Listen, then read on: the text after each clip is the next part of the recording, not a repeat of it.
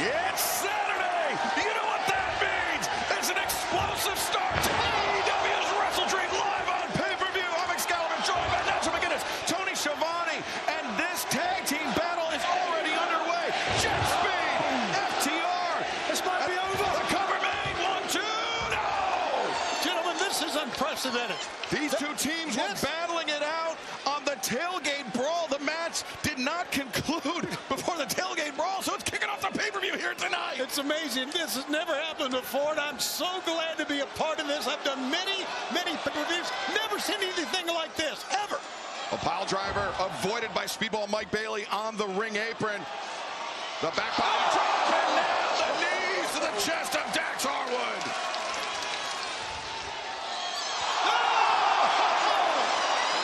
What timing, what anticipation by Speedball Mike Bailey. The fans are absolutely livid. They're incredible. They're chanting AEW. They're standing. What a way to start WrestleDreamers. Mike Bailey taking to the heavens. Speedball up to the top. Dax Harwood down in the corner. As Speedball shooting star press, no. Lands on his feet, rolls through. Hurricane Rana attempted, but a blind tag made. There was the Rana by Bailey. The thrust kick takes down Dax. Knight, the legal man. Oof. UFO. Now the cover made. 2. Whoa, Dax able to kick out. Doesn't get much closer than that. Jet Speed now at full speed. Well, it didn't take these two young men long to make a name for themselves here in AEW. Watch out. As Dax rolls through Kevin Knight. Kevin though leaps up, DDT. And now the leg hook, 2, and Cash Wheeler there. Kevin, a former tag team champion in New Japan Pro Wrestling. Well, thinking about again going to the top rope. But look at this. Big Stoke. Get him out of there. Grabbing the boot. He's short, he's bald, he can't get any hose, but he can certainly interfere in a match. Oh! Deservedly. Oh! I love this. Well, Stoke and Cash go spill on the outside. Not the Oh, God. And sky high there by Knight. 2. Dax able to kick out. And Nigel, to your point, these two men, relative newcomers to all elite wrestling, a victory over two-time former AEW World Tag Team Champions FTR would have a stratospheric catapult for Jet Speed. Huge feather in their cap, as you can see there. Cash, though, taking Bailey out of the corner so he couldn't make the tag. And now, whoa, I thought they were going to have the 2-on-1 advantage, but Knight realizes he's in for a fight of his life. No one has won more tag team matches in 2025 than FTR. They might be getting another one here. Straight in the center. Steps over the sharpshooter. Hits in deep, grabbing the knee pad of Kevin Knight for extra leverage, but Knight posted up on those elbows to make the crawl to the bottom rope. Well, the normally braggadocious Kevin Knight is suffering now, pain etched on his face. And tremendous ring awareness there by Dax Harwood to drag Knight back towards center, Tony. Absolutely, it takes a lot. There's no doubt about it. Knight's got some great leg strength. And there you see the result.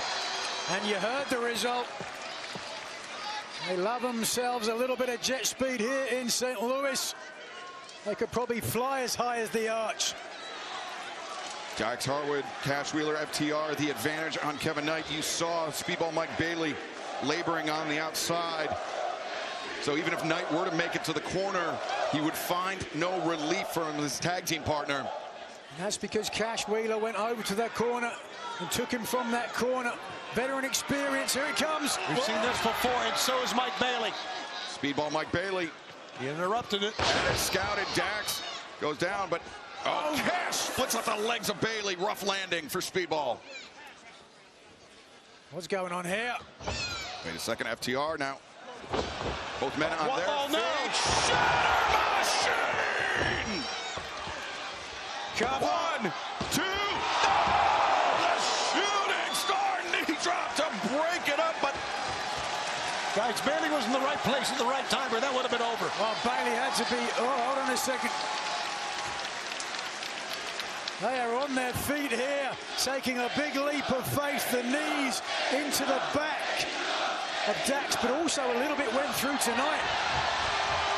As the fast feed of Speedball Mike Bailey going to work. Cash Wheeler taken out via the enziguri. And now Kevin Knight rolls forward, dives, makes the tag. Speedball and Dax legal for their respective sides. What do you make of how slowly and cautiously Bailey got in the ring there? I think slowed it down, didn't he? I think Speedball Mike Bailey knows that Jet Speed have been pushing the pace thus far in this match, Nigel. And FTR, despite their methodical approach, have been able to kind of match the pace of Jet Speed. They've certainly been able to keep up with each other, both teams. But one wonders whether a striking contest, certainly with your upper body, would favor. There you go. I think that Speedball wanted to bait Dax in. Dax known as the Axe, Tony, because of that upper body striking, but that Taekwondo black belt of Speedball Mike Bailey, his kicks very nearly lethal. Yeah, look at Dax. He's just daring Speedball to hit him. I think any world of all, Dax going to win this exchange here. Rip your teeth.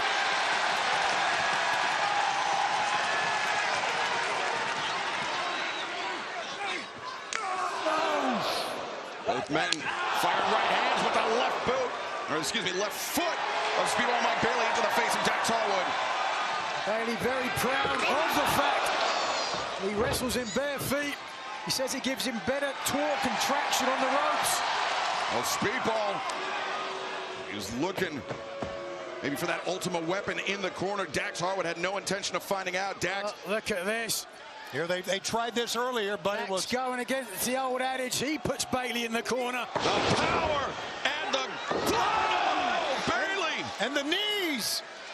And the UFO, but the knees from Dax. And Knight taken to the outside. He's still trying to hang on, but little friendly fire there. Backslide now. Bailey gets up on the tippy toe. Now he had it. Fans think it was over. You can hear him. The back heel kick. Now the time adventure from Bailey. 1, 2. No! Cash there to break it up. What a way to begin this telecast, this pay-per-view, and this wasn't even the scheduled opening bout. Here's the eye octane as Bailey looking to. Oh, he's got caught. Look at this. Oh, wait. Stoke holding the line. Didn't see it, and FTR steals it.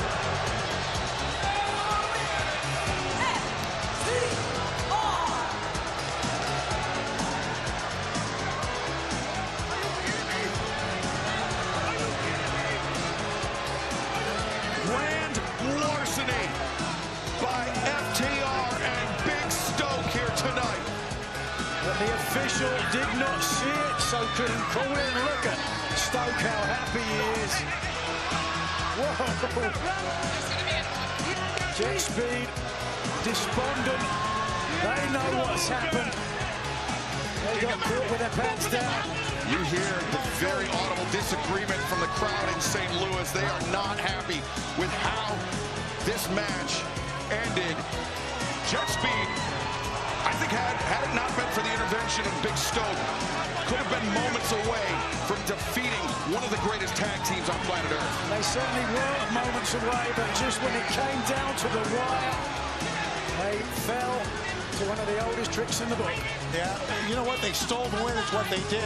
And how about the way they celebrate, they being FTR, tearing up a fan's sign. Meanwhile, Jet Speed trying to, look at that, trying to. Yeah, but despite the result, Tony, Jet Speed wrestled an incredible match. They can hold their heads very, very high, knowing they stood toe-to-toe with some of the best tag team wrestlers in the world. And fans, we want to thank you for joining us here on WrestleDream. It was a very hot, very unexpected, unprecedented start to our broadcast. We were originally beginning this pay-per-view program with a grudge match between Jamie Hayter and Tekla. However, the tag team bout from the tailgate overlapped. Wow. So now we can bring you this match between Jamie Hayter and Tekla. And earlier, just a few moments ago, Tony Khan, a very important announcement. Everyone will be banned ringside for this grudge match. It will be Tekla. It will be Jamie Hayter. One-on-one, no outside interference. Hayter, Tekla, next in St. Louis for WrestleDream.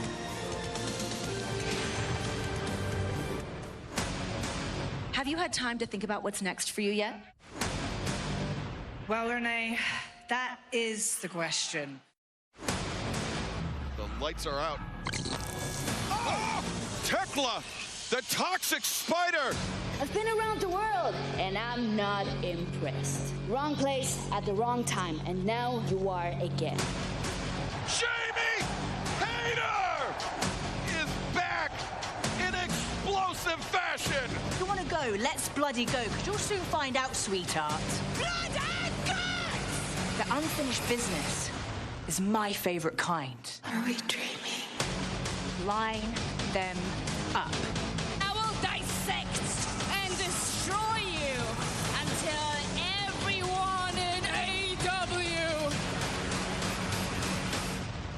is toxic!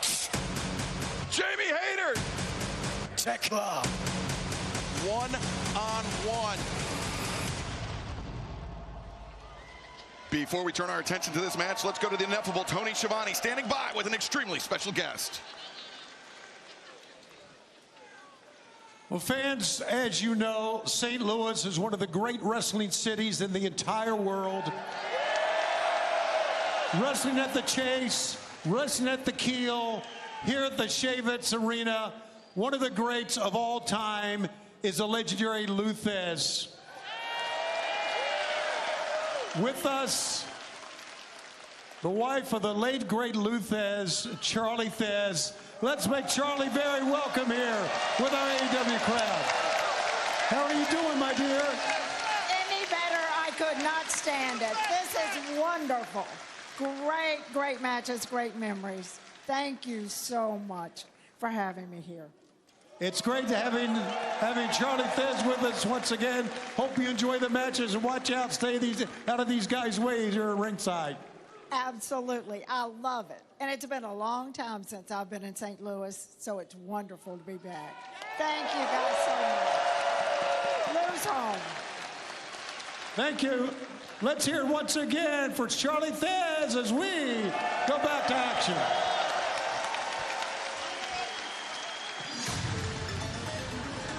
Well, Nigel, I think one of the most important things about AEW is, despite only being around for 6 years, we embrace the past, the history of professional wrestling.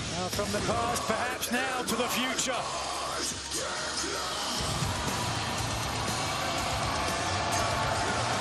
This contest has been a brawl and ball with a 30-minute time limit, with everyone banned from ringside. Introducing first, from Vienna, Austria, the toxic spider, Tekla! Well, it was this past May, Jamie Hayter inside the ring to address the women's locker room, to address her competition here in All Elite Wrestling. The lights went out. When they came back up, Hayter was left laying, and this woman, Tekla, making her shocking debut, was standing tall. Hayter suffering an injury that kept her out of action for nearly 4 months. And in that time, Tekla, the meteoric rise here in All Elite Wrestling, aided thanks in large part to her members, her fellow members of the Triangle of Madness, Julia Hart, Sky Blue, who are both banned from ringside here tonight. And from ringside, the challenge for blood and guts is put out there. So this will be a one-on-one encounter, and certainly that has got to favor this next competitor.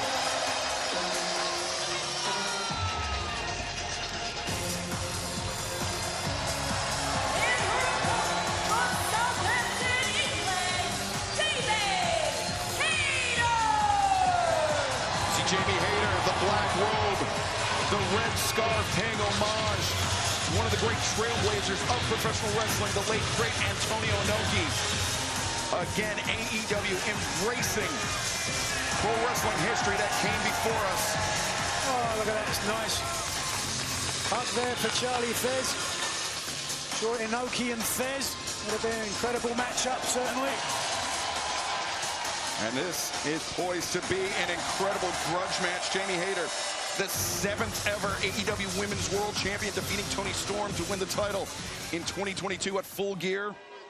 Hayter would then lose the title back to Toni Storm at the following Double or Nothing, and in the process suffer an injury that would keep her out of action for more than 450 days. That's why that 4-month absence, Nigel, was felt so acutely by Jamie Hayter. She felt like she had just returned and was making up for lost time. That's exactly what happened. And out for so long, so eager to get back into the thick of it. And her opponent here tonight cost her that opportunity. And right now, Hayter's going to try to make her pay for it. Hayter going for the high boot, wild swing and a miss. Tekla anticipates.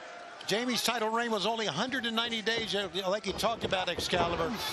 And she is looking better than ever right now. And look at this. Look how powerful Hayter is straight out the gate. Of course, coming off back-to-back wins against Julia Hart, Anna Jay, and this past week on Dynamite, beating fellow Triangle of Madness member Sky Blue.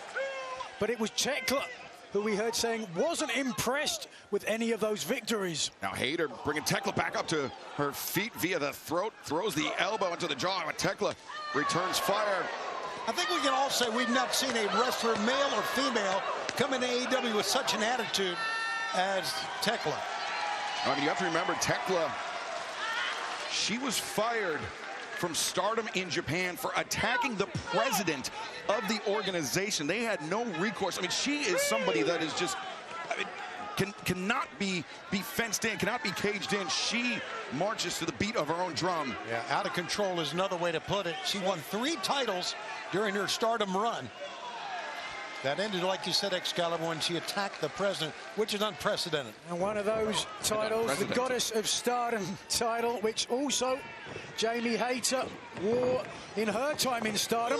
Different eras, but both women. Oh! Tekla, nice tijeras. Caught Hayter creeping in, and now the Toxic Spider looking for the boot. Hayter avoids. And shoulder tackle from Jamie Hayter. And Nigel, you were mentioning Hayter's track record as of late. She suffered her last singles loss in the finals of the 2025 Owen Hart Foundation tournament to the TBS champion Mercedes Moné, who will be in action later on tonight. But since then, Hayter has been undefeated in singles competition. Going to follow that trend here with Toxic Tekla, who really hasn't been able to get out of the gate. But hold on. Whoa. Whoa. That move, that safety rail, which is nothing more than a big, thick LED board. Jamie Hayter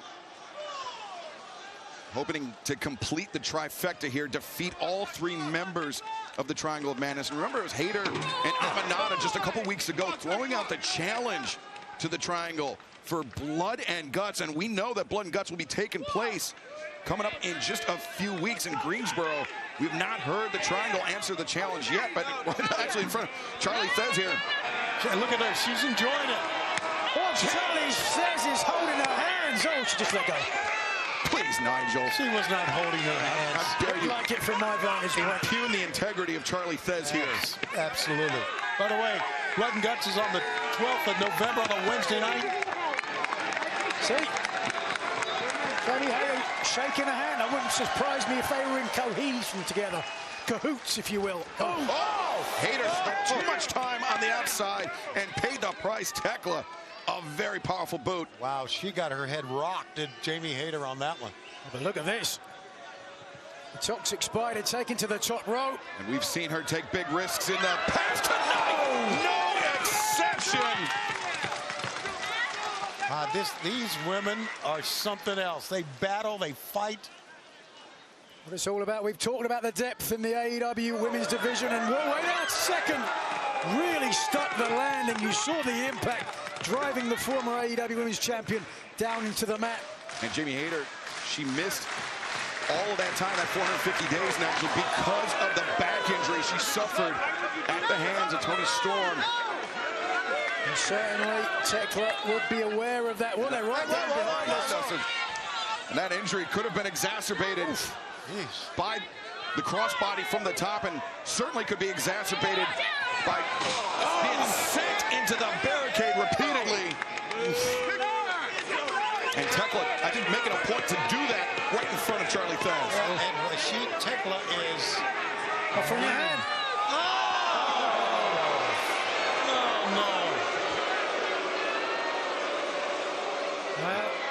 Well, Fez can't do anything about it.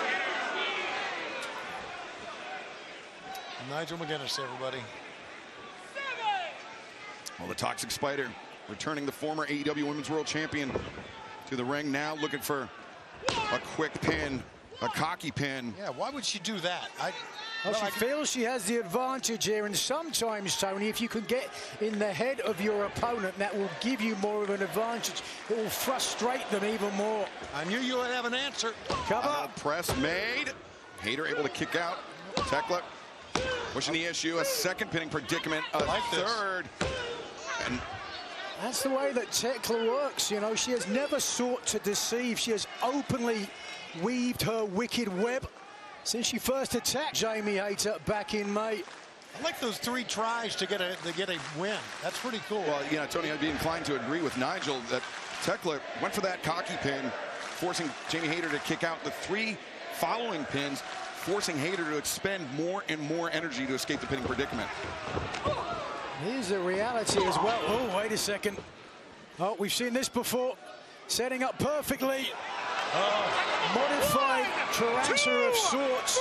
It's in the ropes. Oh, but look at the strength. Yeah, great core strength being shown by Jamie Hayter. Oh, wow. Oh, my God. Hayter collapsed. It has to be because of that damage done to the lower back, Nigel. Yeah, one would have to think. Holding on with that submission attempt, the legs across the carotid artery of Hayter, and now thinking about her next move. Yeah, they're going to have to check.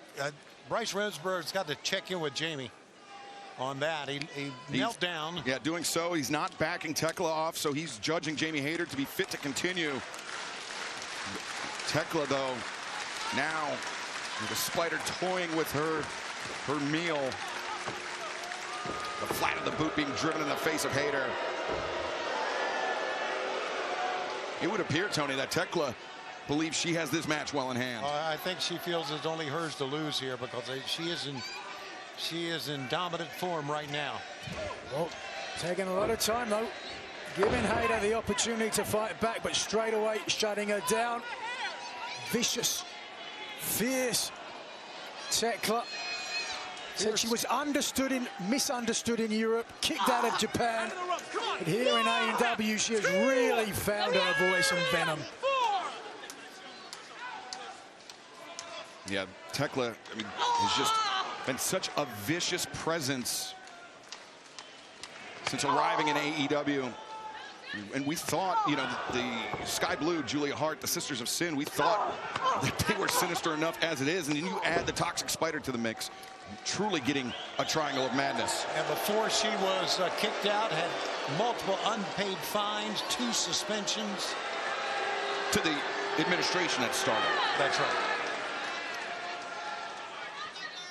Really is taking her time here, allowing Hayter perhaps to think about where she is on the back foot, hurting.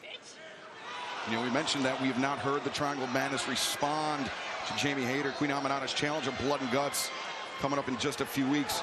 But, Hayter, though, peppering the jaw of Tekla with those shots. And, but Tekla answers with one of her own. Wow, and put Jamie right down to the mat. There you see Blood and Guts, Greensboro. Tickets available at AWTIX.com. Tekla accelerating to the ropes. Hayter, though, back elbow, shuts her down, shoulder tackle. Hayter really leaning into that one. And exploder there by Hayter. Hayter has got to be gritting her teeth through the pain now. I guarantee you, the lower back still giving her problems. Hayter kissing that right fist, that right arm. That Hayterade, the ripcord lariat, can end a match in an instant. But Hayter now looking to end the match without it. The cover, Tekla able to kick out. And Tekla may rue her decision to not put Hayter away when she had the opportunity. It's as physical a match as you'll find in the women's division, I can tell you that. And we expected it. No surprises here. I mean, Tony, we knew we were coming into a grudge match. irrespective of the division. It's going to be intense. It's going to be physical. It's going to be hard hitting as Hayter. Well, the back holding up reasonably well there on the part of Hayter. Oh! Hayter was spending a little too much time in that vertical suplex position. Tekla using her unorthodox flexibility to fire down with those knees to the crown of the head. Look at Hayter, staggered, barely able to move, really holding onto her jaw as well. Needs to step back. Oh, she stepped forward. Okay. Avoiding the contact from Tekla. Nobody home, though. Tekla using her speed. Jamie Hayter sprints out of the corner. Bandera sends Hayter out to the apron. She finds her feet, blocks the right hand from Tekla. And now Hayter. Feet on the bottom rope and a flurry of right hands battering the Toxic Spider. Look at this. Well, Tekla just falls down there. I'm not sure whether that was a choice on the part of Tekla. Tekla's smiling at Jamie Hayter as she rose up. Well, just an open-handed strike. Jamie Hayter. Nigel, she has not been right since that crossbody to the outside that affected her lower back. Yeah, I don't think there's any doubt about that. She stayed on the top rope there, baiting Tekla in. Oh, and this is the reason. Tekla coming up. He's in the tree of woe for a second. Not with that core strength. Or maybe. Oh, I love it. What a headbutt. She hit the drop kick before. Missed it this time. Avoided by Tekla. And great preparation or anticipation by Tekla, looking for the roundhouse kick. Oh, thrust kick, though, after Hayter avoided the first. Tekla boot to the midsection. And now she's on the move, but Hayter, the high thrust kick. Step up Enziguri. Tekla tried to block, but couldn't all the way. The roundhouse kick connects to Hayter. Hayter. He tries to duck. Tekla on the neck breaker on the back of the knee. Oh, the fans love it. Don't blame them. What a way to start this telecast with that match that came over from our tailgate brawl and this capacity crowd that you're watching, enjoying this women's matchup. Referee Bryce Remsworth giving the 10 count to both athletes. And Nigel, I was going to say, you've been in a pub a time or two when a well-placed, well-timed headbutt has really saved the night. And I walked out the back door as soon as I did it.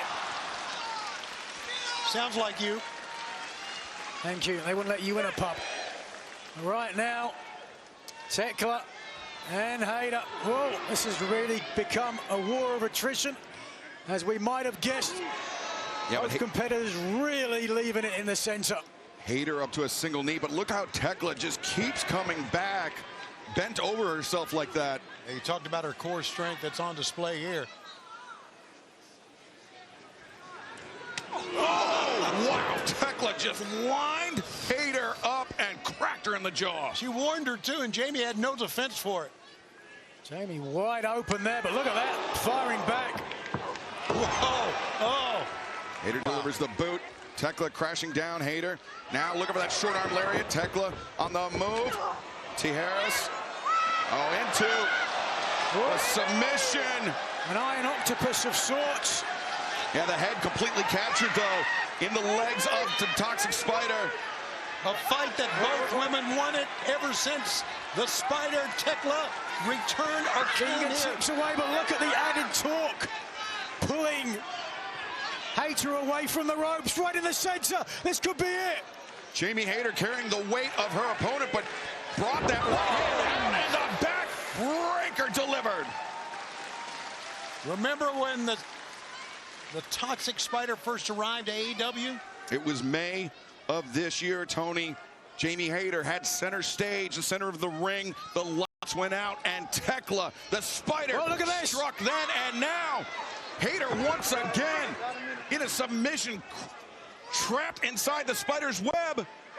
Oh, but the long-rangey legs of Hayter unable to get the break. Thankfully for her, because Tekla has beaten a lot of people with that submission. Now Tekla trying to take the belt off, perhaps. Remsburg having none of it. Listen, don't think she won't hit a referee. Now she hit a president of an organization, but Hayter The backbreaker, well-timed. Tekla, an unforced error there, arguing with the official. The cover, 2. Tekla able to kick out. How about a forearm blow for good measure before she made the cover?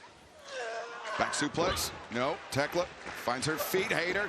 Swing and a miss. Glancing blow. Oh, Tekla bridging back. And a spear from Tekla. Tekla once again targeting her opponent's core. This time the front side. The near leg is hooked. And oh, the foot underneath the bottom rope. It had broken the plane. Great job by Bryce Remsburg to identify that. Absolutely, you are right on that. I was saying Bryce is right on the spot. Good job. But Jamie Hayter is... Might have just been serendipity on the part of Hayter, who now is facing this. This tarantula. She is creepy, scary, and talented. Backing up, poised. Second time. Tekla charging. Oh, the lariat greets the spider. And now Hayter, the arm captured. A second lariat. 2, 3.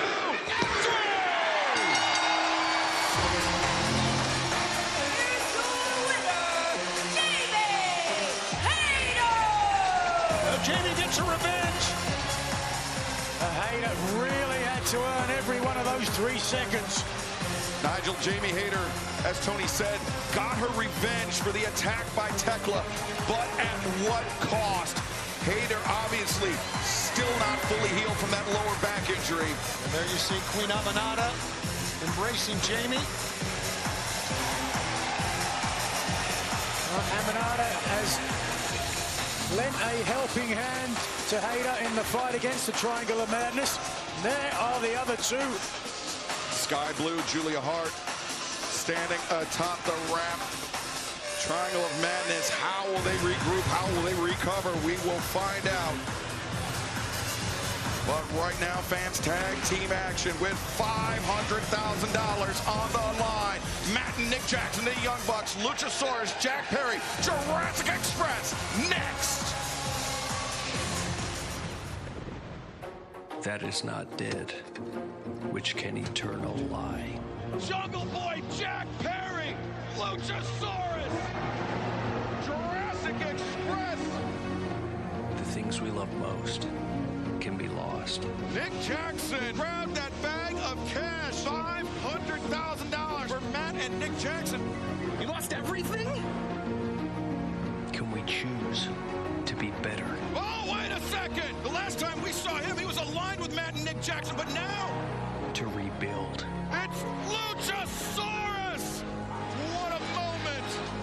What a reunion!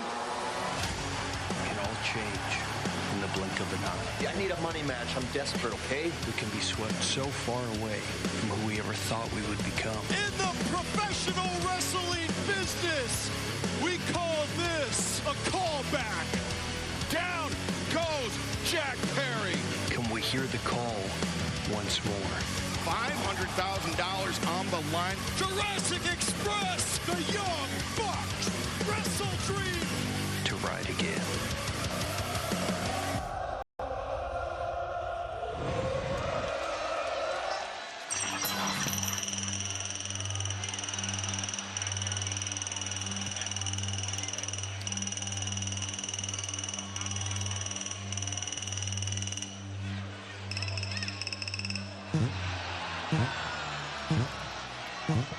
They spent $62,000 on suits and Insufficient sneakers. funds. Transaction denied. Insufficient funds. Transaction denied. Insufficient funds. Transaction denied. Insufficient funds. Transaction denied. Insufficient funds. Transaction denied. Insufficient funds. Transaction denied. Insufficient funds. Transaction denied. Insufficient funds. This is a $500,000 tag team match. Set for one fall with a 30-minute time limit. Approaching the ring from Rancho Cucamonga, California, at a combined weight of 417 pounds, Nick and Matt Jackson, the Young Bucks. Well, the broke Bucks are actually the $32.17 bucks. Not quite broke, but very nearly there, competing for $500,000 tonight. I repeatedly have to restrain Nigel McGuinness from reaching over our desk for the bag, the purse Just for wanted tonight's. to clarify it. Easy. All about the money, Nick said. Has not been an easy journey for the former EVPs. This team, one of the reasons why.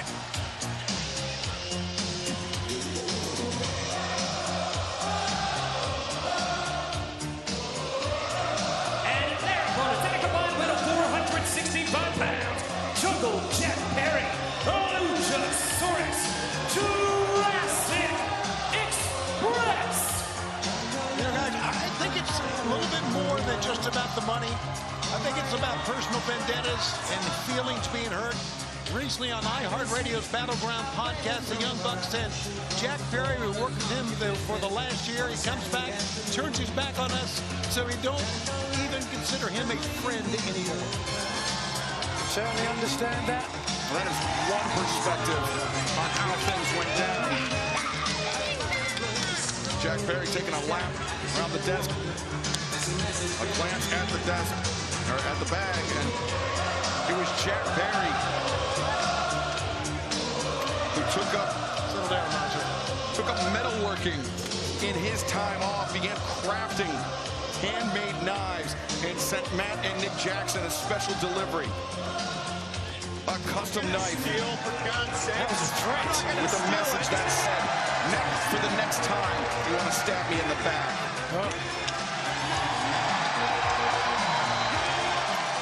One man and his dinosaur. Jack Perry has grown a lot since the first incarnation of Jurassic Express. I'm sure we'd all agree. Absolutely. And that first incarnation of Jurassic Express, Nigel, were able to capture the AEW World Tag Team Championship. He knows his name. Listen to the fans, man.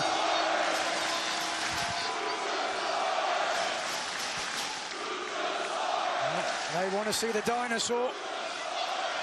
But Perry, instead, controversial, fiery. Nigel, that initial reign, the only reign of Jurassic Express's AEW World Tag Team Champions, it was ended right here in St. Louis, right here in the Chaffetz Arena, and that reign was ended by Matt and Nick Jackson. Wow, great call. Ooh, how about that? That certainly adds a little bit of backstory to this. Of course, that was the night also that Luchasaurus betrayed Jack Perry, decided to throw in his lot with Christian Cage. You know how that worked out, didn't we? Yeah, the big steel cage match back in June of 2022. Jack Perry. Well, there's feeling out process now between two men who used to call each other friends, but certainly not anymore. They're getting a little testy here in the early goings.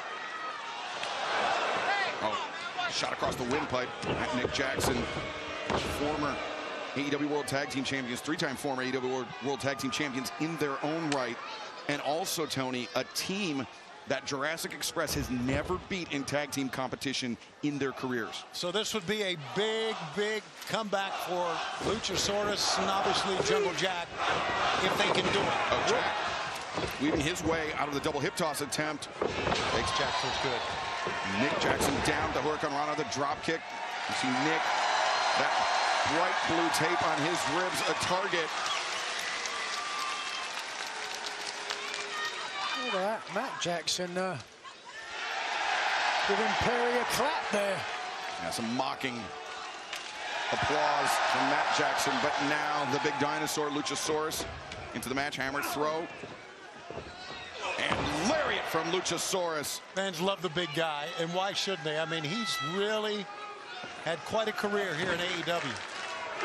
Christian Cage put it best. He said he's the most complete big man in the game today. He certainly lost none of his ability. He lost his name for a while. We're glad he got it back from that kill switch moniker he was given. Nigel, I have to ask, do you think we will be seeing more of Luchasaurus in this match than Jack Perry, given that Jack, since January, has only had about a dozen minutes of in-ring competition. It certainly would seem like a smart decision. To your point, a little bit rusty. Jack Perry can watch a dinosaur do most of the damage and then come in and capture the spoils. But wait a second, here we go. This is where the Young Bucks are so dangerous, the tandem offense, but Luchasaurus catching Nick Jackson in midair and powerbombing him back onto his own brother. Well, I tell you, if the Young Bucks get it going, then Luchasaurus will have no cause but to tag out. He'll have to tag out. And we know the Young Bucks are so explosive as a tag team. Well, what's this going on here? Look at this. Jack Perry taking the tag rope off, putting it on the other corner as Luchasaurus, I believe, biting Matt Jackson on the ear. Referee Rick Knox arguing with Perry. It's Perry's mind. What's his game? Trying to distract the official. Perhaps so Luchasaurus can get some damage in. Tag made by Jack Perry. Luchasaurus sends him in. Trip. Oh, man. Leapfrog hip toss by Luchasaurus. Jack Perry. Well-timed drop kick and a well-timed boot from Luchasaurus sends Nick Jackson sprawling to the floor. Wow. How long do you think it took Jack Perry to teach Luchasaurus to do a leapfrog like that? It's like a circus animal. Well, no, I think he's always been able to do it. To be honest with you, he's so agile for a guy his size. And Nick Jackson trying to get out of the, look at this, the way of Jack Perry, but unfortunately for them, putting themselves in the path of the big green dinosaur. He's returned to Jurassic Express, and the fans love every bit of it. Not often you see a man the size of Luchasaurus do a moonsault like that. Cover. Back to live action, too. Jack Perry trying to earn Jurassic Express' first career win over the Young Bucks. You would have to imagine, Tony, it would be extra sweet, extra meaningful to do it in the same arena that they were defeated by the Young Bucks in that ladder match. No doubt. That's going through their mind as much as it's going through yours, Excalibur. Oh, look at this. Tried to pull Luchasaurus off. Just, ooh, there, down he goes. Again. Jack Perry, though. The drop kick to the chest of Matt Jackson. And now Jack Perry over the top.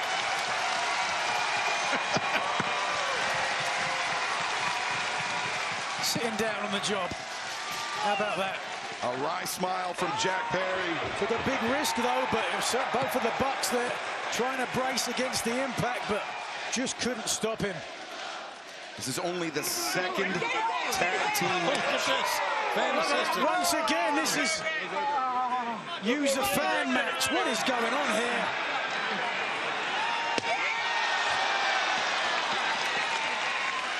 Bring your fan night. I don't know what to tell you. That's a moment that young lady will never forget. I can tell you that. The referee Rick Knox didn't see it. He was arguing with Nick Jackson inside the ring, who now reverses Perry into the corner. Oh, Jack. Oh, no, Jack. There you go. Avoided Nick, but not the boot of Matt. And now Buck's going to work. Yeah, they get it going, Excalibur. Look at this. Jackson. Here they go. The kick and the sliced bread on the outside. Say what you want to about the Bucks, and we've said it before on many levels, getting the boos that they deserve. They are phenomenal. Phenomenal tag team. There's really no need for this as well. Wait a second. Matt Jackson just took a big sniff of the bag of cash. The smell of money. Not the only thing that stinks around here. Luchasaurus, I think he couldn't hold himself. This is the only the second tag team match for Jurassic Express in more than 3 years. Subsequent to their win at Dynamite Homecoming 2 weeks ago, Nigel. Yep, certainly the odds stacked against them, against the team the caliber of the Young Bucks.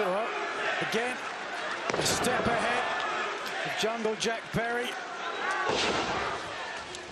As I said, it has not been an easy journey for the former EVPs to reclimb the AEW tag team ladder after losing their power and fortune. Cover. Cover here, leg is hooked. Well, it would be a lot easier, Nigel, if they didn't keep spending money like they were still EVPs. Right. Well, there is that, but you know, once you've lived that sort of lifestyle, it's very hard to give it up. You know, it was a well-intentioned, if ill-conceived, financial decision on the part of Nick Jackson that put them in the doghouse. 97,000 he lost at the casino from. That's well-intentioned. That's yeah, a problem. That's a he was problem. trying to win some money so he could spend the money. I mean, that's... Guillotine leg drop as Jack Perry. You can't spend what you don't have, Tony. Right, $32.17. You should have learned that after 47 years of marriage and your shoe collection. Look at this, perfect execution on the leg drop, right underneath the jaw. Almost a knockout blow. Perry now really struggling to stay in this match. Yeah, here we go. You talked about it earlier, Excalibur. Perry has not had that much ring time as of late, and they are taking advantage of that, are the Young Bucks.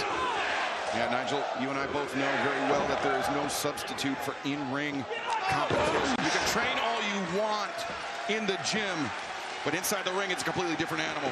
Yeah, the nerves can play a big factor as Jack Perry looks hopelessly perhaps towards his corner. Oh no! Enziguri, perhaps the opening that Perry needs. The desperate reach. The frenzied crawl. Luchasaurus extending that hand. A terrifying, insatiable look beneath the mask, I'm sure. Up kick on Matt Jackson, but Nick there, the knee strike. And Nigel, that's very dangerous for Luchasaurus. His eyes were down on Perry. He didn't see the knee coming at all. Cover! 1, 2, oh! Yeah, like a wounded animal, Luchasaurus now desperately trying to get back up while still protecting himself from another attack. But here they go. If they can take command of this match easily, Luchasaurus may never get back into the match, Nigel. Oh, wait a second. There it is Jack Perry finally going to get his comeuppance. The hip toss the Bucks were looking for earlier. Oh, a tandem offense they find now. The roundhouse kick. Perry slinks down. The Bucks, though, electing not to cover. Instead, mocking their former ally. Yeah, it was a potential cover. Cover made. 1, 2. Potential elite reunion with the Bucks and Omega that Jack Perry ruined.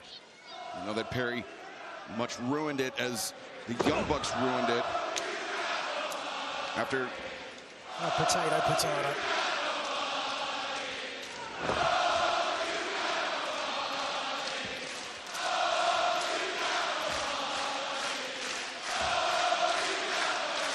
What are they saying? Oh, we got the money. No, it's, oh, you've got no money. Oh, you've got no money. I thought it was we've got the money. I'm not asking you anything again, Tony. Well, I've got the money right in front of me here. DDT. Cover. Lateral press is made. Perry able to escape. Whatever it was, it's a chant we've never heard before in AEW. They may have no money now, but it's only 3 seconds or perhaps a submission away for the Young Bucks to have that money. Oh, wow. Man. Perry sandwiched in the corner. And now, once again, strung up on the ropes. Nick Jackson, the stomps, and the... Oh, no! Perry! Great contortion by Jack Perry! And even better tag! Flash is going bananas! Luchasaurus, a series of right hands, a lariat in the corner, and a big Bradley Beal! Wow, the dinosaur unhinged, unbridled, unchained. Luchasaurus, he's been waiting for this tag. And now, oh, wait a second, the Bucks had a moment of respite, but Luchasaurus looking dominant. Was he looking for Christian Cage? I don't know.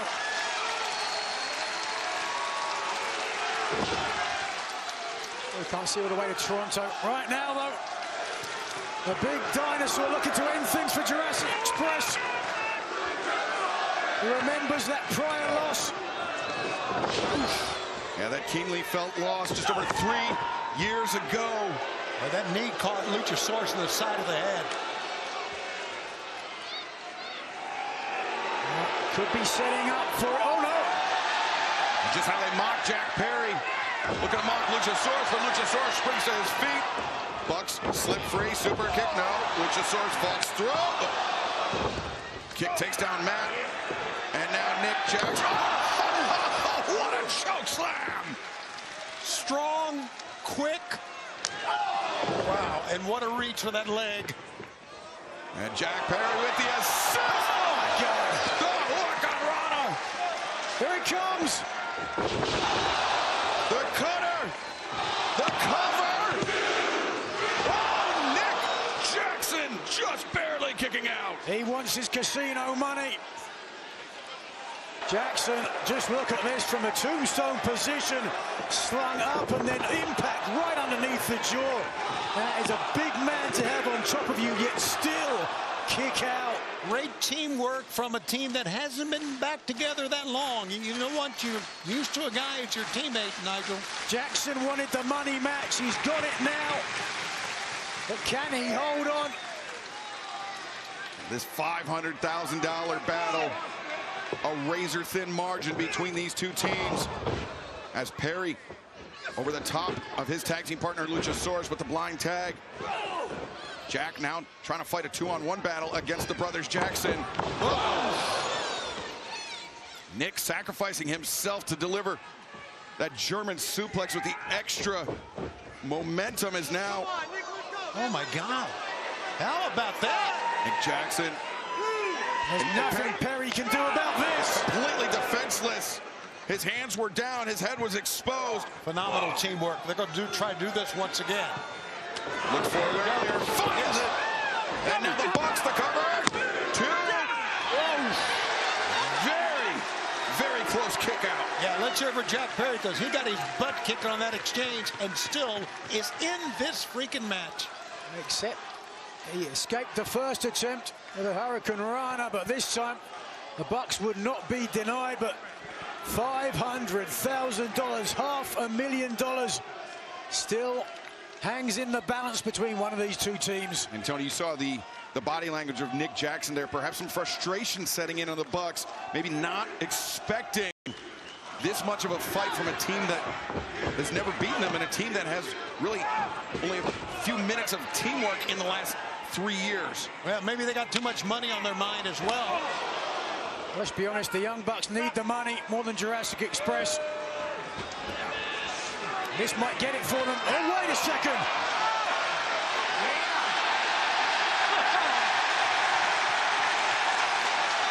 Never bring a chicken to a dinosaur fight. Great call.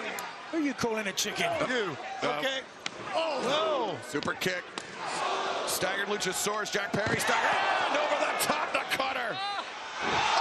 Destroyer of the apron. Take a look at what we're witnessing here, guys. This is amazing. Yeah, all 4 men leaving it inside and actually outside of the ring. Super kicks and certainly the blockbuster paying dividends as well. But look at this after the previous damage to the neck. Perry's done for. They are crammed in here at the Shavitz Arena to see once again another spectacle of professional wrestling. It's an AEW pay-per-view, guys. The guys always rise to the occasion. $500,000 on the line, tag team battle. The pace, though, slowing as the physical toll mounts in this match. Now, conspicuous by his absence, the Luchasaurus, the big dinosaur, not in the corner and no idea where he is, but Jack Perry, as you said, Excalibur, certainly doesn't have the time in the ring of late. Needs someone to tag, and quickly. Yes, an ineffective shot from Jack Perry, answered by a series of strikes from Matt Jackson, just battering his former ally, his former friend in the Elite. Bit of a shiner there, perhaps, or some kind of bruising, I'm not sure. Over the right eye, Matt Jackson. Perry ducks underneath, but Matt through the legs. Wow. So here it comes. There they go. Yep, you're right. Nope. Whoa. The counter, the Bucks, meeting of the minds. Jack Perry, O'Connor roll 1, 2. And Perry, elbow strike to Nick out on the apron as Jack on the move.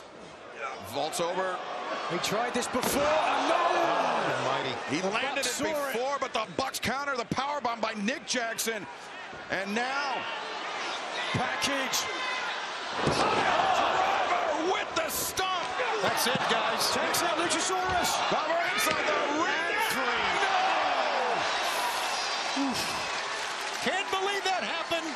Can't believe he kicked out. Neither can Matt. The Young Bucks with a callback to some of their tag team battles in the past. As that very nearly was it, but Jack Perry proving he still has something left in the tank. But how much is a question we might soon find the answer to. It's a good question right now, man. It's here it comes. Everything we've done for you, huh? Everything we've done for you, Jack. Yep, putting him out of his misery.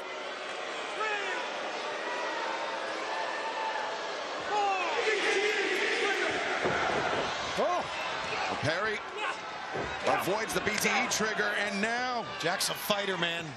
Perry, double DDT, no, blocked by the box. Perry driven down. That'll do it. Emptying the account. 2. No, Luchasaurus there. Would have won it wrong side of the ring. Luchasaurus was right there to raise up and get in. What's Luchasaurus going to do with $500,000? It's a great question, Nigel. Nigel. End up eating it. But he doesn't have the $500,000 just yet. The Young Bucks very much alive. It's still in this fight. Doesn't look like Jack Perry is, though. Right. Nick Jackson has gone to the top rope again.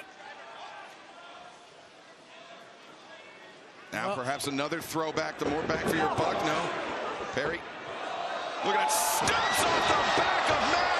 The Hurricane, the German suplex. Luchasaurus into the fray. The choke slam.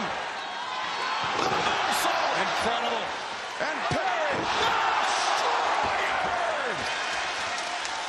Oh, no. This is building.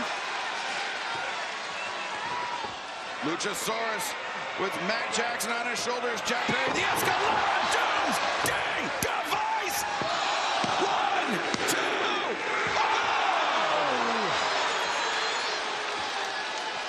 Always amazes me how these athletes push themselves. When you think they are done, they are not. Well, everybody here in St. Louis, including Jack Perry, thought that was it. And Nigel, just a few moments ago, I said that Jack still had something left in the tank, but he may have emptied it completely right there. They say the eyes are the windows to the soul, and the soul of Jack Perry looked bereft. Fight forever, he may not be able to. Oh my God, a gut shot. Didn't see it. There's a callback. Very much so. And now, just how the Young Bucks took out Jack Perry a few weeks ago in Jacksonville. Jack Perry and Luchasaurus perhaps primed to do it here in St. Louis. Not perfect timing, but good enough. 1, 2. No, they didn't. How about that? Had to come from the other side of the ring. Were it not for the intervention of Nick Jackson, Jurassic Express almost certainly would have captured their first career win over the Young Bucks. This is phenomenal, guys. What a freaking match. Not done yet. What is it going to take to secure $500,000? Jack Perry giving the countdown to extinction, but the super kick from Nick Jackson. 15% there for the Bucks as Luchasaurus sends the boot in, the assist, the heave over from Matt, the super kicks. Couldn't get the big man down. Luchasaurus charges in, another set of super kicks. Perry into the waiting boots, folded in half. BTE trigger. $500,000.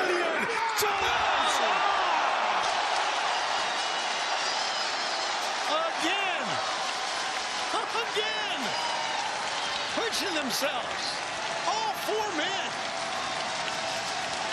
Listen to that response. It's like they think they're going to get some of the money.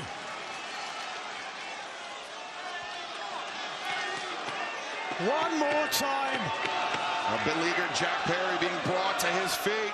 Once more onto the breach, dear friends, once more. Luchasaurus. Oh, my God. The chokeslam Perry. Reverse. Hurricane Rana. Matt Jackson's all on his own. The countdown to extinction.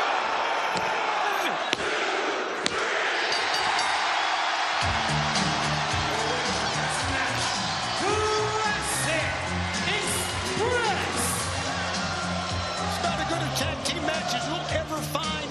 We saw one earlier, but that one, phenomenal. Rick Knox is running off with the money. What's he doing? He's bringing it to the rightful winners of the $500,000 purse.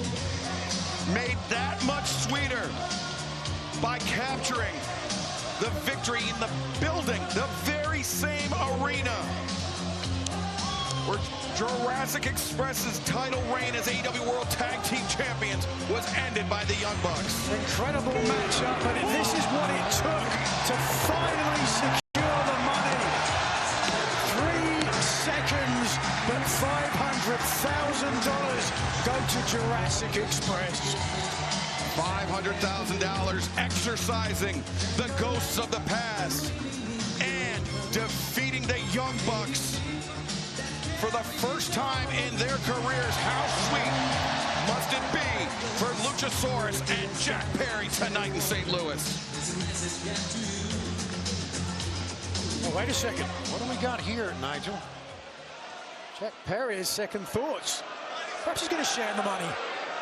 Well, that might... I don't know. Perry extending the hands of the fallen brothers. Helping the Bucks up. Classy move by Jack Perry. Well, you know what? They gave him a hell of a match to show respect.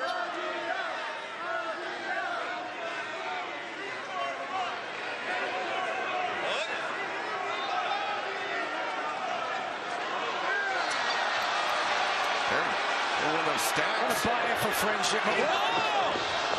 Josh Alexander, Mark Davis, Lance Archer, the Don Callis family. Cheap shot artists is what they are. Remember the Bucks? At their lowest moment, they were approached by Don Callis. That's right. Offered aid and comfort by Don Callis. And now the family choosing this moment to strike. Oh, the Bucks are walking away.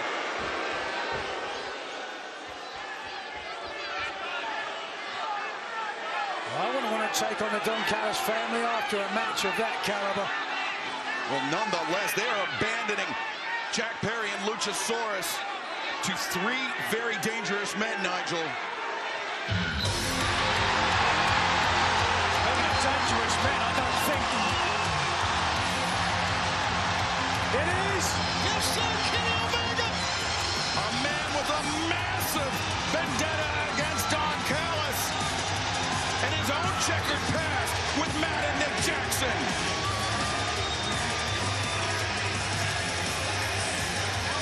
Oh, Kenny, go ahead. If they won't do it, Omega will. And now Kenny Omega charging in.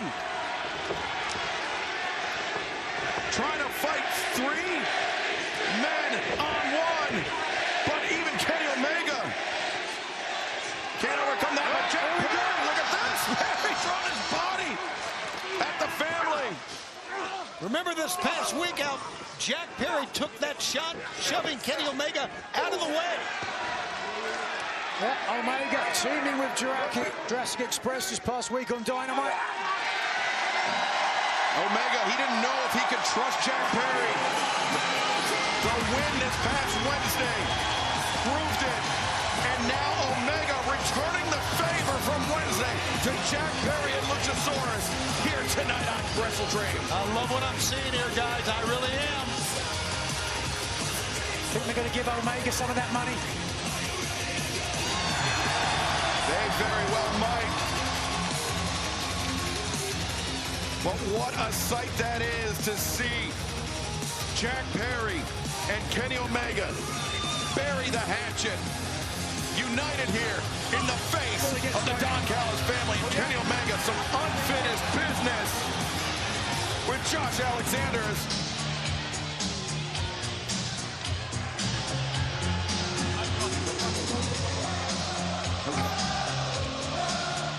Luchasaurus, I don't know if he knows what to do with that.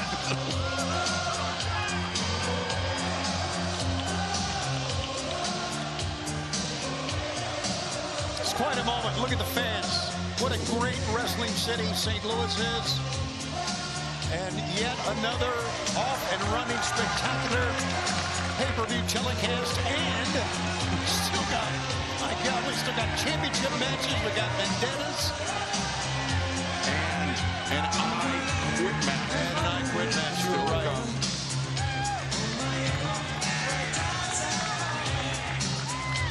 Kenny Omega, the well-timed assistance for Jurassic Express here tonight.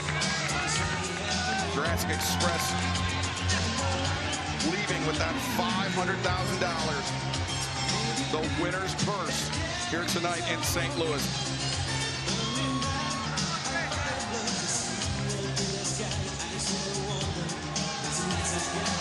A very formidable trio. Kenny Omega, Jack Perry, and Luchasaurus are.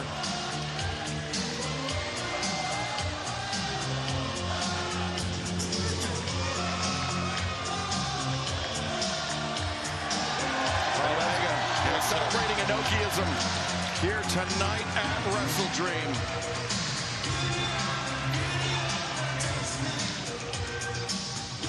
But speaking of trios, this match, high stakes.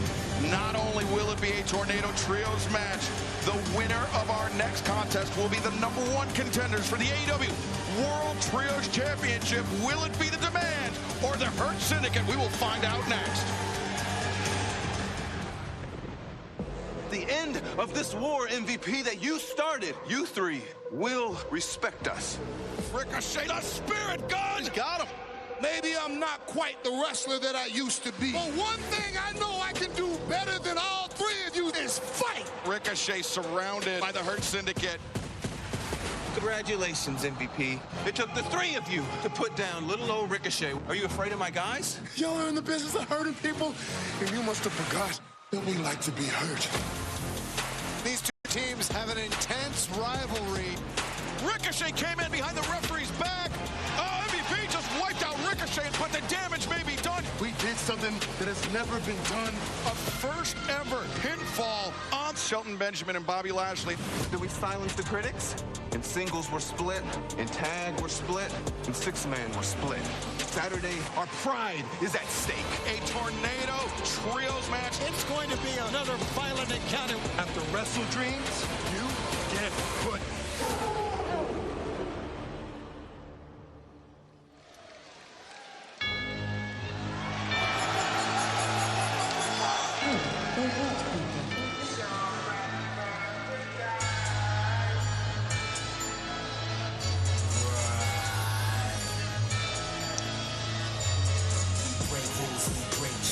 This is a #1 contender Tornado Trios match. Simple and full. At a total combined weight of 795 pounds. First, MVP, Shelton Benjamin, Bobby Lashley, the Hurt Syndicate.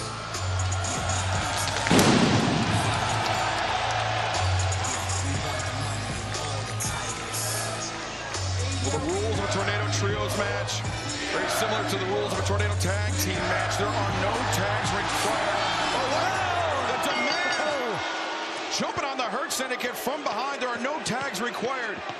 The pinfall or submission can happen at any time, but it must happen inside the ring. I'll be the first to say it is pretty obvious, but a hell of a move, a smart move by the Demand. No tags needed, but Ricochet was more than willing to tag MVP in the back of the neck. A great way to start this Trios Tornado Tag Team match. Has been a bitter feud, both teams vitriolic enemies, and here we've seen this matchup between two of the most powerful men on each side. And Bobby Lashley just suplexing Toa Leona and sending him into the steel ring steps. That moved it. Look how moved those heavy steel ring steps. Oh, Spirit gun out of the air. It's like he was dropped out of an airplane. And Nigel, we know how profound the bad blood between these 6 men are, but now to have the #1 contendership for the AEW World Trios Championships on the line. Those titles currently held by the Ops, Katsuyori Shibata, Powerhouse Hobbs, and Samoa Joe. And remember, Samoa Joe could leave St. Louis tonight as AEW World Champion, in addition to 1/3 of the Trios Champions. Certainly raises the stakes to this match and adds complexities to the potential title match as well, as Ricochet here trying to act a little more revenge. Of course, this whole thing started when the Hurt Syndicate, as we watch here, it's Bobby Lashley of the Hurt Syndicate slammed into the ringside steps. It all began when Ricochet was embarrassed by the Hurt Syndicate after he'd offered to join them. They called him a kiss ass, and so he found the gates of agony, attacked the Syndicate at Forbidden Door, and then defeated them all out. Some long-awaited payback. Not bad for a kiss ass, right? Exactly. Nice transition there by Shelton Benjamin into the ankle lock, but twisting that Ricochet, the knee, the hands were down, and Benjamin unable to protect himself there. Again, tornado rules. Everybody got to be very careful. Cover made. MVP intervenes. MVP, a 24-year vet. Great fighting background. Yeah, it was MVP that initially offered Ricochet the business card, the ticket into the Hurt Syndicate, but after the obsequiousness of Ricochet was on display, the Hurt Syndicate rescinded that offer, and this rivalry was off and running. Some teamwork by Bishop Kaun and Ricochet inside the ring, as we saw Toa Leona throwing Bobby Lashley into the barricade on the outside. That's wide open. Ooh, vicious shot to the midsection. MVP is gasping for air now. I think everybody, most are gasping for air on the outside as well. And now Ricochet trying to hold MVP open as Bishop Kaun into the rope. No, Bobby Lashley grabs the boot of Kaun and a belly-to-belly suplex. Oh, but wait a second.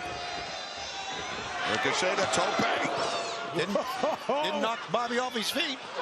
But that sure did, yeah. Sure did. A fearsome Toa Leona. What a tag team partner this man is, the Samoan Lion. Former rugby player, and look here. First of all, it was the offense from Bobby Lashley, but he didn't realize he was going to have 2 people incoming. First of all, it was Ricochet, and then the big Samoan taking down Lashley.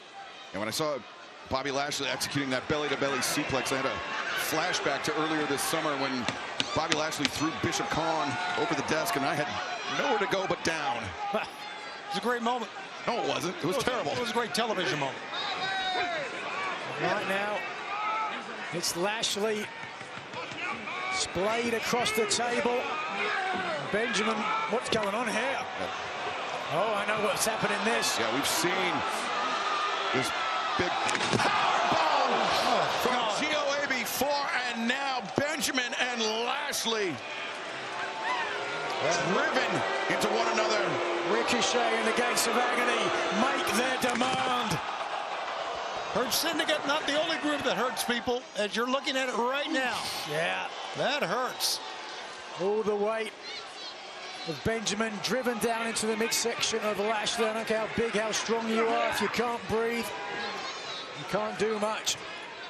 The last time these 6 men met in trios competition, it was a street fight. Before that, it was a trios match that Ricochet was able to end the night by pinning MVP, who finds himself in a 3-on-1 situation.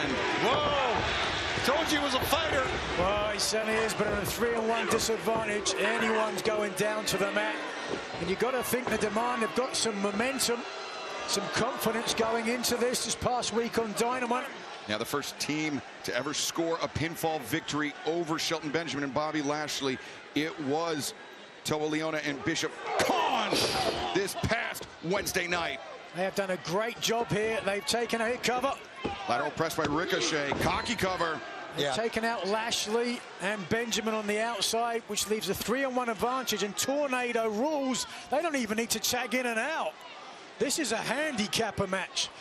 If MVP isn't careful, he may be handicapped. Yeah. MVP right hand in the jaw of Ricochet, but that still leaves two very formidable opponents on their feet, and MVP just getting manhandled by Toa Liona. I love that he's fighting back, though, Nigel. He's tough as they come, certainly. You talked about his experience as a veteran.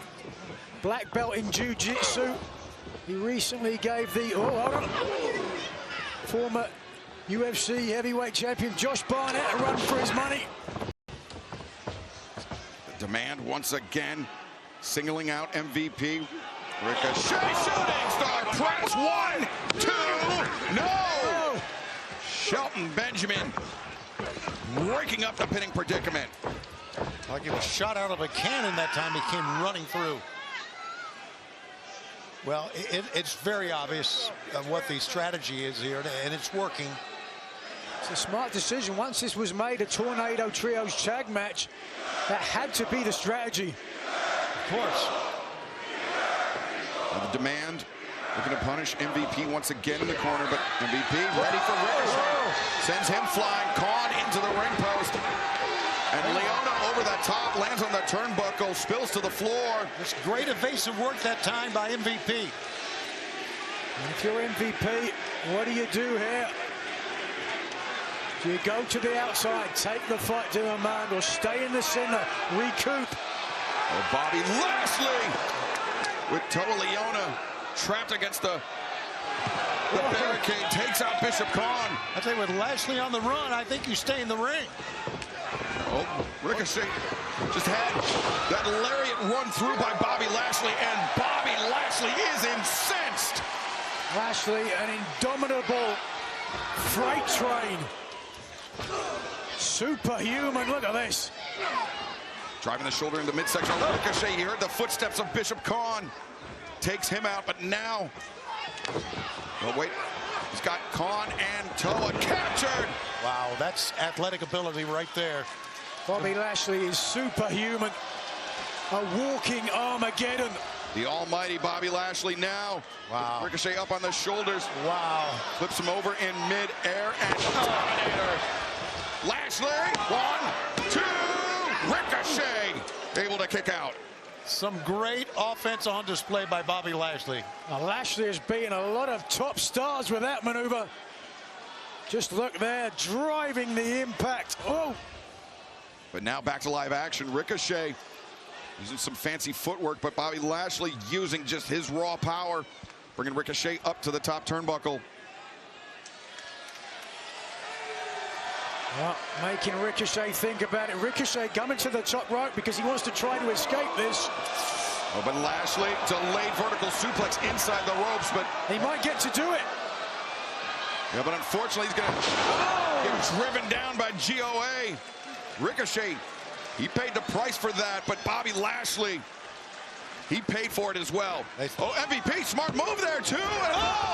Oh, you're right. MVP out of nowhere. A double cover at the same time. I'm not sure if the official was counting both, but after this impact, both Ricochet and MVP were ripe for the proverbial picking. A crafty move by MVP, trying to sneak in and get the pinning predicament. But now Khan drives down Shelton Benjamin. It's broken down. Certainly any strategy now has gone out the window. Oh, the Khan taking a very unorthodox risk. Not something we see out of Khan quite often, but a trios title opportunity is on the line, so you've got to take those sort of risks. It is worth it. Now the blindside drop kick to the back of the head of Shelton Benjamin. Whoa. He, I think, yep. Going to take flight here. Oh, no. Nope, he's not. Shelton. Yes, he is. Ricochet getting defenestrated by Shelton Benjamin. That is one badass man standing in the center of the ring, boys. He's the... Oh, wait a second.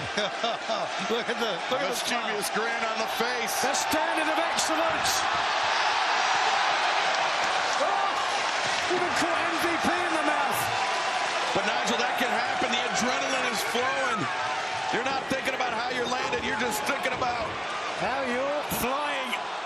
And you could take a look as Benjamin heads to the sky. You could see MVP trying to keep the gates of agony in the same place. And because of it, suffering friendly fire. Although Ricochet trying to put some distance between himself and Shelton Benjamin in pursuit. Roll up here by Bishop Khan, too. Oh, great attempt by Khan. Lariat misses by Khan. Shelton Benjamin, though, the waist lock. The thrust kicks. Rocks Khan. Well, one thing's the longer this match goes, the more likely it is to end with something quick. Low bridge sends Benjamin spilling to the outside. Now Ricochet, the leap off the top. MVP, chop across the windpipe.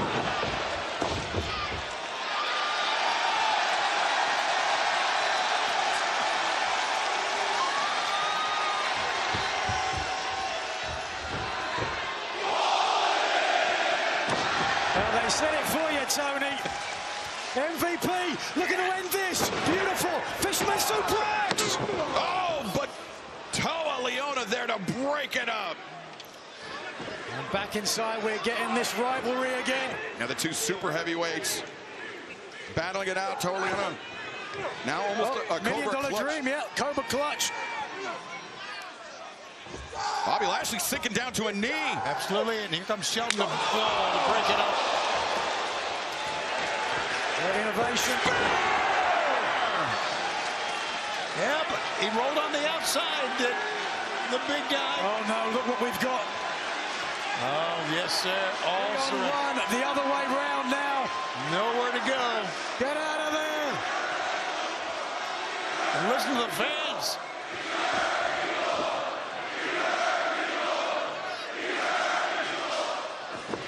Oh, well done. Bailing Ricochet out.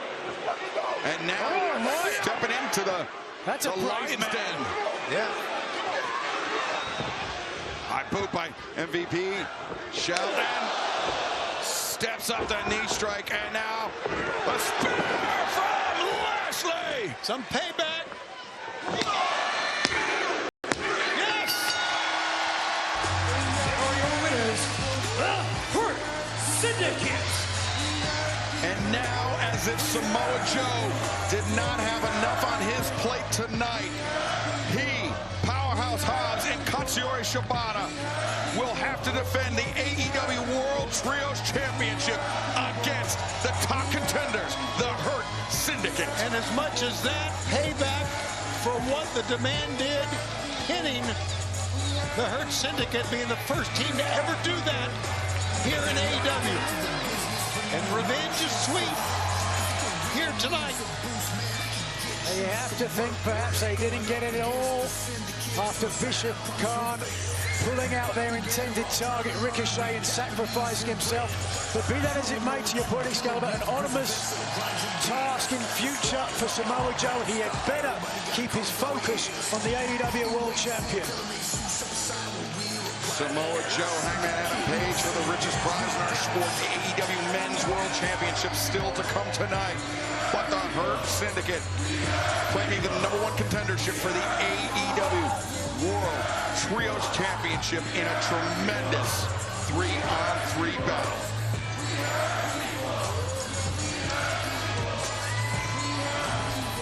But coming up next, it is part 5 in the rivalry between Mark Briscoe and Kyle Fletcher. Each man holds 2 wins apiece, but tonight, the TNT Championship hangs in the balance as well.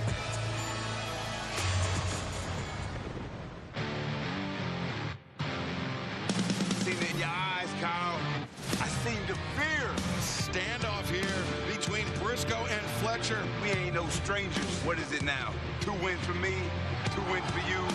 Every single match that they've competed against each other has been fantastic. Just had here made me more determined to do what I set out to do when I got here in the first place. And that's putting gold around my waist. There's nothing like the momentum of Kyle Fletcher. I'm going to prove to you why I have no ceiling, why I'm the future of this entire business. Briscoe, who's got zero class, doesn't deserve to hold the championship. You know, I've been here damn near 3 years now. But you know, it's a time for everything. At WrestleDream, it's high time that I take that TNT title and put it around my waist.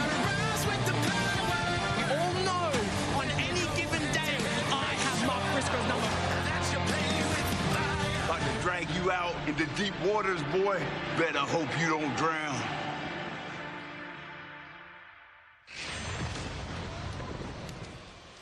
Reach for the sky, boy.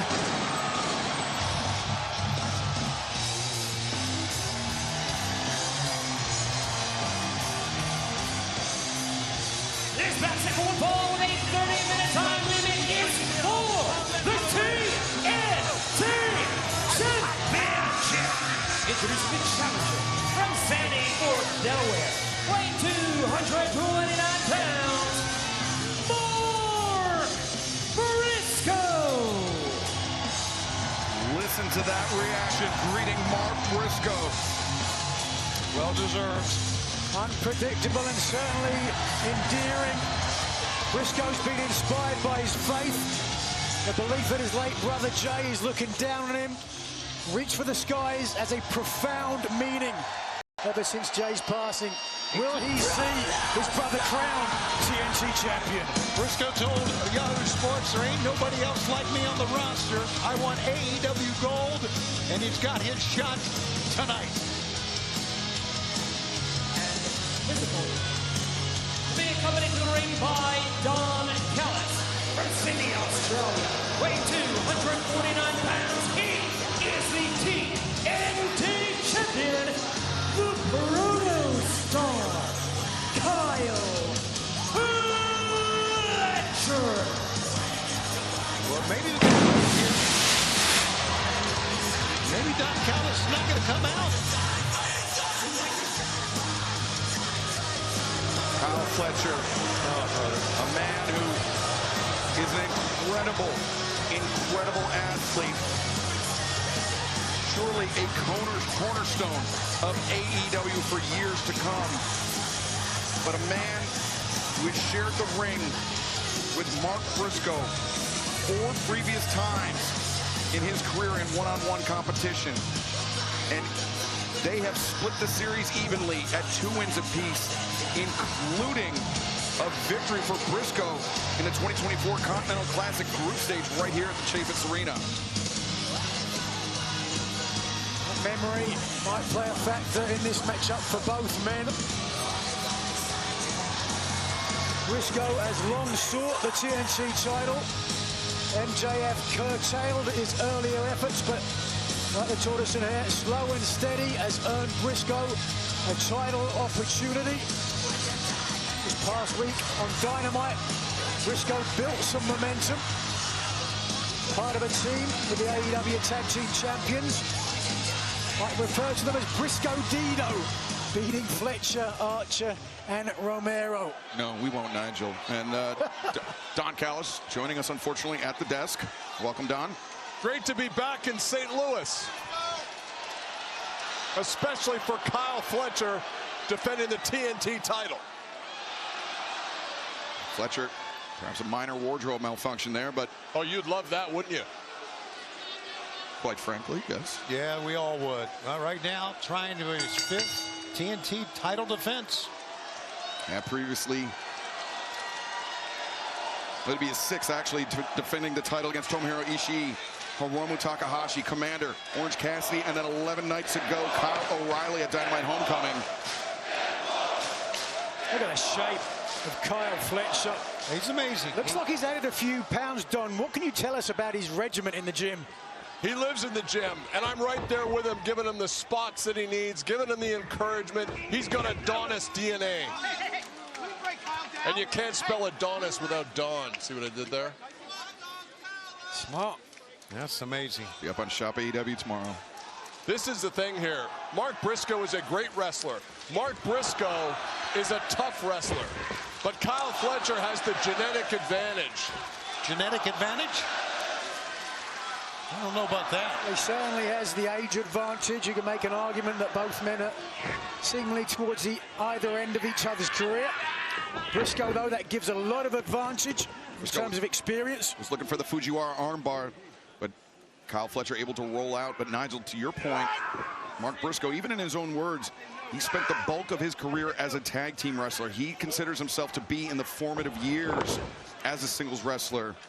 Still very early on in his career, where Kyle Fletcher, the same could be said about him. He and Mark Davis of the Don Callis family, Aussie Open, a very successful tag team internationally. But Fletcher, for the last few years, has been proving himself as a singles competitor, and really, I think, a feather in his cap earlier this summer, defeating Dustin Rhodes, the Natural, for the TNT Championship in particularly brutal fashion, that Chicago street fight, Don.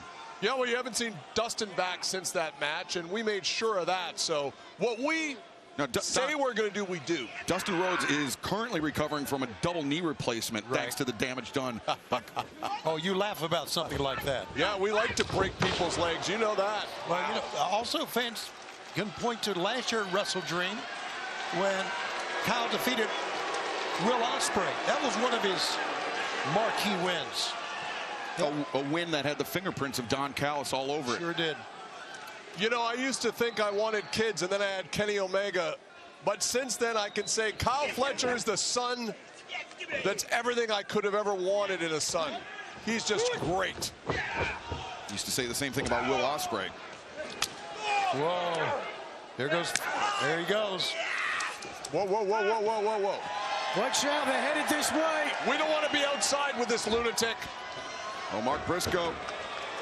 Smart move, step away. Yeah, pulling up short as Kyle Fletcher cuts a path around the side of the ring.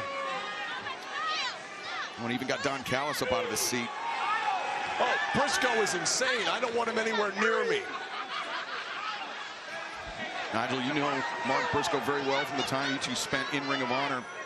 He is unpredictable. He is rough and tumble, but he is also a highly intelligent competitor. He is. His looks certainly wouldn't back that up. He looks like the type of guy you might find living under a bridge, but he's actually almost a genius IQ.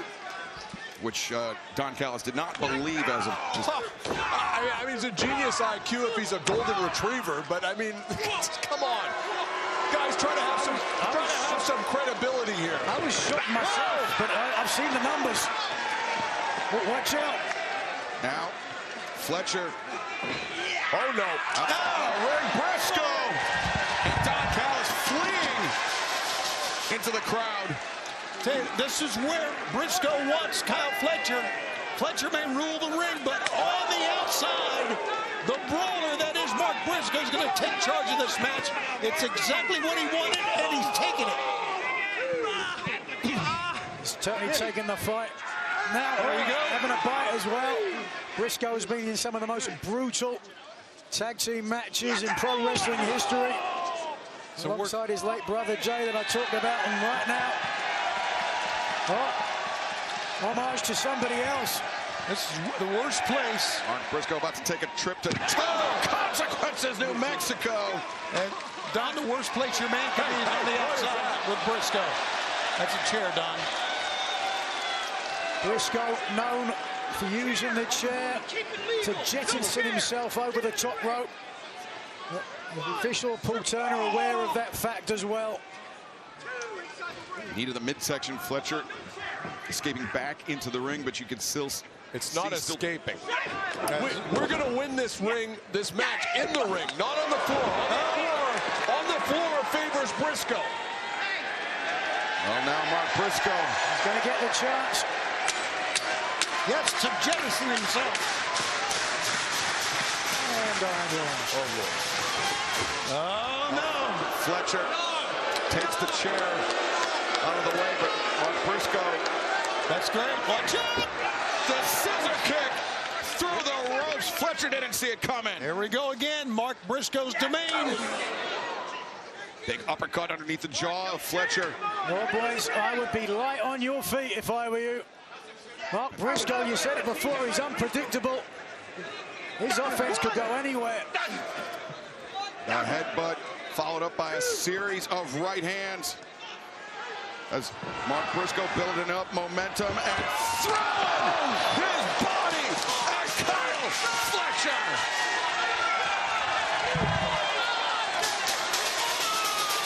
Don Callis once again. Where are you going, Don? Fleeing into the crowd. Of course he was.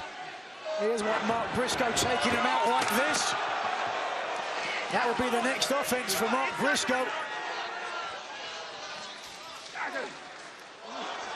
Now Briscoe keeping the fight, keeping the pressure on the TNT champion. The lateral press, the kick out by Kyle Fletcher. You know, one thing about Kyle Fletcher is he's such a phenomenal athlete, which means not only can he fight you, he's got a great reserve as well. A lot of offense, a lot of defense, a lot of reserve. Don Callis, welcome back. I don't know where you went. Oh, well, you know, they won't let me have my personal security out here. Every time Briscoe's around here, I got to run for my life. Briscoe crashes and burns. Attempting the blockbuster. Crashing and burning, because just watch this. At the very last second, when it was too late and Briscoe had committed himself, Kyle Fletcher dropped out the way and nothing there for Briscoe to grab onto. Landed right on his hip, Excalibur. He certainly did. A disastrous landing for Mark Briscoe. But Tony, I want to draw your attention back to something you said a few moments ago about how Kyle Fletcher, he's able to focus exclusively on preparation for opponents, on preparation for defending the TNT championship. Mark Briscoe, with 9 kids at home, his focus is not always completely on the task at hand. Obviously, and that's where Don Callis, believe it or not, I'm going to give you credit, comes into play here. Thank you very much. Yep. He's got 9 kids. I got almost 20 guys in my family. I know. And Kyle Fletcher. Oh, no. Oh, the power bomb on the upturned ring steps. I think we're going to have kid number 2. Number 10, excuse me. 9 kids, that's not a family, Shivani, that's a litter. That's a baseball team, actually. Listen to that. Wow. That's brutal, guys. That is just pure power from Kyle Fletcher. Sickening impact on the spine of Mark Briscoe, but the TNT champion, Kyle Fletcher, smart, stay in the ring. Seems content to earn the 6th defense of his TNT championship, his 3rd career victory over Mark Briscoe via countout. But giving the people a look at that Herculean physique. It's smart, but he's enabling now, as you can see, Mark Briscoe to roll back in the ring. With a well-placed boot to the center of the chest. Briscoe trying to cover up, but Fletcher will not be denied. Kyle uses his athleticism combined with his size and strength and height better than anyone in this company. Got to be a good 6'5", 240 pounds, and he moves with electric, lightning quick speed. Now the first step explosion of Kyle Fletcher, very nearly second to none. Not just in AEW, but the sport of professional wrestling. How about that scoop slam? Just with authority, with power. And with ease as well. Absolutely. Kyle Fletcher hasn't rested on his laurels since becoming TNT champion. Don eyeing the AEW world champion, Adam Page, and coming very close to defeating the man with both men left exhausted. Kyle Fletcher will be AEW world champion in the future. You can take that to the bank. He's the greatest wrestler St. Louis has seen since the great Lou Thez, in my opinion. Oh. I wonder if Charlie Thez at ringside would agree. Driver. 1, 2. A little premature celebration to my left here with Don Callis. Paul Turner struggles with basic mathematics. Yeah, that's right. 3 comes after 2, Shivani. Blame the referee.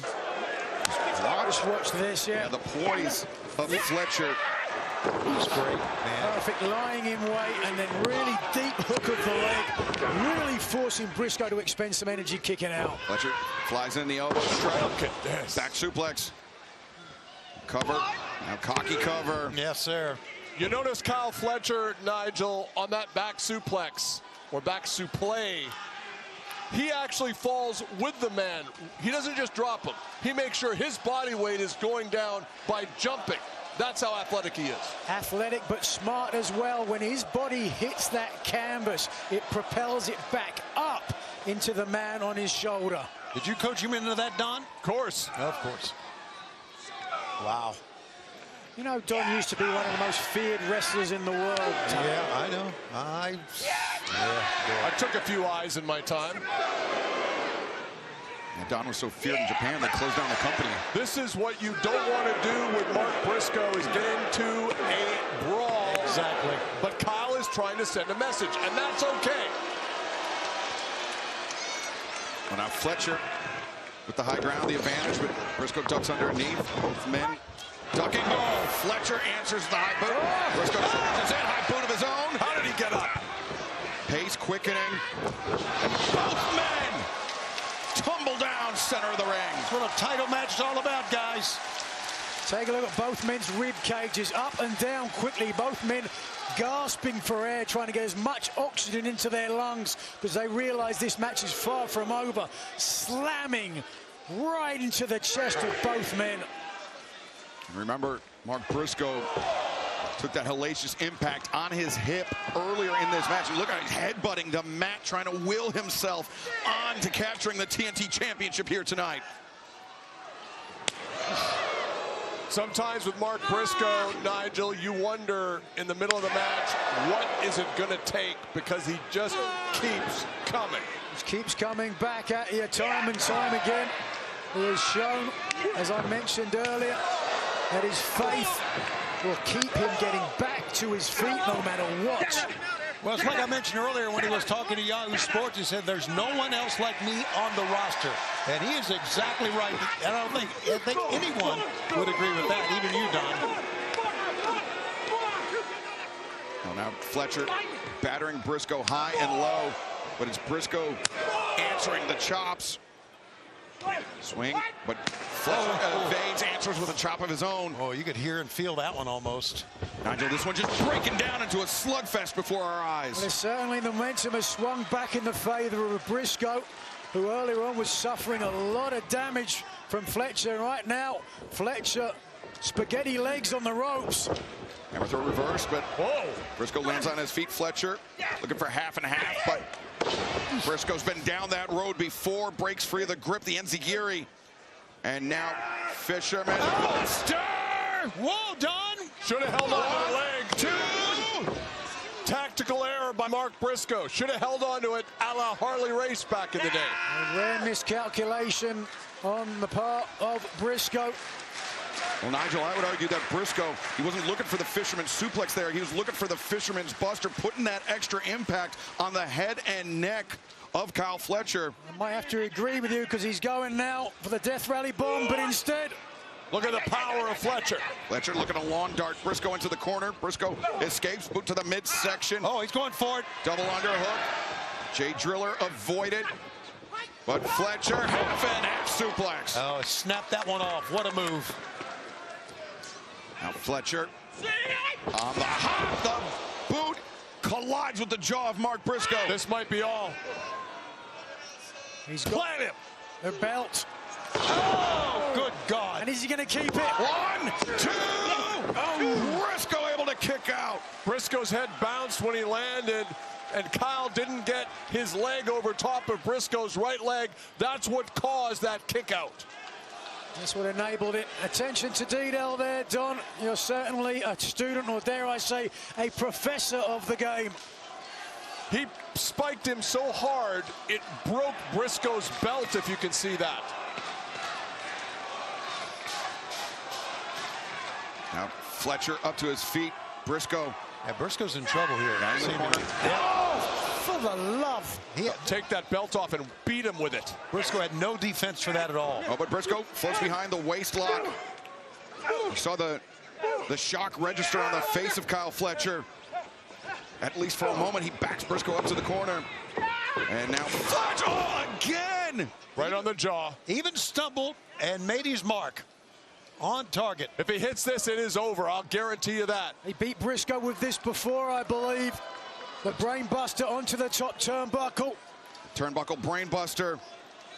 Briscoe in serious trouble here. No, he floats over Fletcher and sends Fletcher into the turnbuckle ribs first. What's Briscoe got in mind? Briscoe collecting the legs of Fletcher. Fletcher needs to get out of there. Headbutts almost like rabbit punches the back of the head. Should not be legal. Look at this. What is this? Briscoe back to back with Fletcher. He could be thinking the high angle razor's edge, perhaps. Maybe avalanche, BT bomb. Either way, Fletcher has no intention of finding out the kick onto the spine. He can launch those kicks from multiple platforms. Oh boy, look at this. So dangerous with both men. We found that out not too long ago. And precarious on the top rope. All the way from the top, the superplex. Mark Briscoe may be out. The whole ring jumped. As perfect of a superplex you're going to find. Absolutely. Well done. Speaks to how dangerous the impact is. Just watch this. Kyle Fletcher would not be denied the superplex, but you could see the neck and head of Fletcher as well as Briscoe ricocheting off the mat. And thanks to that great slow motion replay, you can see how the impact reverberated throughout the body of Briscoe. I think Briscoe might be done. Put the count on. That's it. It's over. Oh, you'll take a count out, won't you? Of course I will. Briscoe's on his feet and he doesn't know where he is by the looks of things. Yeah, on his feet, but would he be were it not for the ring apron as Fletcher, oh, the kick intercepted by Briscoe. And Briscoe, oh, brother. Briscoe reared back with the right. Fletcher using his length. Watch this now. To connect with a series of kicks, and now Fletcher looking for brainbuster on the apron, but instead Briscoe double underhook. No. Briscoe got the knee in the head of Fletcher, preventing, and then got the J Driller in. The J Driller on the apron. If Briscoe can make it into the ring. Here the impact, but luckily for Fletcher, both he and his opponent crashing to the outside. Nigel, if Briscoe could make it to the ring, I think he could perhaps win via count on it, but knowing Mark Briscoe like we do, that's not how he wants to defeat Kyle Fletcher. No, he wants a clean win in the center of the ring, but you could see the hands of Kyle Fletcher. Don, you've got to be concerned there. You know what that means. Of course I'm concerned. You see the hands tensing and flexing like that, Nigel, typically means a stinger to the spine, maybe the neck. What are you, a doctor now? He's everything. Don't talk about stingers. He's Kyle Fletcher. He's not normal. He's got Adonis genetics. Mark Briscoe ascends to the top, finds his footing, delivers it. No! Man, I can see that one develop because Fletcher raised up, had his eyes right on Mark Briscoe, easily moved out of the way. Well, not easily, but was able to move out of the way. Briscoe was pot committed on that froggy bow and came up empty. This is sensational. That may be the turning point for Kyle Fletcher in this match. Once again, the boot underneath the chin, into the jaw. Once again, the length you talked about, Excalibur.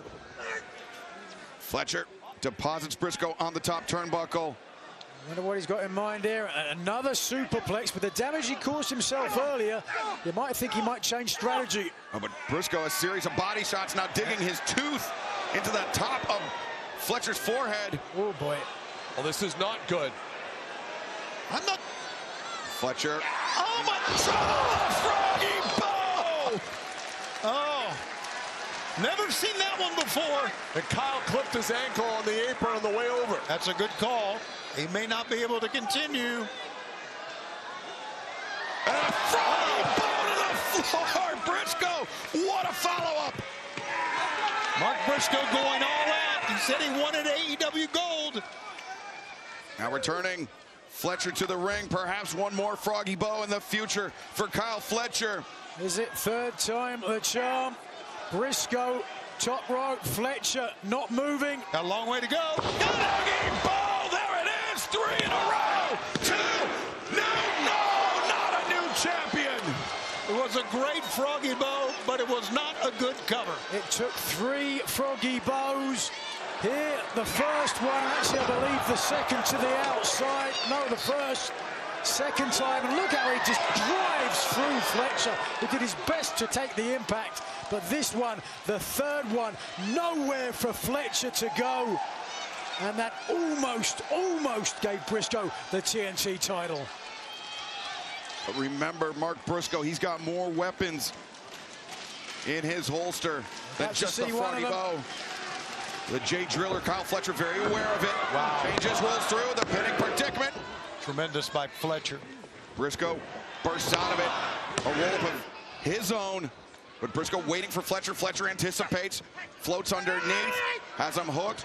Sheer drop brainbuster avoided. Briscoe backslide now. High stack on it, too. Loses control of Fletcher, but perhaps intentionally so. No. Fletcher sweeps the legs out. 2. Briscoe kicks free. The capture, the exploder suplex. Fletcher is out on his feet. This one could be going. Don, sit down. Sit down. Sit out. He can't. Sit out. He's got it. He's blocked it. Fletcher fighting with every fiber of his being to avoid the Jay Driller. Oh, the half and half. But Briscoe rolls through the lariat. Big swing by Briscoe. There it is. The double underhook. The Jay Driller. Oh, but he can't cover quickly. One finger on the rope. Holy smokes. That's ring awareness right there. The XL hands of Kyle Fletcher coming into play. That's the genetics I talked about.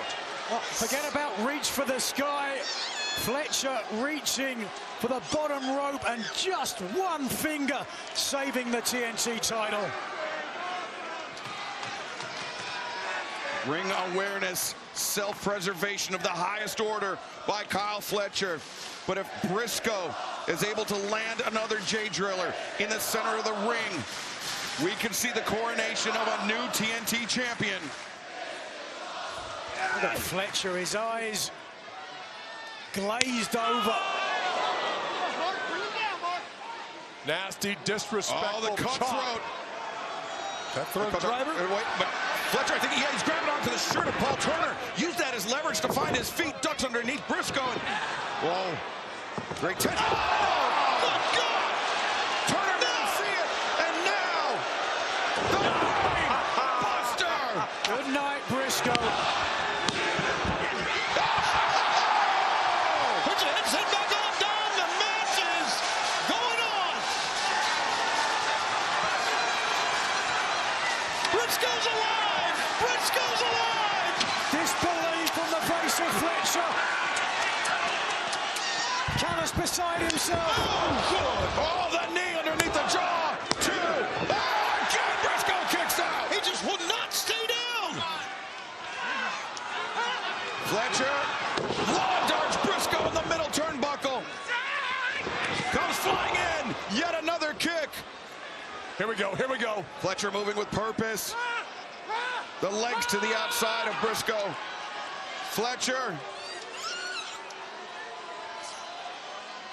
That took some power. Buster! Cover the man. Get him. And Kyle Fletcher is going home with a goal. Get him. Yes. Here's the winner and still TNT champion, the Brutal Star, Kyle Fletcher. That was a kick-ass match, guys. Holy smokes. The 5th battle in the series. Wow. Perhaps eclipsing all 4 that came before it. But marred by the low blow of Kyle Fletcher using the underhanded tactics to retain the TNT Championship. Certainly a turning point in the match, but ultimately it was the brainbuster on the top rope once again that picks up the victory for Kyle Fletcher.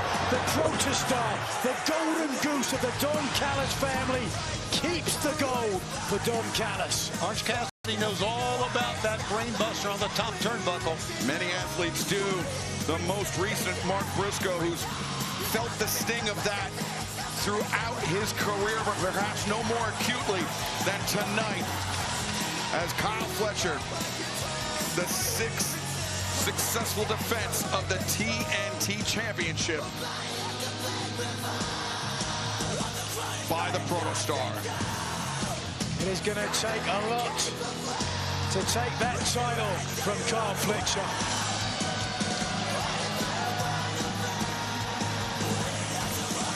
I hate to agree with Don Callis, Tony, but it's not a matter of if, but when for Kyle Fletcher to become AEW World Champion. There's no doubt about that. Hopefully he has shelled his body away from Don Callis by then.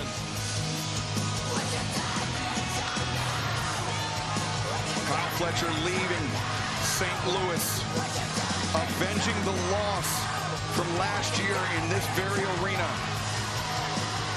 to Mark Briscoe, coming out ahead in the series, 3 wins to 2, and remaining TNT champion here tonight.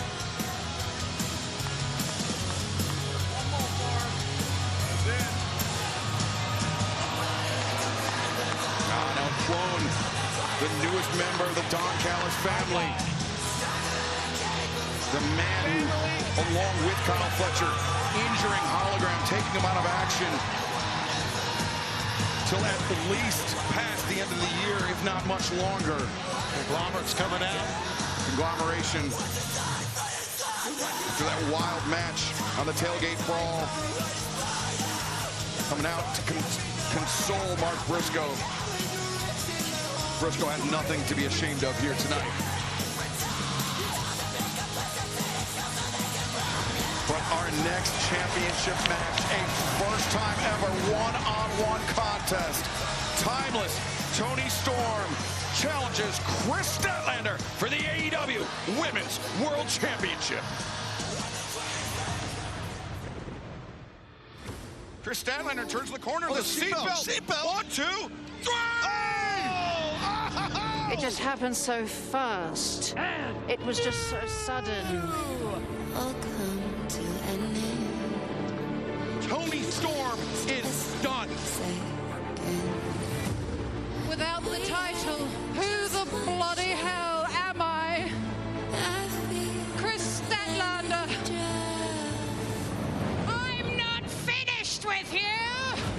I need to know one-on-one.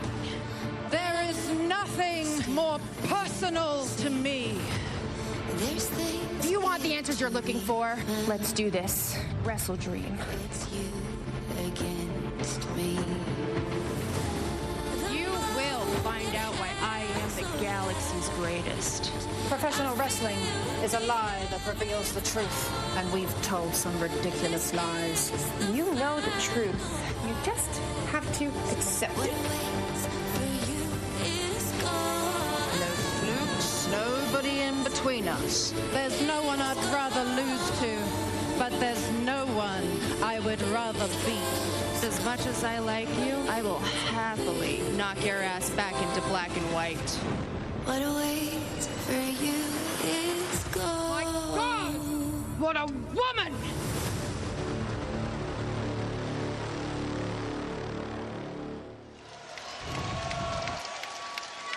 This match set for one fall with a 16-minute time limit is for the AEW Women's World Championship.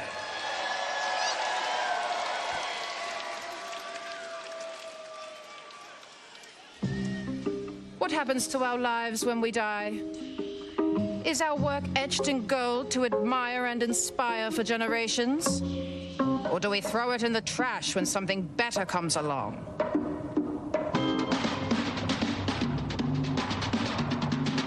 The ghosts of wrestling whisper to me, begging to be remembered. But I always answer the same. Our matches will all be forgotten. But what of it? Go on fighting. For I am ready to meet my murder.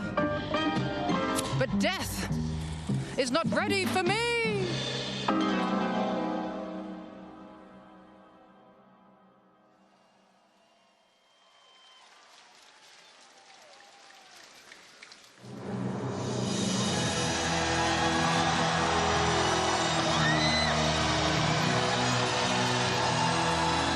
Introducing the challenger from Stage 7 at Warner Brothers Studios, Timeless Tony Storm. 640 combined days as AEW Women's World Champion across 4 reigns, 19 overall defenses of the title, the most of any other champion. And pardon the expression, Tony, but she seems naked without the AEW Women's World Championship title belt. Well, she seems to me frazzled. As she made her way to the ring, she had to look at this. Slams her jacket down.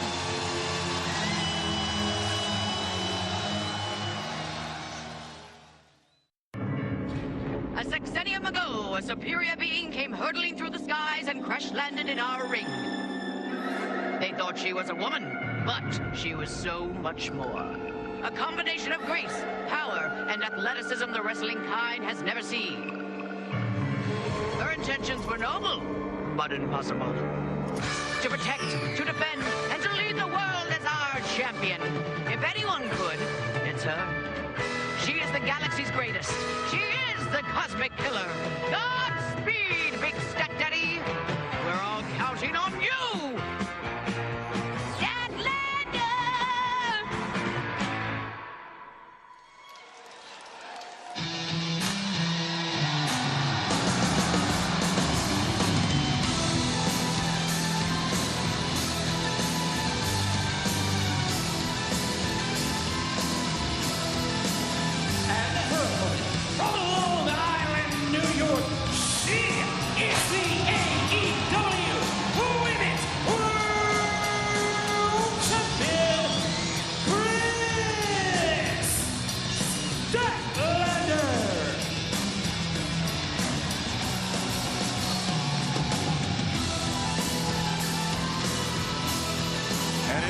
Intergalactic entrance for the AEW Women's World Champion.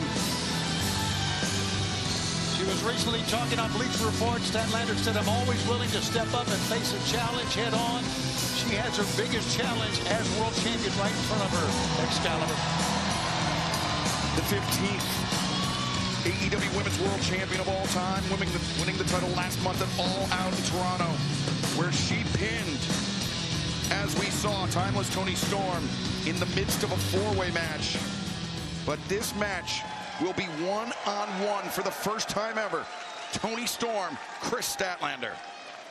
It certainly speaks to the prestige and the reign of Tony Storm as AEW Women's Champion, certainly in its 4th incarnation. That Statlander here tonight as champion is trying to exercise that ghost of Tony Storm's prior title reign. Chris Statlander, Tony Storm, collar and elbow tie-up. Neither woman a clear advantage here, but Statlander using her power to walk down the 4-time former AEW Women's World Champion, Tony Storm. Well, Statlander, who hadn't had a AEW Women's World title match in 4 years since winning the title. She certainly made it count. Side headlock takeover by Tony Storm. As the Statlander pinning predicament. Barely a 1 count, though, says referee Aubrey Edwards. Nigel, are you surprised to see Tony Storm coming out of the gates a little more aggressive than Statlander? No, I don't think so. I think that speaks to how much respect Storm has for the woman who, let's be honest, beat her for the title when so many others had failed. Tony Storm said she's slain beasts, belt collectors, forever champions, and then went on to say she loved every single disgusting, sweaty, sexually questionable second of it. Now, lateral press. Tony Storm able to kick out, but Statlander immediately into the front face lock. Storm maneuvering her way out. The time was Tony Storm's side headlock. Certainly Storm, since losing the title, has felt somewhat like a fallen star, if you will. Cover. Second cover here, too. Said that she is not finished with Stat and that she aims to become the AEW, the first ever 5-time AEW Women's Champion. Well, you know what? I think we can all say, and this is not a knock on any of the ladies in the women's division, I think Toni Storm elevated the women's division by becoming champion. There's no doubt about that. Statlander tried to control Toni Storm, but Storm using the legs to scissor the head of the AEW Women's World Champion. Statlander kicks free, back up, ducks underneath, tried to bait in Toni Storm for a swing and got it. Now Statlander side headlock. And some great technical wrestling exchanges in the opening here. Neither champion nor challenger willing to adopt strikes. Statlander talked about the prestige that Storm had brought to the AEW Women's title. So it's hard to step into that position as champion after so long. How Toni Storm had redefined herself, bringing prestige to the title just by being herself. Statlander sweeping out of the legs, or the leg of Toni Storm twice consecutively. We saw a little glimmer of frustration on the face of Toni Storm, and again dropping her down. Statlander standing tall, and Toni Storm once again returns to that side headlock, trying to grind the head, the neck of the AEW Women's World Champion. Ooh. Oh, the athleticism. There's the frustration bubbling over. Yes, sir. And shoulder tackle. We heard Toni Storm saying that the ghost of wrestling past whispered to her. I wonder what they said. Now Toni Storm on the move. Hip attack. Whoa. Oh, that cleaned her out. Statlander spills to the floor. And now Toni Storm swinging DDT from the apron, avoided. Statlander, the grip underneath the legs, behind the knees. Catapult. Oh! Statlander sends Toni Storm face first at the apron. Storm tried to block that with her arms, but still, like you said, Excalibur, the face hit the apron. Statlander showing her athleticism, landing on her feet. Great body control there. Took a real risk. Would not have taken much for Storm to move out of the way. Just watch this. You can see Storm here lying in wait, just bemused, didn't know what was coming. Yeah, I think Toni Storm's still rattled by her face striking the corner bead of the ring apron on that catapult. But now Statlander hoists up timeless Toni Storm, and just always impressive displays of strength from Kris Statlander. Powerful and unforgiving Kris Statlander here. Certainly looks like she's got the beating of the former champion. Just dumped her in the ring. Whoa. Now Statlander vaults. Oh, that's God. Just squished her. Oh, my God. 1, 2. And a labored kick out by Toni Storm. Oh. Now, Everett's got to check in on that one because Toni Storm got nailed. Statlander really getting all of the body weight behind the senton.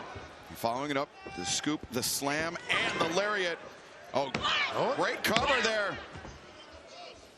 Using the body positioning of Toni Storm after the lariat, and Statlander, Nigel, I think she realizes there may be an opening there after the senton, targeting the ribs, the midsection, putting a squeeze on with the powerful legs. Yeah, probably a smart decision. Once you feel a body part weak and cover, yep, got to focus on it. There's these powerful legs, the knees, clenching the ribs. A little hand fighting where Toni Storm freeing that left elbow to drive it back into the jaw of Statlander, but Statlander now almost like a rear naked. Does not have the hooks all the way in. Toni Storm doing a good job of maneuvering to her feet, peppering Statlander elbows, but Statlander rips off a big lariat. 1, just a 2 count, barely though. That was solid. That clothesline just reverberated through the body of the former champion, Toni Storm, who's with her face, she looks like a mix between the Joker and the Phantom of the Opera. Statlander on the move, but the boot of Toni Storm awaiting the champion. Back suplex. Needless to say, it's very obvious, but Statlander's in command here, guys. Statlander, the leap off the bottom rope, the splash, the cover. Perhaps looks like Toni Storm has indeed found her murder. Oh, look at this. I thought for a second, yeah, perhaps Statlander is calling for it. Oh my God, steps right over Toni Storm. Statlander is known for a 450 splash. Stat the tornado out of the corner. 1, 2. That was amazing. And once again, Nigel, targeting the body of Timeless Toni Storm is Statlander with those splashes. Well, that is the sort of strategy that is going to keep the AEW Women's title around Chris Statlander's waist. As Toni Storm here really has struggled against her powerful opponent. But whoa, wait a second. Toni Storm, though, took that moment of appeal to the audience by Chris Statlander and countered the champion. You can't be one of the greatest women's world champions ever without being able to take a punch and come back. Storm has absorbed a lot, and right now unloading on Statlander on the ropes. Toni Storm battering the champion, the elbows into the jaw. Hammer throw, reverse. Statlander looking for that high roundhouse kick. Didn't find it, but Toni Storm. Oh, wait. Statlander breaks free of their grip. Soul butt, boot to the side of the head. And now Statlander from the cravat, driving Toni Storm face first into the mat. Yeah, double. Face first to the mat, but twisting the neck with that cravat as well. Uppercut. Stat on the move. Charging in, looking for the knee. Doesn't find it. And Toni Storm, though, probing, finds the DDT. Follows up. Here it comes. Oh, no, no. Double underhook. Tiger driver, center of the ring. 1, 2. Whoa. Statlander able to kick out. I don't know if we can get another look at it, but there was a violent impact on the back of Statlander's head when she came down. Yeah, it wasn't a high drop, but just watch the impact here. Clutch. The back of the head, the neck, into the mat. And there wasn't a lot of mustard on the kick out, but thankfully for Statlander, nothing pinning her shoulders to the mat. Exactly. She didn't have to have much, Nigel. Here it comes, looking for it. Storm zero. What happened that time? Maybe a little bit of an inadvertent contact there. Oh. A punt there by Toni Storm, and now the hammerlock, the cover. 1, 2, and Statlander able to kick out. Storm making sure that she had her hands on the shoulders of the champion. For Statlander, she makes her home among the stars, but she was seeing stars after that one, Nigel. Whoa. Oh, hip attack, nobody home. She had the wherewithal to avoid that. And now, whoa, with the strength. Storm nowhere but down. Oh, man. And now Statlander, we've seen her add this submission hold to her repertoire recently. And Toni Storm in very deep water here. And the torque on the shoulder, the right shoulder of Storm.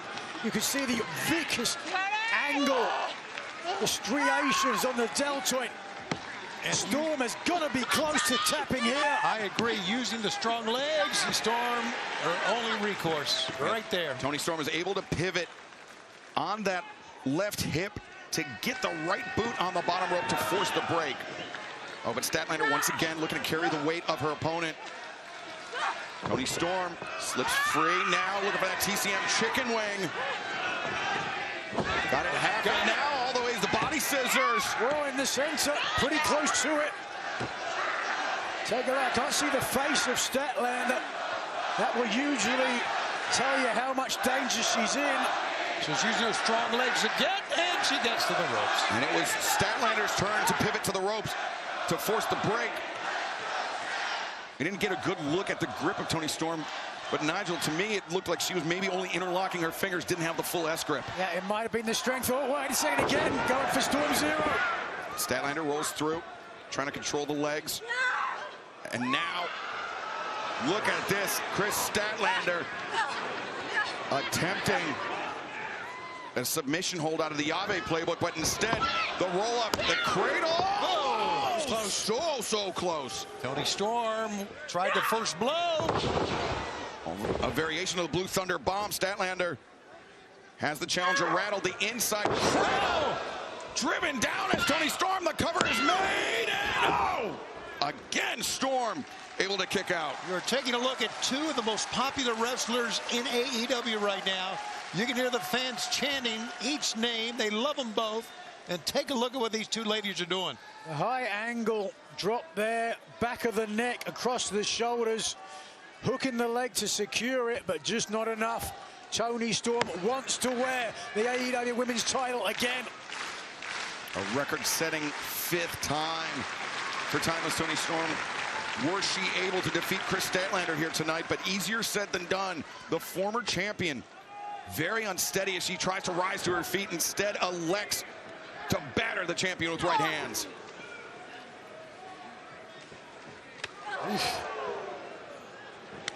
Statlander. The thrust kick, T. Harris. Oh, she's got caught. Oh, wait, Saturday Night Fever, no. Toni Storm anticipated good body control by Storm. Yeah, launched her to the middle turnbuckle. And hip! Oh, got corner. You were right in there with that one. Storm zero! No! Stat! Did you see how she posted, Nigel? She protected her neck. She knew the Storm Zero was coming. Put her hands down to protect her neck. Statlander from Long Island, not Staten Island, but she still protected her neck, and now setting up perhaps for the area. 450! 1, 2, no! Wow, what great strategy from Statlander. It's all well and good having the power, or in this case, boom, the agility, but the research, being able to have a counter for one of your opponent's most devastating finishing maneuvers. Well, that might be the decision maker in this one. Now Statlander looking to invert Toni Storm once again. Storm, German suplex. Strong legs, got it over. Toni Storm on the move. Oh, Storm zero! Couldn't protect herself that time. 1, 2, go! Statlander, very late kick out. Now, Toni cannot get frustrated, but as you can see, she really is right now. Nigel, sometimes if you have a counter like that to your opponent's finisher where Statlander posted her arms down, then the second time it comes around, you second guess yourself. Is Toni Storm going to bob where I thought she was going to weave? She didn't get a chance to think about it because Storm enacted it there, dropping down as quickly as she possibly could. As you said, it gave Statlander no time to think. Hold on. Statlander rolls through, rolls up, and now, oh, wait a second. Statlander this is how she beat turns the corner, the seatbelt too, and Storm able to escape. This time it's Storm who had it scouted. German suplex, Toni Storm, the momentum carries her through. Statlander celebrated too early. Storm may be on the verge of regaining the title, and just as I said that. Discus lariat, and now Toni Storm inverted the leg. Capture Saturday Night Fever!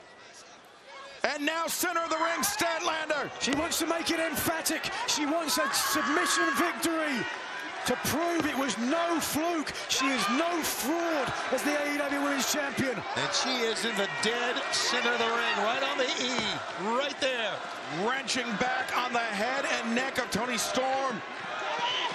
Toni Storm trying to roll forward, trying to get Statlander into a pinning predicament. Statlander, though, that kick out allowed Statlander to even tighten the grip further, yes. Nigel. Look at the face of Toni Storm, beet red. That blood has all been forced into the head. Yes. Oh, look at that left hand.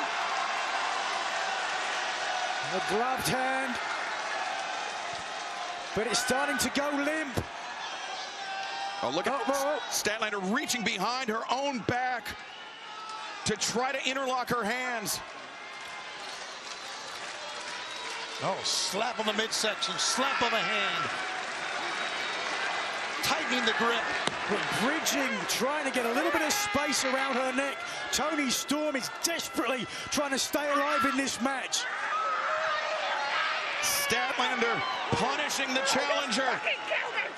Just all desperation by, oh, Statlander. Storm was talking trash. She said something about a murder. Statlander abandoned ship, and now Saturday Night Fever once again. 1, 2, 3.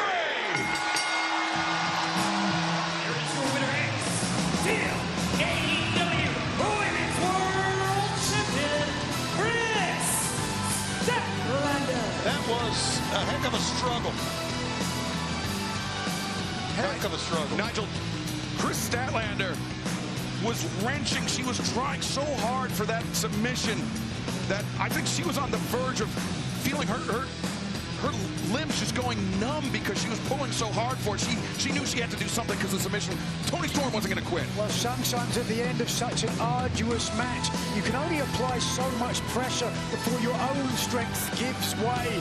Statlander, realizing that fact, opted to go to Saturday Night Fever. Wait a second. Show of respect, perhaps.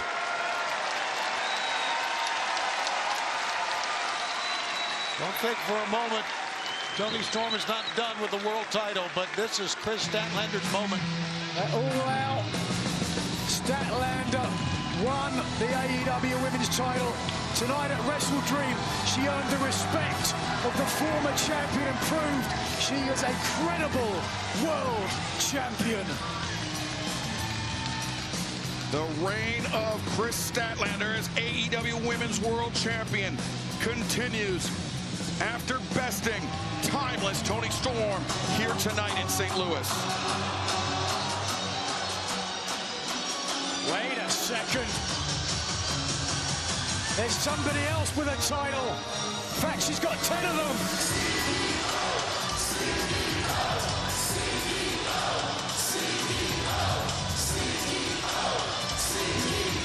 Oh, she's got the frat house with her.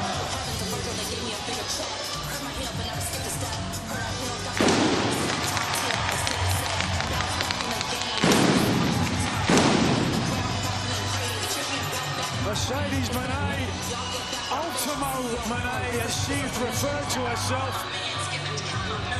Less than 24 hours ago, defended her CMLL World Women's Championship in Arena, Mexico, upstaging the AEW Women's World Champion, Chris Statlander. Statlander at the beginning of her AEW Women's title reign. Mercedes Moné just broke a record with the TBS title.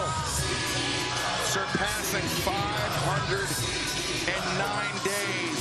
The longest reigning TBS champion ever. It was a record, Tony, that, quite frankly, I didn't think we'd ever see broken. No, absolutely. And, you know, anytime you go over a year as champion, it's amazing. But 500-plus days?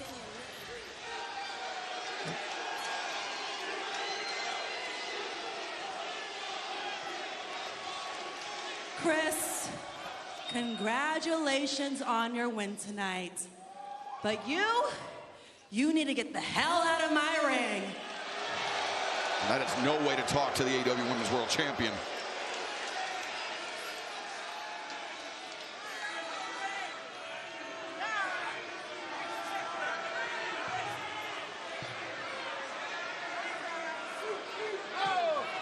Chris Statlander just went through a war with timeless Toni Storm, and now these braying asses.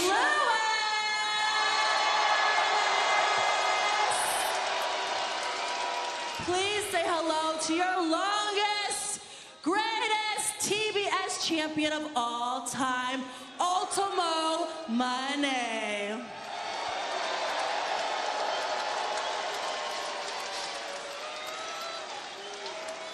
Since I am the greatest champion of all time, I want to see who's next to ride the money train. Which champion in the back wants to put their title on the line against mine? Mercedes put the challenge out last night on social media after her victory in Arena, Mexico. Oh. 10 belts, she might get one more. But she's got an answer.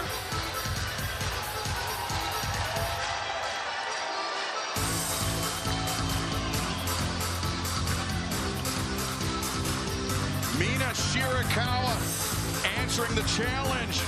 of Mercedes Moné Shirakawa willing to wager for Ring of Honor Interim Women's Television Championship here tonight against the CEO of Mercedes Moné's TBS Championship.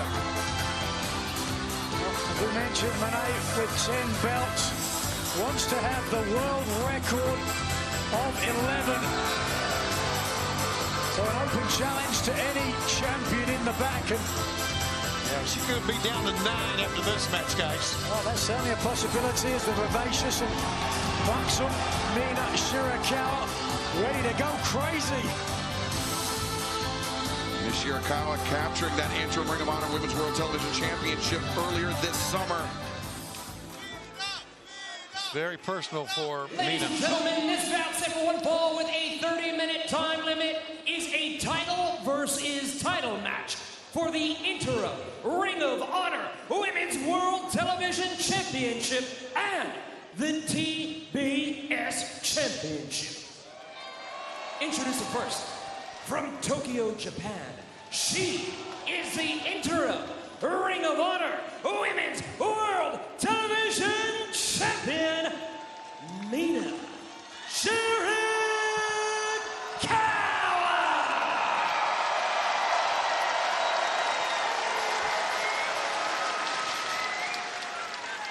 And her opponent, from Boston, Massachusetts, she is the TBS Champion, the CEO, Mercedes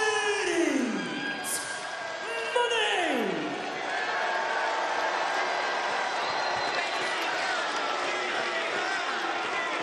How frustrating would it be for Mercedes Moné to set the record for most consecutive days as TBS champion and then to have it end just shortly after? That is a very real possibility here tonight against Mina Shirakawa. Yeah, certainly Moné has got to be careful because Shirakawa has shown herself to be not only a captivating, energetic star, but a very capable competitor. These two women, they've crossed paths before. Shirakawa catching the boot, immediately going for the figure four. Try to get the win. And now the figure four, rolling to the ropes to force the break is Mercedes Moné, who comes up hopping gingerly on that right leg. Great start for Shirakawa.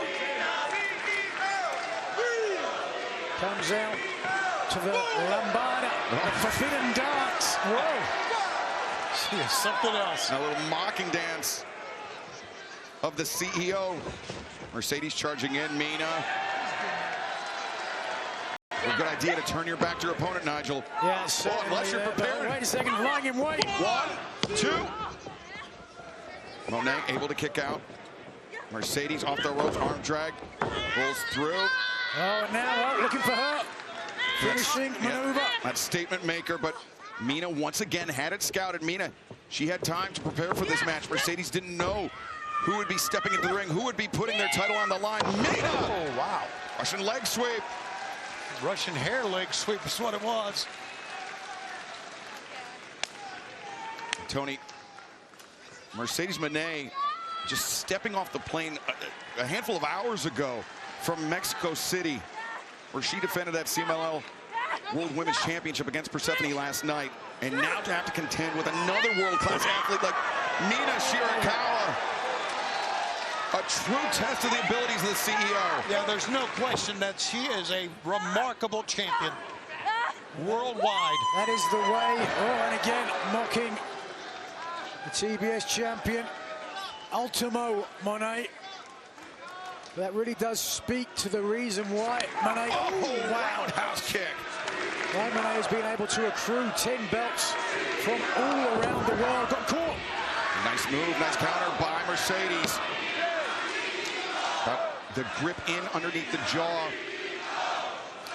Doesn't have the arm captured as well, and that's the much more flexibility and freedom for Shirakawa to move her body as she desperately tries to get to that bottom rope. I think Mercedes literally had to just step off the plane and get here because I didn't see her at all during the day. Well, she was more than willing to do it because she is so adamant that she wants to break that world record and leave St. Louis with 11 11 titles to her name. Mercedes vaults off the bottom rope, back towards center, delivers the backstabber, and now the lung blower on Mina Shirakawa. Mercedes looking for the cover here. The leg is hooked. Cover's made, but Mina able to kick out. Shirakawa started off fast, had a good strategy, trying to end things quickly against Monet, catch her off guard, but instead it has turned back around to Monet, going back to her book of tricks in her wheelhouse time and time again. Clearly has a strong advantage here. Now the knee planted firmly between the shoulder blades. You know, guys, take you back to the historic Dynamite 300. Mina, if you'll recall, had a shot at the TBS title at that time. Mercedes won it. Great celebration of AEW for Dynamite 300. We all know about it. But Mina wasn't celebrating. She's been waiting for this return shot. She's getting here tonight. She went on about a week later at Supercard of Honor. Oh. Mina came down, rough landing, hard 1-2. Able to kick out, but yeah, at Supercard of Honor, Mina winning that interim women's championship. She wants to get World this Television Championship. Right. Excuse me. She wants to get this title back so badly. She was willing to put up that title here tonight in a title versus title match. Of course, Red Velvet is the Ring of Honor World Women's Television Champion, but Red Velvet out with injury, hence the creation of the interim title. We know there will be a unification match somewhere down the line, but neither athlete thinking about that right now is Mercedes. The knees too. Mercedes, cocky cover there, frustration, maybe vexing the TBS champion. Monet resplendent and formidable and in clear control here. If you think about it, you talk about revenge, and I know the competitors think about this. Toni Storm was the only one to defeat Mercedes in her tenure here. Oh! Here in AEW. Mina being a close friend of Toni Storm's, there's no question that Mercedes wants a little revenge for that loss to Toni Storm. I guarantee you that victory by Toni Storm has given her friend Shirakawa added incentive and belief, perhaps, that she can do the same thing. Absolutely.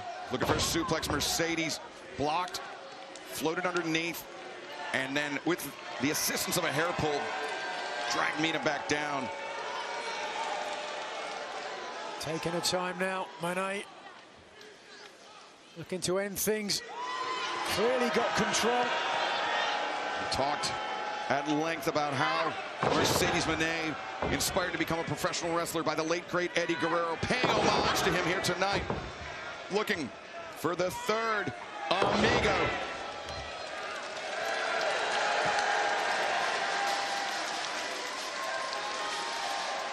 Mercedes finds it, the little shimmy of the shoulders. And perhaps, oh, just walking over, disrespect. Absolutely. Her opponent on it, walking back over. What's she thinking about? Oftentimes she's elected to mimic Guerrero and go to the top for a frog splash, but instead... Oh, now she wants to mock Mina Shirakawa. Oh, but prepared.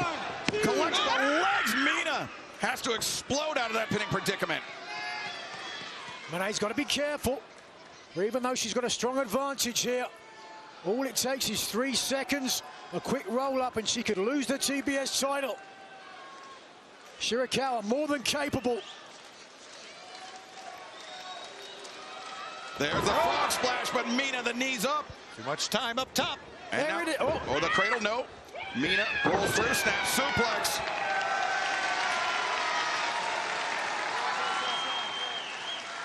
Shirakawa has absorbed a lot of punishment in this match, unable to capitalize with the snap suplex.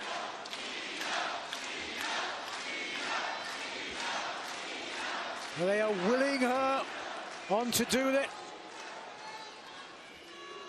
Full up here at Shavitz Arena is right now everybody wanting to see a title change. Mina, though, firing back. She's not about to let this opportunity at the TBS Championship slip through her grasp. Shirakawa accelerates to the ropes. Mercedes meets her with a drop kick, though. Whoa. Shirakawa back to her feet. She's feeling it. You can see it. Even Stevens, she can perhaps feel the TBS title coming close. Here we go. Cloverleaf, if she can turn it over. She's got Mercedes. Oh! Wrenching at the knee. Nigel, your mind went exactly where mine did. I thought Mina was going to look for the submission, but instead, a vicious torque of the knees of the TBS champion. That, of course, will help set up a figure four leg lock if she can get it. Mercedes escapes from the corner, but Mina slips between the top and the middle rope. Here we go. Going to the knee again. Trying to hyperextend that knee over the middle rope. The leg swept out. Mina Shirakawa. There's no question that Shirakawa is focused on the left knee of the TBS champion. Positioning her here. Yeah, we saw in the early moments, Nigel, the figure four leg lock from Shirakawa. As Mina over the top to Tornillo. And now collects the leg, makes the cover. Mercedes breaks Mina.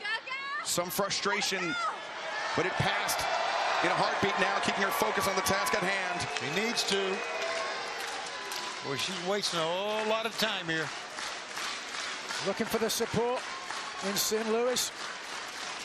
Willing her to the top rope. The CBS, TBS champion stunned. Oh, with the side blade! Whoa. From the top.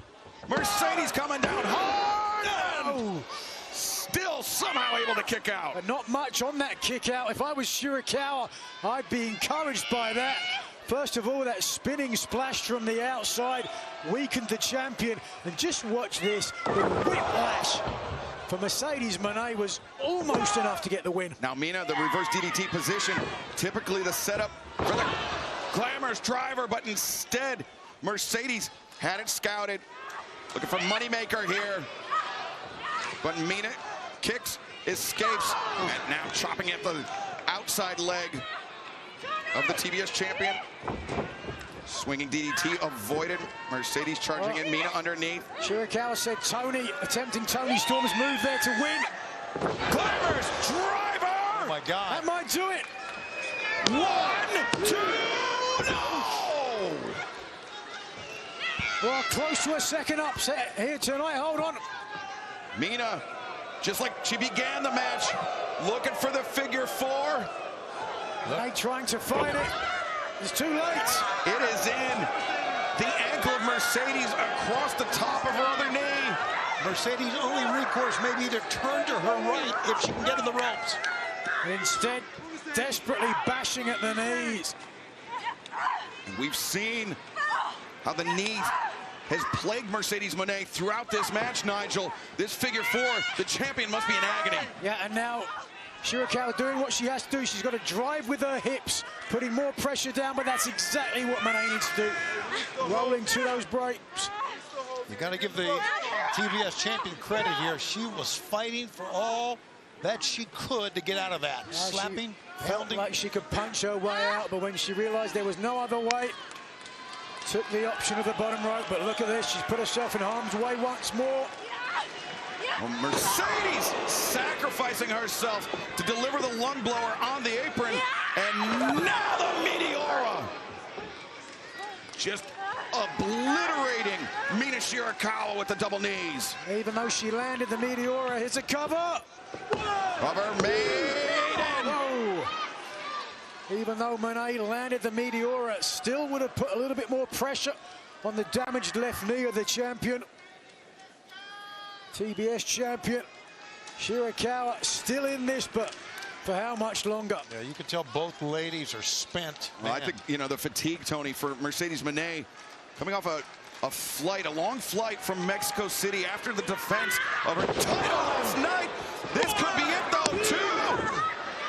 Yeah, Mina just came back from Japan as well after getting her visa renewed, so she could have some, whoa, oh my God, she could have some jet lag as well.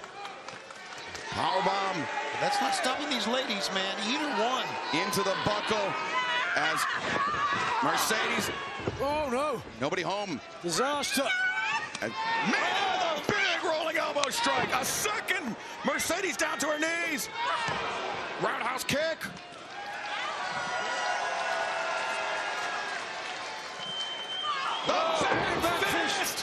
She may go back to the figure 4 on that knee. There, sir. There it is.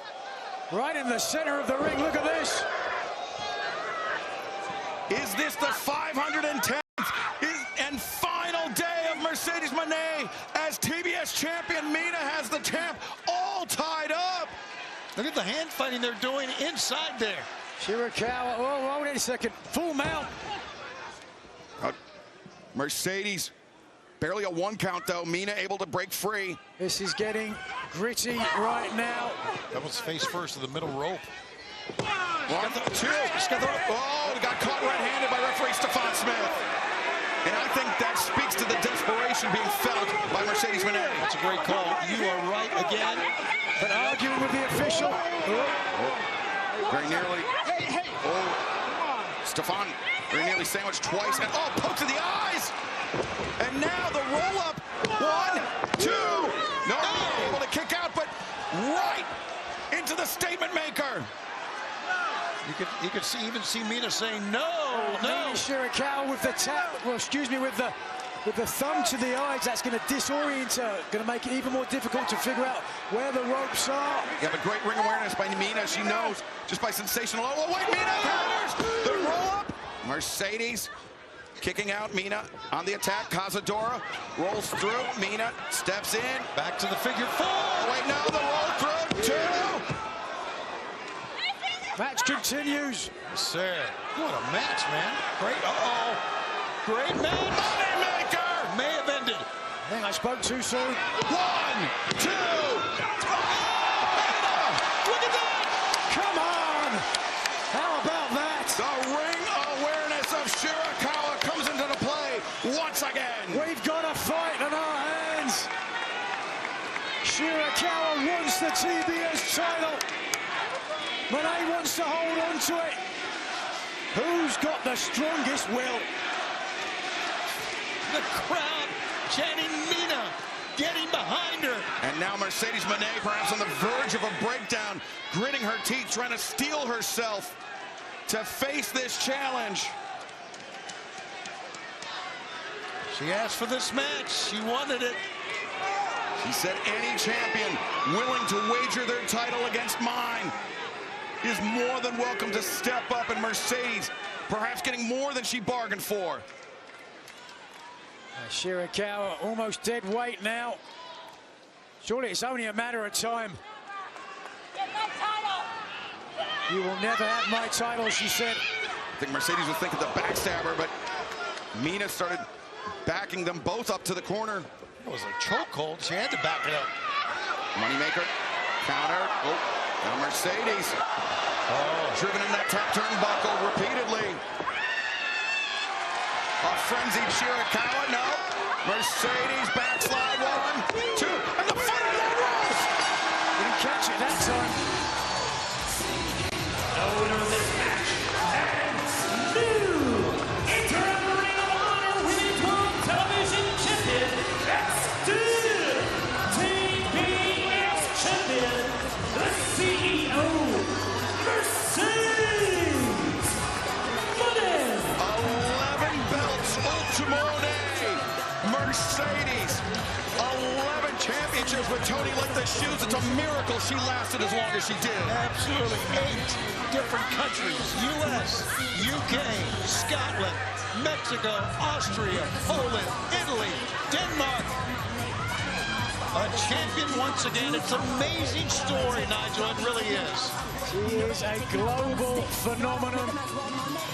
A global star is equally at home on the red carpets of Hollywood as the runways of Paris, and now she has 11 titles to take with her wherever she goes. Confetti raining down here in St. Louis, but that's not the only thing coming down. Chris Statlander repaying the favor, repaying the interruption. And Statlander, she's never been able to best Mercedes Moné in her career, Nigel. It certainly took her to the limit on more than one occasion. Statlander, no! drives down the TBS champion, cuts the celebration short, and stands tall. After what she did to Statlander before the match, little payback. That's going to be remembered by Mercedes Moné. But is there more coming? Will one of those titles currently around the waist, or at least figuratively of Mercedes Moné, will it go to Chris Statlander? Well, remains to be seen. Mercedes Moné earns her 11th belt here tonight at WrestleDream in St. Louis. Fans, coming up next, another championship match for you here as Brodito, the World Tag Team Champions, take on double champions themselves, Takeshita and Okada. It's all coming up next. Let's take a look at this matchup on WrestleDream. The meteoric ascent of Bandito and Brody King continues. Young Bucks, Jet Speed, FTR, Don Callis family. It doesn't matter who steps in that ring. We prove that we are willing to put everything on the line to keep these titles. Brodito, you escaped. So I'm going to throw in a challenge. The Great Okada and the Alpha, Konosuke Takeshita. Hey, Don, me and him? Yeah. Look. You and me. You see Bandito with that shoulder taped up thanks to the head Cesaro. Oh, he's going for the 21-plex, it looks like. Can't do it. Okada just tagged himself in. The Rainmaker! What great teamwork. You are the one that says to never stop fighting. That's what we're going to do. We're never going to stop fighting. Takeshita and Okada have earned a shot at the AEW World Tag Team Championship. You saw Takeshita, he's pissed. Wait, what? I pressed the wrong button. It doesn't matter if they have two incredible professional wrestlers on their team. We are going to leave WrestleDream still AEW Tag Team Champions. Boom!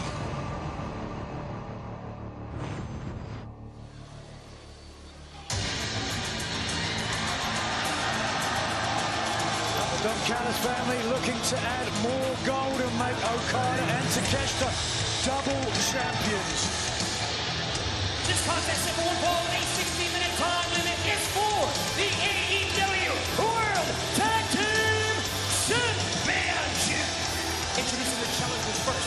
They accompanied by Don Callis from Osaka, Japan. Weight 232 pounds, he is the new IWGP World Heavyweight Champion, the Alpha Konosuke Takeshita. Last Monday in Tokyo, Excalibur, a win over Zack Sabre Jr. crowns Takeshita the new IWGP Heavyweight Champion and won that title opportunity by winning the G1 Climax in August. Don Callis couldn't have asked for much better of the birthday present. Takeshita said he would win the title for the Don Callis family, and he certainly backed up his words. The G1 Climax tournament, a grueling month-long tournament akin to AEW's Continental Classic, which most recently was won by this man, the greatest tournament wrestler alive. From Aichi, Japan, weighing 236 pounds, he is the AEW Unified Champion, the Rainmaker, Kazuchika Okada! A 7-time IWGP World Heavyweight Champion. Don Callis meeting him as well, walking both men down, not showing here any favoritism. I mean, Callis, as of late, Tony, I think we've seen him show a little more deference to Kazuchika Okada. Not just the greatest tournament wrestler alive, the greatest tournament wrestler of all time. A man who held the IWGP World Heavyweight Championship on 7 occasions, as you mentioned, a total of more than 2,000 days as champion across all 7 reigns. But that deference to Okada seems to have swung the pendulum back towards Takeshita after Takeshita won that IWGP World Championship at Ryugoku Sumo Hall this past Monday. Little stare down going on between members of the Callis family. I noticed that.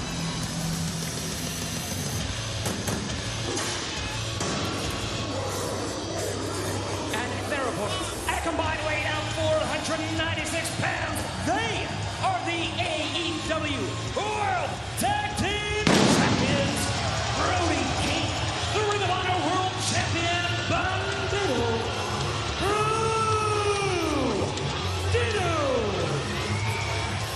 Nigel, just a few weeks ago, Bandito was defending his Ring of Honor World Championship against Hechicero of the Don Callis family in Arena, Mexico. In that night, Hechicero separated the shoulder, targeted the shoulder of Bandito, which played a pivotal role in the defeat by the AEW World Tag Team Champions in the hands of Takeshita and Okada. There can be no doubt about that. Bandito, though, the Ring of Honor World Champion, made no apologies for the loss. As Don Callis joined us here at the desk. Don, thus far, pretty good night for the family. Fantastic night for the family. Have you been able to patch up the problems between Okada and Takeshita yet? You know, as a non-athlete, I shouldn't be surprised that you don't understand the difference between problems and competitive spirit, Shivani. A lot of times competitive spirit is a problem. Well, we're going to find out. Sometimes it's that competitive nature that can form a better cohesion as both tag team partners try to one-up each other.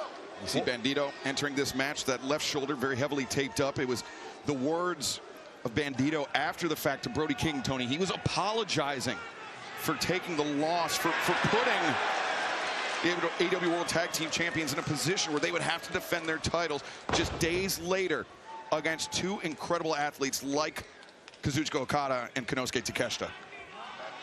And they are going to focus, as you know, on the shoulder. He went for the shoulder, pulled back. Clean break. How about that?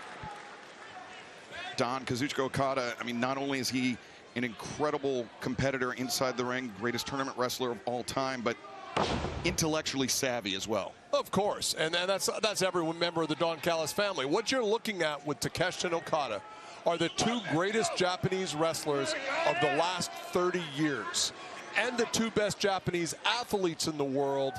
Distant third is the kid who plays for the Dodgers. Guy who had the greatest single game performance perhaps of all time. Not the greatest tournament wrestler of all time, though, is he? Right now it's Bandito, though, who's taking the fight, to the unified champion. Bandito, that able to control his body to turn things around on Kazuchika Okada. Okada, though, sidesteps the dropkick and the elbow. Brutal elbow. Right on the back, right between the shoulder blades on the back. We saw this past week on Dynamite how Mark Briscoe and Bandito beat members of the Callis family. But Don, you had the final word. I usually do, Nigel. There was a clone coming out and distracting the AEW World Tag Team Champions, and in came Okada and dropped both Brody King and Bandito. Bandito took to social media afterwards, declaring this is the beginning of a war. Bandito and Takeshita, these two men have shared the ring on numerous occasions, both inside and outside of AEW. And every time they have displayed an electric chemistry as the power, the speed of Bandito equaled by the larger athlete Takeshita. But there we see the Lucha Libre influence of Bandito able to take Takeshita down. And you can want to start a war all you want, but wars are won with numbers, and we've got them. The champions now punishing one half of the challengers. Bandito on the charge, drop kick to the side of the head. And to many people, this odd coupling, a clash of styles, if you will, between Brody King and Bandito is to many unexpected tag team champions here, but they've really found their groove as a team. They work well together. We've seen some tandem wrestling from them. Ooh, Takeshita goes down in a heap after a thunderous elbow strike. How about that, Don? Your man is flat. Well, look, Brody is a scary individual. 6'6", got to be 330, doesn't he? I mean, he's a heavy hitter, and he's athletic. Love to have him in the family. Oh, he just ate that elbow from from Okada for lunch, but Takeshita follows him up within corner with a hell of a kick. Reversal into the rope. Takeshita line leaves his feet, and now Brody's the one that goes down hard. Says so much about Takeshita, who was laid out about a minute ago to be able to get up and do a move like that. Not only that, in winning the IWGP title from Zack Sabre Jr., I can speak from personal experience. They're not going to get out of that ring in a short term. He had to really fight to take the title and to fly back to America after winning the title and compete at this level speaks volumes about the man. And you saw it. We showed it on television. That IWGP championship was my birthday gift, so I feel like it's my belt as well. Okada closing in the distance, the elbow in the corner. Okada seems to be bristling at some of the affection you've been showing to Takeshita lately, though, Don. Look, just don't try to stir it up. I mean, I've been in the business too long. I can tell a backstage stooge when I see one, Excalibur. And I'm looking at one right now that's wearing a mask. I thought you were looking at Shivani. No, he was calling, I think, it looks like a mask. Bandito. Maybe he should wear one. Now tag made again. Not very emphatic tags, though, Nigel.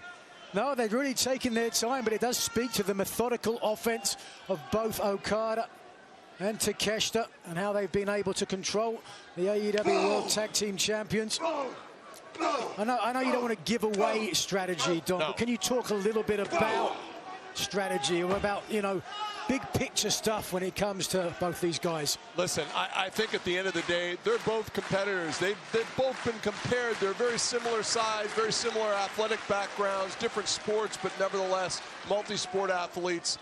They're always going to be competitors. But at the end of the day, they unite for a common purpose, which is to get these belts from Brodito.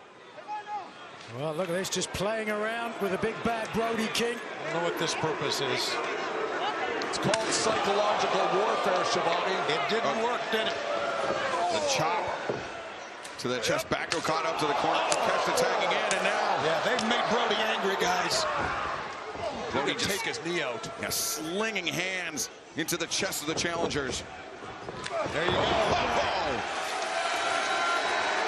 They woke a sleeping giant. Okada should not have fired this guy up, Don Callis. Well, we'll see. There you go. Takeshita sent out to the floor. Bandera, no, instead Okada booms in towards center, and a big-time lariat from Brody King. It's like getting hit with a telephone pole.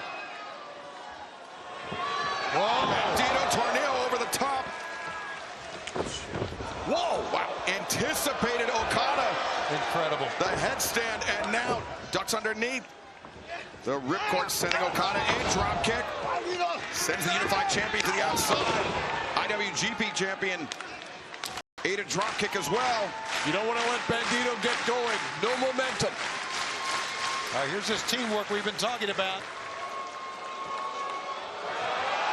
Incredible risk by Bandito, and it pays off.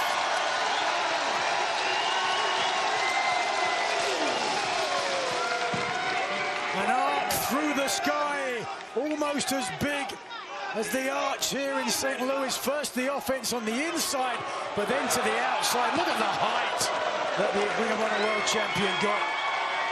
And now Bandito taking Takeshita. Ribs first into the barricade near the timekeeper's table. I think fans will remember this summer, these two men fought for the Ring of Honor World title at Super Card of Honor. And it was considered maybe the greatest match of the year. 5-star match. Well, it's incredible. Right now, Bandito and Brody King have both of the challengers set up opposite sides of the ring. As Bandito launches off, throws his body into Okada, who seemed none too pleased by it, and now. Oh! Did you see how that barricade broke in half due to the impact? And Bandito Giving some love to a young fan in one of those Bandito masks. Sickening. And the chant of Brodito. They've certainly garnered a following here in AEW as the unlikely tag team champions. Here it comes. Brody lariat. He's running downhill with that one, and now the teamwork from the champions. But what a splash. The emphasis. Oh, come on. Being delivered. Wait a minute. This isn't the time for this. Look at these fans.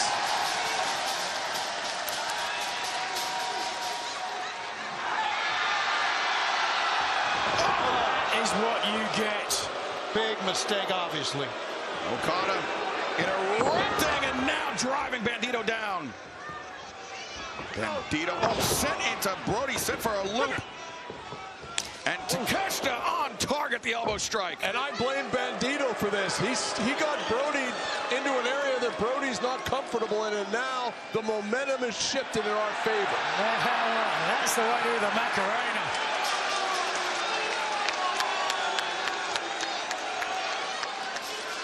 Don, as much as I hate to say it, it is hard to disagree with you on that assessment. Me and Okada and Takeshita might all be doing the Macarena later with those belts. On the shoulder, guys. Here we go. And a visible expression of pain from Bandito as soon as the point of that elbow came down on an injured shoulder, Nigel. Well, that's the risk that you make. I mean, there's no secret about the damage to the shoulder we talked about from the match with Hechicero, the master of Yava. Pulled that shoulder out of the joint. But by putting the kinesio tape on it, it's a bullseye for anybody who faces you in the ring. But without it, well, you're going to have a weakened shoulder as well. So damned if you do, you're damned if you don't. Takeshita standing on the spine of one half of the AEW World Tag Team Champions. Brody King trying to clear the cobwebs, get back up on the corner to potentially provide his partner some relief, Tony. Yeah, but there's no relief from a hammerlock on the shoulder like that, man. Oh, in the top turnbuckle. And this is normally, Shivani, where you chastise us for going after an injured joint, but I will remind you we are in the professional wrestling business. Don, why would you go after an injured joint? Because that's the business we're in. Everybody knows when they sign up for a match, potential risks involved. Bandito, as much as anybody who's suffered plenty of injuries in his own career, a wrist injury that almost ended it. When you wrestle the style Bandito wrestles, you are leaving yourself open to injuries, and that is just a fact of life for him. Okada dragging Bandito to the outside. Once again, hammerlocking that left shoulder and sending Bandito into the ring post. Bandito cannot take much of this. Not at all. And I think it is looking bleak for the champions at this point. Brody King getting very frustrated. You can understand his frustration, but in doing so, he's drawing the official towards him, which gives Okada and Takeshita the opportunity to do something behind the official's back. Oh! Guy that size. Amazing. Beautiful Things rolling like that. senton by the Rainmaker, the unified champion, Kazuchika Okada. Look how calm and poised both Okada and Takeshita are. Well, this is exactly to type. This is how we planned this. Isolate Bandito, go after the shoulder, and that's exactly what we're doing right now. With a tight hammerlock. Kidding. And Takeshita doing a good job, Nigel, of putting his body weight over Bandito, so it makes it even that much tougher for Bandito to make the call to the break. That's right, adding his body weight, more leverage on the fulcrum. And the ropes there. Oh, one last thing. Desperation, cowardly move, in my view, by Bandito grabbing that rope. I don't think there was any other way that Bandito was going to get out of the hold. Simple hammerlock, but with the damage, you know, I could see a tap, could see a submission. Look out. Takeshita just slinging Brody into the barricade as Okada appears to be setting Bandito up for that elbow drop off the corner. What an athlete Okada is. Ichiban moving instead. Takeshita coming in with a senton.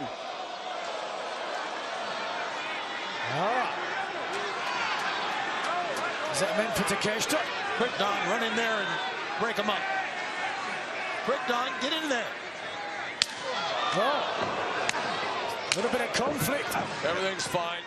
Boy. Momentary disagreement between the challengers. Open the door for Bandito. Hanging out. Oh, pump kick side of the head. Bandito reaching for the corner. Brody King not up there to make the tag. Brody's still suffering from what Takeshita did to him. Oh, Bandito. Oh, got caught. Whoa. Bring in the big guy. Okada was looking for Bandito up high. Instead, he went low, and now the fresh man into the battle. Duck underneath, and this is absolutely suplex. Disastrous for Okada and Takeshita. Takeshita, though, gouging the eyes, charging in.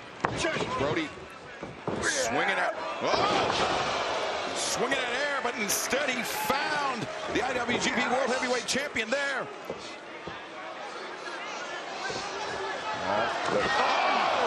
Challengers! It's like a car wreck. Sandwiched in the corner. The King's not done yet. He likes the cannonball in the corner, and I think we're about to see it. Brody King. Ball! Horrifying. Drags Okada out. Hooks the far leg. And Okada fired that right shoulder up off the mat. Absolutely. Was able to sneak that right shoulder up with a lot of fervor. It'll take a lot more than that to pin the unified champion. But that's exactly what Brody King is going to try to do. Horrible. Right in the throat with that chop from Brody. King, such an imposing opponent. Heavily tattooed or sparingly skinned might be more apt.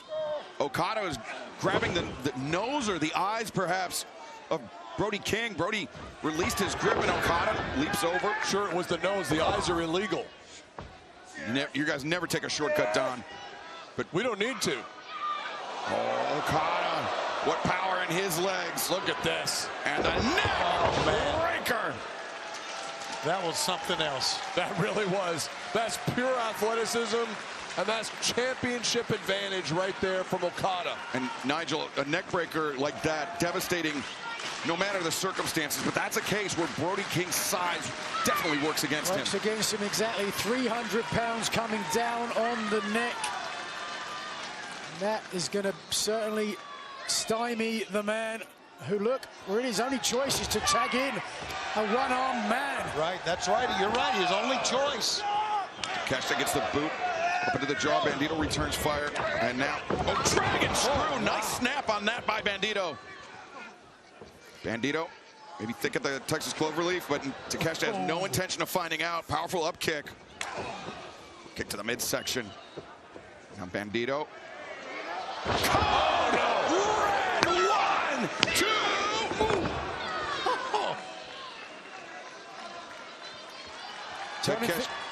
Tony thinks back round in his favor. The Ring of Honor World Champion has got to be quick, because with a damaged shoulder, it's only a matter of time before it gets hurt. Ooh, and I believe that time is now. Wait a second. What was that? Huge back fist from Bandito. Took the IWGP World Heavyweight Champion off his feet. Look where Takeshita is. Oh, yeah, here it comes. The 20. Oh, no. Takeshita maybe baited him in. Big trouble here for Bandito. As Takeshita has Bandito. Oh, no, Bandito slips his arms free. But, how did he do that? Bandito landed on his feet, but Okada was prepared with the drop kick. Brody. The backdrop driver, but the power drive knee. Whoa. Thrust kick. Reverse! Hurricane Rana, but... Oh, my God, look at this! Takeshita delivers one of his own! Love Takeshita. Oh! He missed with the lariat, but he adapted the cannonball. But his momentum carried him out into a Blue Thunder Bomb! What a Blue Thunder Bomb. Took everything out of Takeshita to get the big... Oh, a shooting star press! 1, 2, Hell of a match. The AEW World Tag Team titles hanging in the balance. Take a look at this. Amazing. Brody King missed one, hit the second, and then the Ring of Honor World Champion stuck the landing, but you can see nothing on the shoulders, and that is the reason why Takeshita came back into this fight. Don Callis just dropped the headset. He's going to the ring. Okay, checking on Okada. It's okay. Nothing illegal with that, boys. How's he seem, Don? I was just a little concerned about his neck. He's giving me the thumbs up, though. I think he's all right. All right, fantastic. How's your man in the ring doing, okay? Didn't check on him? He's the IWGP champion, Shivani. That's what you need to worry about. Right now, look at this. Whoa. Yeah, that shoulder's given out. Oh, wow. Can't mount any offense. Rip it off. Come on, Takeshita, rip it off. And apparently it's what he's going to try to do here, Don. I meant the arm, not the tape. No, I knew what you meant. Now Takeshita hammering that elbow down on the injured shoulder of Bandito. Tearing off the kinesio tape and continuing to... Oh, every time he yanks on that arm, it grows closer and closer to a full separation. Just send shockwaves all the way down your body when someone does that to you with a compromised shoulder. Yeah, it's not pretty, it's not fancy, but it is effective. If you are Bandito, it's the last thing you want. Bandito pops up. Oh, God, 1, 2, no! Wow. Oh, no! What an explosion that was. Beautiful. Takeshita, great timing, great anticipation. Takeshita has been wanted to get in the ring with the Ring of Honor World Champion again ever since Supercard of Honor and that classic matchup. This is his opportunity. Oh, now dropping the knee pad. The Wagamama. That unruly knee strike from the... Oh, my God. History repeats itself. He's the fresh man. This was good strategy. Took away the opportunity from Takeshita. And will we see history repeat itself again? Cazador will throw star. Wow. Takeshita stepping to the outside rather than helping his tag team partner. It looked as if Takeshita was finally getting his revenge, and then... Oh, Bandera sends Takeshita to the outside, high boot into the jaw of Okada. Brody, hold on. He's got the alpha in his grip. Why is this allowed? Because your man entered the ring illegally, Don. As Bandito. Look at that. Over. Jeez. Brody King. These guys are impressive. I'll give them that. Yes, sir. Any revenge Takeshita wanted, wiped out right there. Oh, wait a second. Brody. What's he calling for there? He was telling Bandito to keep fighting, don't give up. Oh. And the champions now sending the Rainmaker across the ring. The great teams are made of fighting together, not giving up. Well, it's late in the game, and that could be a big factor in who wins this match. Oh, things about to go back to worse. Oh, no, for no. Okada. 1, 2, no, Takeshita there to break up the pin. Great teamwork by my guys. Exactly, I agree with that one. Takeshita not allowing any conflict between him and the unified champion to get in the way of Don Callis' family business. After that impact, you would have to think that was going to be a 3 count were it not for Takeshita. Now tag made, Bandito legal for his side. Entering the ring with the unified champion, the Rainmaker. Oh. But Okada showing his quality, his resilience. One boot up, then two. Bandito charges in. Okada's got him. He does. Oh, had him. Okada was thinking that drop kick, perhaps, Nigel. But instead, Bandito, I thought, was going to get the offense. But again, Takeshita has really earned his pay here tonight, Don. Win, lose, or draw. Great right hand. Great strategy by Takeshita coming in. As now Brody carrying the IWGP World Heavyweight Champion on his shoulder. Takeshita hammering down. Slips free. Oh, no. Great move by Takeshita. Can he get the big man up? Oh, my God. He can. Oh, my goodness.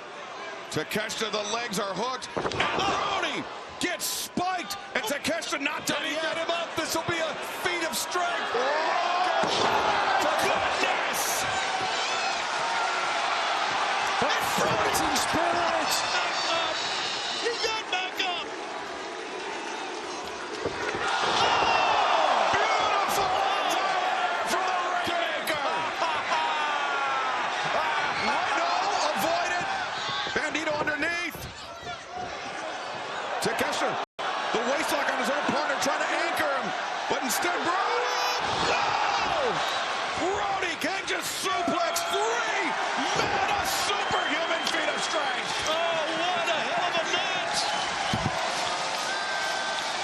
Callis at the ring. St. Louis has come alive.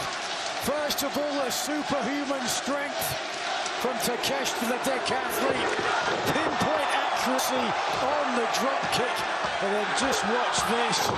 Three human beings, well over 200 pounds each, suplex, and it took everything in the body of Brody King to do it. If you have ever wondered where you can find the very best tag team wrestling in the world, it is inside the rings of All Elite Wrestling. This is absolutely incredible. I agree. This is what AEW is all about, Excalibur. Brody to the ropes. Oh, the drop kick knee. Combination from the challengers. That's it for Brody. I don't think much better fate lies in wait for Bandito. Bandito being ping-ponged back and forth by Okada and Takeshita. And now Takeshita waiting, lining up. Bandito, no. Bandito slips free, ducks underneath. High boot to the jaw. Takeshita thrust kick. Or excuse me, Okada. Takeshita eats the thrust kick. God, look at Bandito fight two men off here.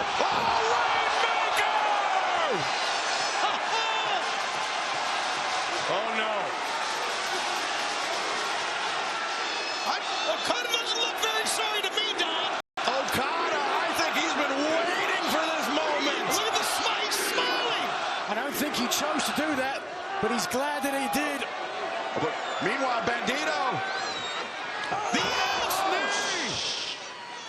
Flush in the face. With one. To get outside. He did that with one good hand, my God. And now the 21. Oh, couldn't get him. Gave way. The shoulder. Oh, yeah, the shoulder gave way, you're right. Forget about a 21 plex. Rainmaker, no, Brody. There to intercept. Oh! Bandito, never stop fighting. Let's go. Brody once again. Never stop fighting. The words of encouragement as Brody the elbow suicida. Bandito the 20. One arm plex. One arm. Damn it. Area winners and still AEW World Tag Team Champions. Can you believe Okada gets pinned? Bandito has just pinned the unified champion. Don Callis is furious. The one-armed bandit, Bandito, earning the victory, defending the AEW World Tag Team Championship for his team tonight. Look at that. Little Bandito in the ring with him. Bandito-cito, I believe. That's the way to say it. Unbelievable match. Absolutely. An incredible tag team match. And as you mentioned, the AEW Unified Champion, Kazuchika Okada, was just pinned by one half of the AEW World Tag Team Champions here tonight. It's an amazing story. But look at that look on the face of Takeshita. I guarantee you he saw the smile on the face of Okada. There is much more meat on this bone, boys. Bandito, Brody King remain AEW World Tag Team Champions in the face of incredible competition. Oh, but wait a second. Now is the time you can dance. Hey, Macarena. Tony, sit down. Oh, man, seeing Brody swivel the hips like that. Total opposite of Okada and Takeshita. What a victory for the champions, but right now, our colleague, the remarkable Renee Paquette, is standing by. That was an insane tag team match. It has been such an incredible Wrestle Dream thus far. One woman who's having perhaps a less than stellar night, Toni Storm, an unfortunate loss tonight against Chris Statlander. You were definitively not the better woman tonight. Where do you go from here?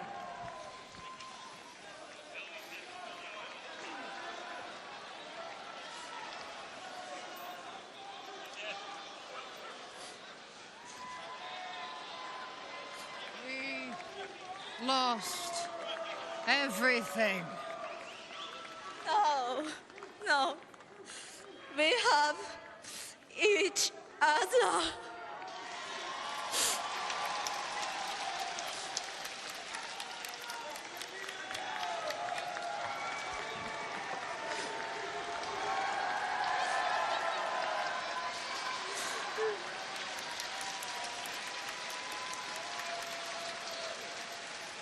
Well, Toni Storm, Mina Shirakawa consoling one another after their respective losses earlier tonight, but right now comes the AEW Men's World Championship match. Samoa Joe challenges Hangman Adam Page next at Wrestle Dream. Without you guys, I would have never been able to win this world championship. AEW World Trios Champions having the back of Hangman Adam Page. Some people say this is a misunderstanding. I have never been as confused as I was when you lost your composure with me. You never beat me. That's what this is about. The world championship. Samoa Joe is angry. Embarrassed. And now looking for a place to direct his anger. I gave him this opportunity because I owe it to him. You have been distracted from what's important. Everything this man has said is absolutely true. I was so bloodlusted with going after the Death Riders, I forgot that the prime target is the man that calls himself a champion. Are you a fighting champion, or are you just an opportunistic one? You will never be greater than me. The proof of who I am does not stand in your opinion of me. It stands when the bell rings. I am promising you what I'm going to do. At Wrestle Dream, Samoa Joe. I am going to beat, break, and torture you. I hope you know that I'm going to choke you unconscious. am the champion and take your belts of the world.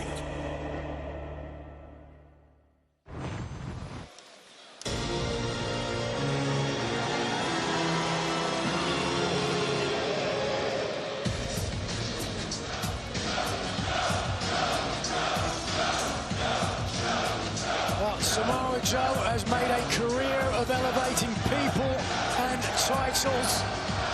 As Ring of Honor champion, he took the title and brand to a worldwide recognized, respectable level. And for Joe being champion, it's about authenticity and credibility, and he feels his place is where Adam Page is. And Tony, Samoa Joe, he did the rounds with the media this week. He feels that he does not get the respect for the plaudits that Nigel mentioned. Well, see, he's told CBS Sports about the championship that it's the standard bearer of the industry. We all agree in that. The very best the world has to offer. He said, it feels great, still headlining pay-per-views. He told Forbes that. And he said he thinks the fans are clamoring for another Samoa Joe title reign. That's what he told Forbes magazine. But a fair share of the crowd behind him, Tony. I don't know.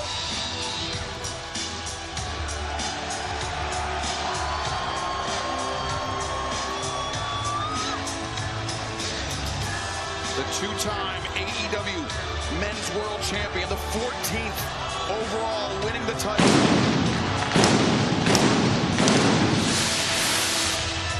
99 days ago at All In Texas, a highly emotional scene.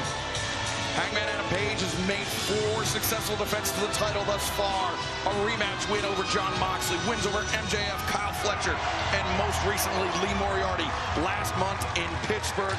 But now, perhaps his biggest test yet, the former champion Samoa Joe. That's right, because he's facing the man, as Joe said, you've never beaten me. Well, to make this championship match official, let's head down to the ring. And our colleague, the Dapper Yapper, Justin Roberts. Ladies and gentlemen, St. Louis, Missouri.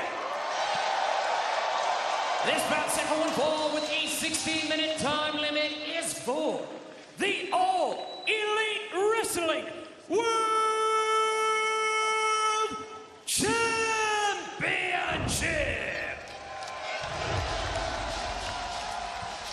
Introducing the challenger. He is a former Ring of Honor World Champion, World Television Champion, and Pure Champion. He is a 2-time TNT Champion, a former AEW World Champion, and 1/3 of your reigning AEW World Trios Champions from Huntington Beach, California, weighing 310 pounds.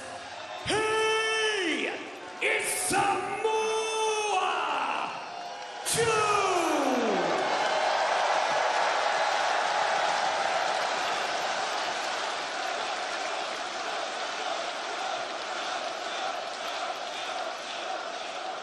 And his opponent, from Aarons Creek, Virginia, weighing 229 pounds, he is a 2-time Ring of Honor World 6-Man Tag Team Champion, a former AEW World Tag Team Champion, the winner of the 2025 Owen Hart Foundation Tournament, and for the 2nd time in his career, he is your reigning and defending All Elite Wrestling World Champion, Hangman Adam Page.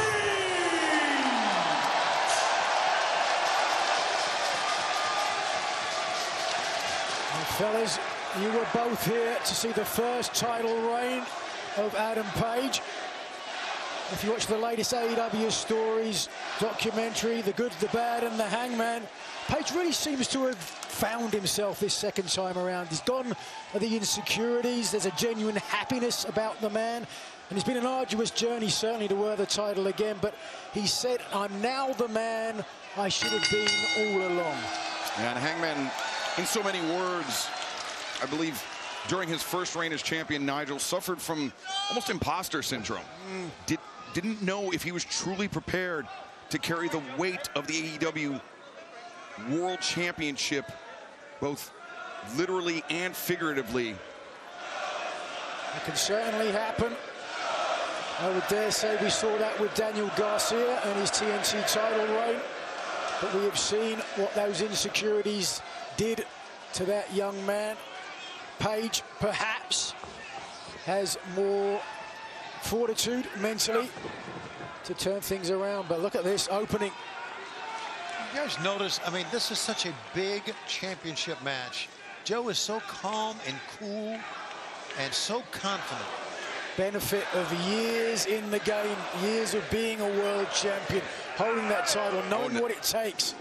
Nice move there by Hangman Adam Page, weaving underneath Joe. And Joe, oftentimes, Nigel, has that left elbow heavily taped up. It is a nagging injury that has plagued Joe throughout his career, and that is not a fact lost on our AEW World Champion, Hangman Page. Could become a factor as this match continues. Certainly the match we just saw with Bandito's shoulder was certainly a factor in that matchup, as, again, the champion trying perhaps to get towards the bandaged elbow.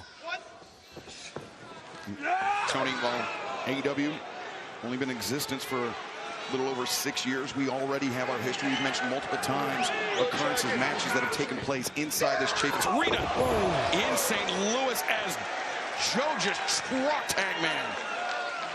Yeah, Joe really doesn't have a good memory, does he?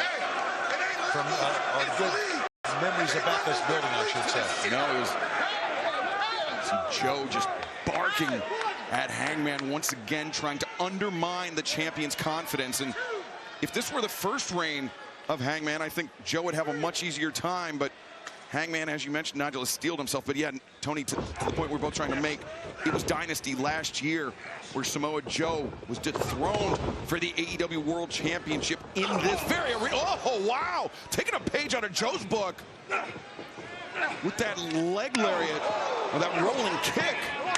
Wow. Really laying it on into the former AEW World Champion. Is Joe looking to follow up here?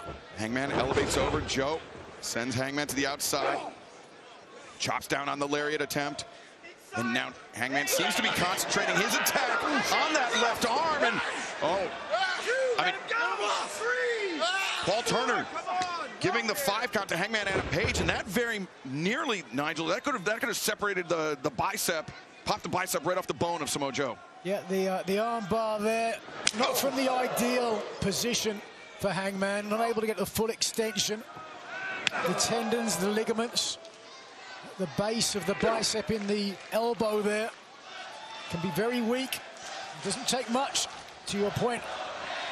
Not that rolling barrel kick. Champion had it scouted. Drop kick, cover in the ropes. And Hangman moving with urgency, but not really thinking about the ring positioning. Perhaps that's a sign of frustration here. Perhaps there is something to that imposter syndrome still there. I don't know. This is a very different Adam Page than the first man who wore the title. You noticed Hangman trying to work out the kinks in that neck and shoulder. That is, speaking of nagging injuries. And, Joe just wiped him out the back elbow. One thing, the Hangman realized who he's fighting here.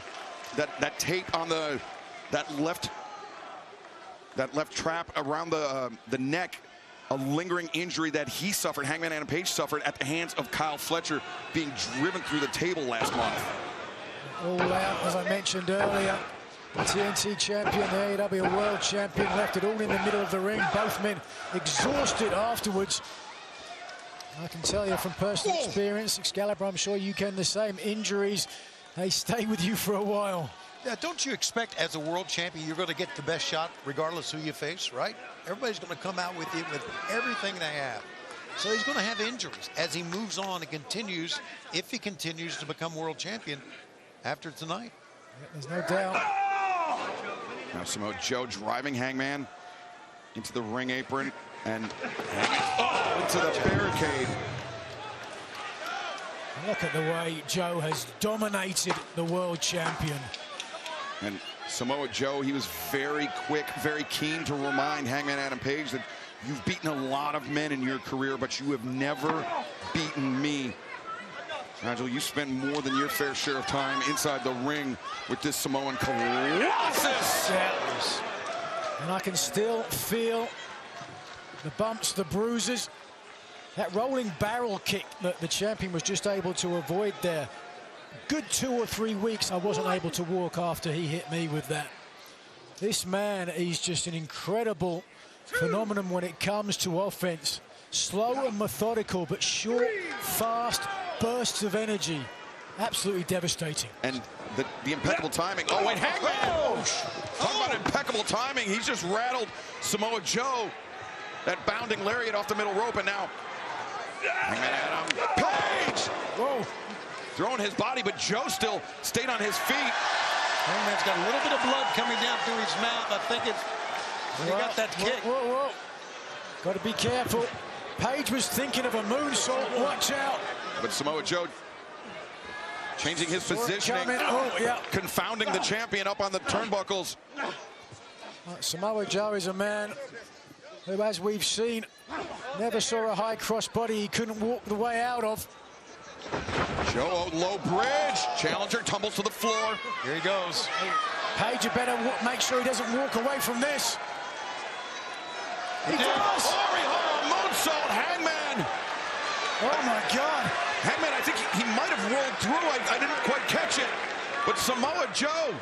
Oh, my God. Shotgun drop kick, and that caught Joe flush in the ribs, Nigel. Yeah, I think the camera angle, I'm not sure if we can get it from a different angle, but I think once that the champion committed to the moonsault, he saw that Joe had moved, and he was able to adjust mid-flight and land on his feet. Either way, it gave him this opportunity with a missile drop kick, taking down the challenger. And then, Tony, I thought it caught Joe flush on the ribs, but it actually caught Joe on the elbow in the ribs, that taped up elbow. Absolutely. So the pinpoint was great. Once again, as we heard earlier tonight, both of these combatants loved by the fans. Some are chanting Joe's name, some are chanting Hangman. Oh, the STO in the corner, though. Split down the middle. We got to look, Nigel, at the trickle of blood from the mouth of Hangman Adam Page. It is very, very likely that he is bit through his tongue because of that barrel kick. Yeah, running right into a buzzsaw there. Now, wash of the face. Yeah, Joe's going to take advantage of that, like right now. Joe, harkening back to the early days of his career, spent competing in Japan. Shinjiro Otani, the Japanese legend, a mentor to Samoa Joe, popularized those boot scrapes in the corner as they're just lying in wait. STO, perfect execution as always. And Joe, who, to your point, Excalibur, is certainly, you can see stylistic similarities to Hashimoto. Shinya Hashimoto, the late, great Japanese legend, part of the Three Musketeers alongside Masahiro Chono. Oh, kitchen sink. And Keiji Muto. Shinya Hashimoto, Nigel, to your point, a former sumo wrestler turned pro wrestler and somebody that Samoa Joe drew a lot of inspiration from. Hashimoto was known as one of the most brutal purveyors of violence in the Japanese game. And look at how the face of Hangman Adam Page is being compressed in the powerful arms. Contorted the mouth. Hangman trying to call the fans to help him out, but there's a lot of Joe fans here as well, as we mentioned. Joe, Manhattan drop on the move. Comes in the high boot. Connects with the face, and now Joe. There we see the explosion of speed that you alluded to earlier, Nigel. Hit. The senton, the cover. No. A bit of a lackadaisical cover in the sense that he hooked the leg but didn't pull it far enough across the shoulders. Yeah, he thought it was over. He had a real big smile on his face. I don't know if he thought it was over. I think maybe more it was the psychological test for Hangman Adam Page. Joe landed on him with the senton. It's like, if you think you're champion, Hangman, kick out of this one. Yeah, I think Joe knew it wasn't over, but wanted to make a statement, perhaps, with the way he covered him. And realized, so you can say that to your opponent, you can say that, and they'll feel that. Like, this guy thinks he's got the beating of me.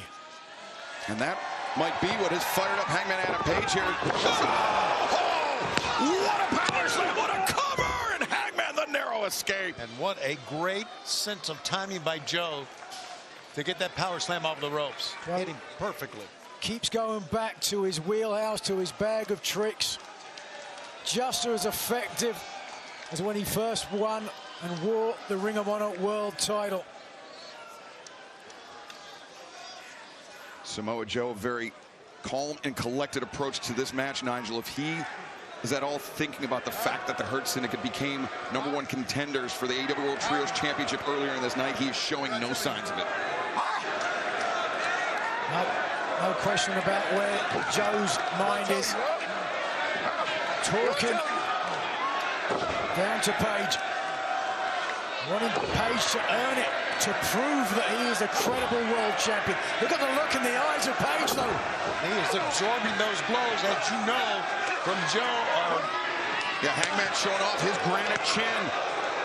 Absorbing the contact now, exchanging fire, center of the ring. Chop for chop, champion and challenger. Challenger, though, is not reeling from those chops. Well, there he goes.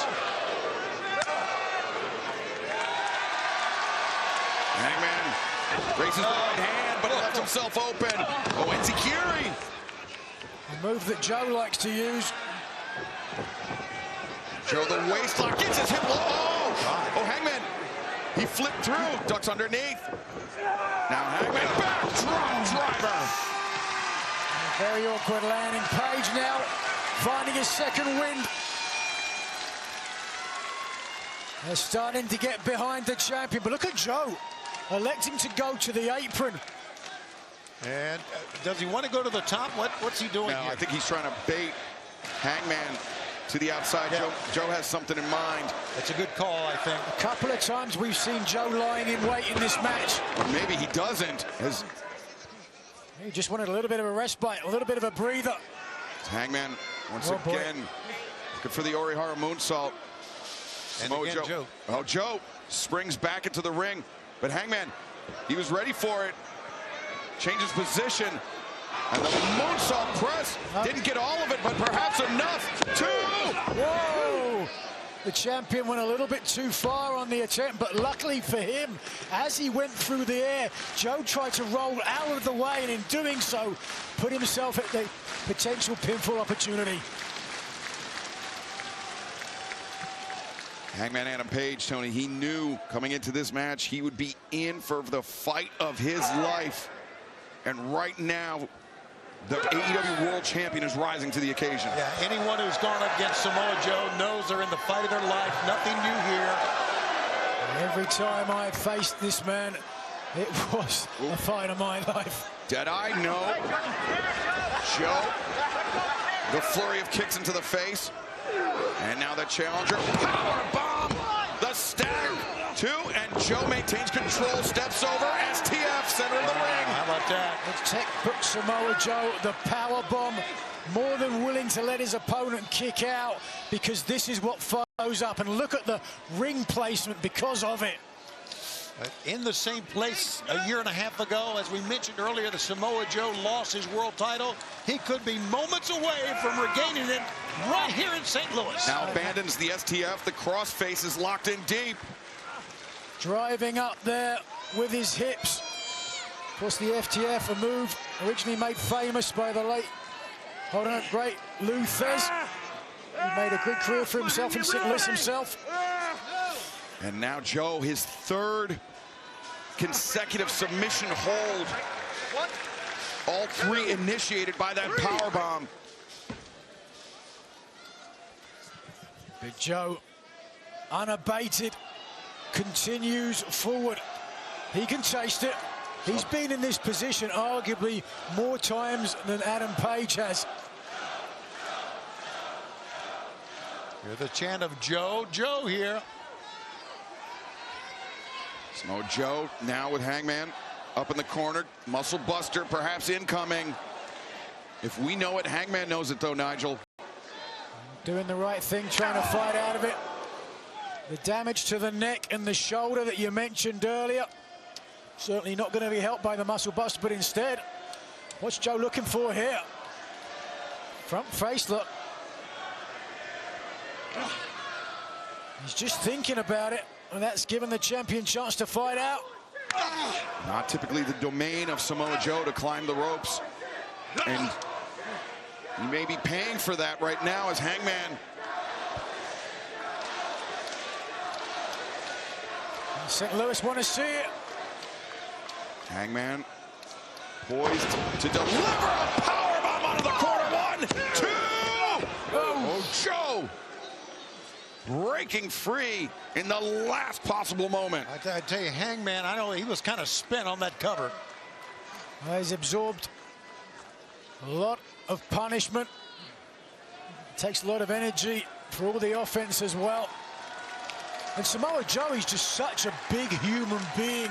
You can see the way that the champion gingerly set up the sunset powerbomb there. He did not want to slip on the way through and have Samoa Joe land on top of him.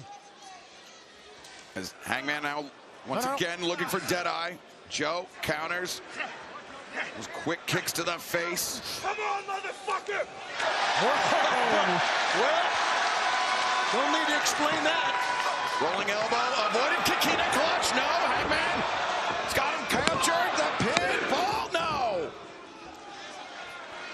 A spark of life in Adam Page.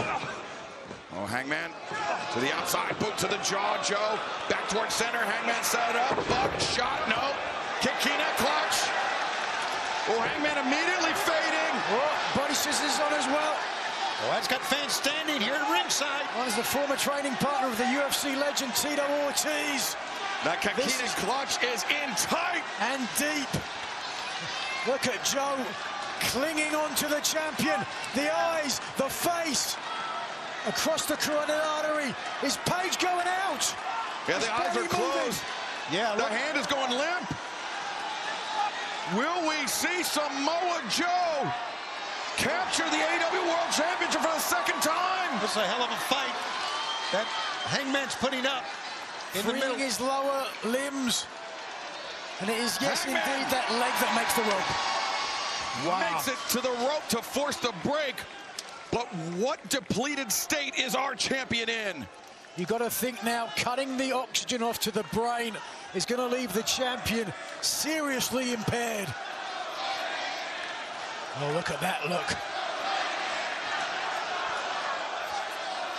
The eyes of a demon. A man who perhaps can feel the AEW World title coming back to him. Hangman Adam Page, since winning the AEW World Championship earlier this summer, he has not backed down from any challenger. Samoa Joe hoists him up. Muscle buster, no. Hangman finds his feet. Hangman. Down. Covering. 1, 2. Oh, Joe. 2.999 ad infinitum kicking out. I thought for sure it was a 3. And Joe desperately getting back to his feet. Just look at this. The head, but shot. Joe stays on his feet, but he may be out. That's Hangman. A second buckshot, Joe. It won't go down. 3 buckshot lariats. 1, 2, 3. Wow. Holy hell. And still, All Elite Wrestling World Champion Hangman Adam Page. What a fight. Samoa Joe said, "You've never beaten me." He has now. He called Page a pretender, a fraud. Page repends the title and is no fraud. Samoa Joe, the measuring stick by which all champions are compared. Let's take a look at how he did it. It took 3 times, and this, the charm, shaking down the big Samoan. And finally, Adam Page has exorcised the ghost of Samoa Joe. Hangman Adam Page, not 1 ounce of back down, of quit in this cowboy. Hangman Adam Page defeats Samoa Joe. What a run he's on, man. To remain AEW Men's World Champion.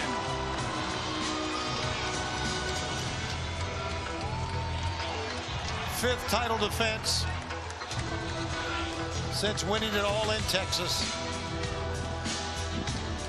And now, Powerhouse Hobbs, Katsuyori Shibata, Samoa Joe's fellows in the AEW World Trios Championship, out to support their fallen brethren.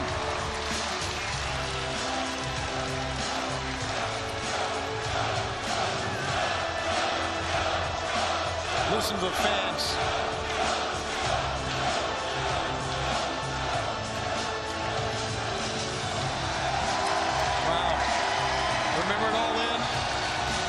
happened to him. Samoa Joe, the Ops, assisting Hangman Adam Page, defeating John Moxley and the Death Riders. What a battle, Mike. I love seeing this, man. This is what... Yes, sir, brother. A tremendous show of respect and the seal of approval for Hangman Adam Page. Like, oh, no! Oh, my God! What are we witnessing? He did not earn the respect of Joe. He earned a beating by Joe. I can't believe that Katsuyori Shibata, Powerhouse Hobbs, would be a part of this.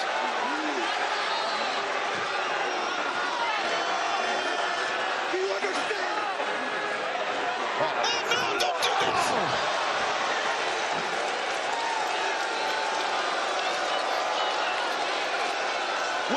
Was this the Ops break in case of emergency? I guess it was. The fans were showing Joe respect and love, chanting his freaking name. They're not done yet. Oh, no. Hobbs and Shibata, they got Hangman up on the corner. Well, Joe said it best. Forget cowboy shit. You're in deep shit. Oh, no! This is absolutely insane. At one time they were chanting his name. They're chanting something else right now. Nigel, that muscle buster. Dangerous under the best of circumstances. Disastrous on that AEW World Championship title belt. That Joe knows only too well. Look at the champion. And we talked about the injury Joe suffered at the hands of Kyle Fletcher. And now, the neck targeted. You know, it could be that this arena has set off Samoa Joe a year and a half ago, right? Two of the biggest losses in Samoa Joe's career coming here in St. Louis, Tony. It may have pushed Joe past the brink. Our medical team springing into action. And, well, I never thought we would see that type of behavior out of Hobbs, out of Shibata. That's Shibata, my gosh. And everybody's got a breaking point. As you mentioned, the history here in St. Louis for Samoa Joe. He just snapped. And Hangman Adam Page being attended to by our ringside physicians. And scary moment here for the champion. We mentioned the damage done to his neck, not only in the weeks and months building up to this match, but you know, all that Hangman endured throughout this match at the hands of Samoa Joe. Yeah, it was an incredible match, and Hangman thought he was having to prove to Joe and to everybody else that he was a credible and authentic world champion, but did not realize that this was going to be his reward for doing it. Well, and you know, Tony, I think Hangman Adam Page, he proved to the world that he was more than an equal to Samoa Joe here tonight, that he could defend his title against a former AEW World Champion, but no one, let alone Hangman, was prepared for what Joe and the Ops were going to do after the bell. Joe just showed a lot of heart, a lot of determination, taking 3 of the buckshot lariats before he went down, and we thought, man, what a great challenger. He'll get another title shot soon, we're sure, but my God, look what happened after that. Had you fooled? Fans, we have to shift gears here.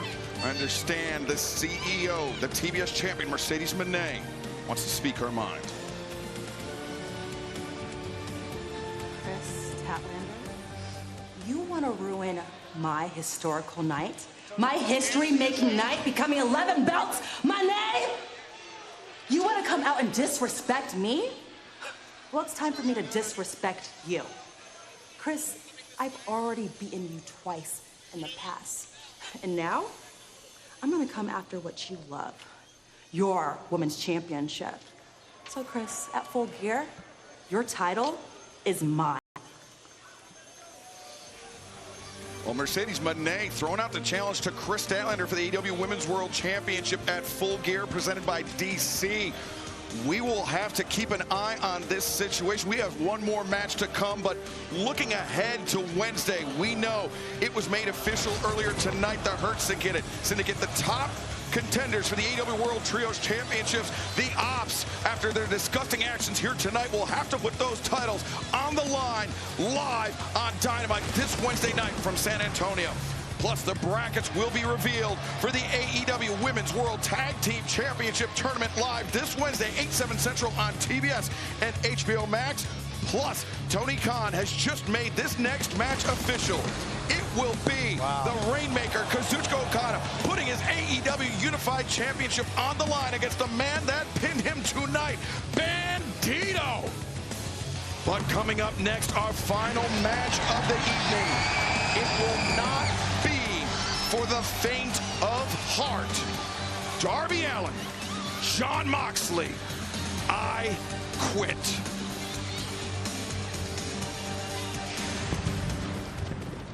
This I Quit match between Moxley and Darby Allin, I'm scared at what these two men are going to do to each other.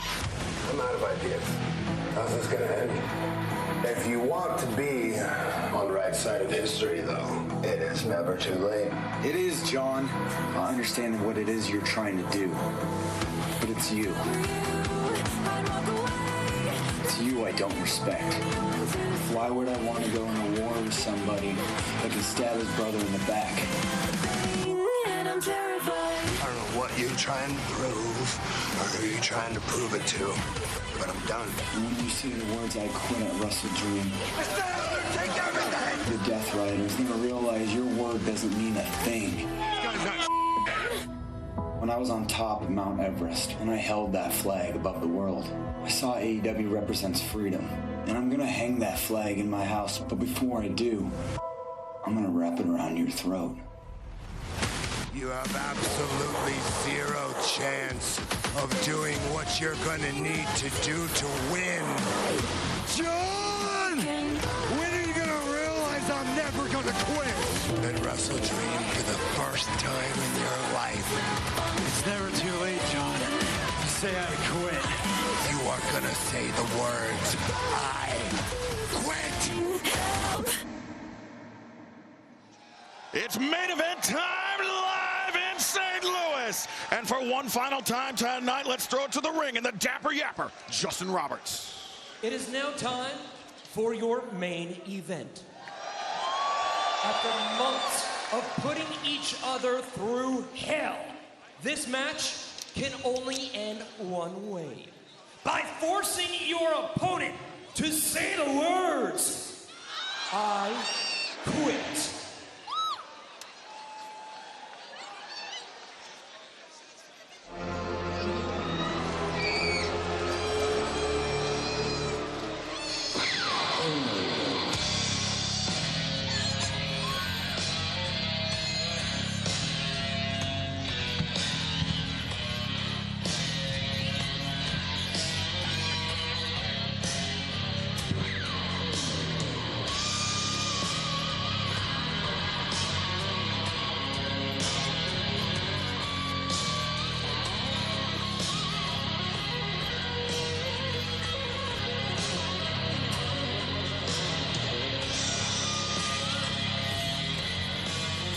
Introducing the participants first, being accompanied by Marina Shafir from Cincinnati, Ohio, weighing 231 pounds,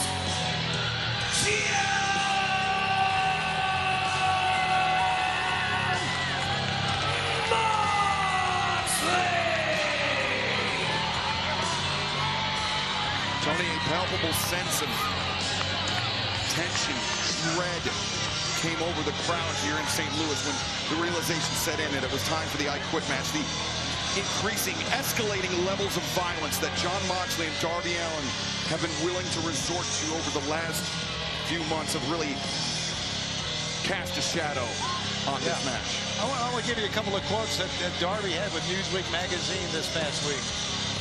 Number one, there's been so much crazy stuff that's gone on the last 6 years, but wrestledream is going to get insane. We expect that. He said, this is Darby Allin. What's completely normal to me, I guess, is crazy to everyone else. So I think something like this is pretty normal to Darby Allin. Well, insanity doesn't just run in his family, it positively gallops. Certainly Same thing true for John Moxley, who grew up the tough streets of Cincinnati. Vicious man with no compunction, who has vowed to smash in Darby Allin's face. Now, WrestleDream, a bit of a misnomer for Moxley and Allen, because forever loses whoever suffers the most ignominious defeat, forced to say I quit after enduring the unimaginable punishment it takes to do so. They're going to have nightmares for the rest of their lives.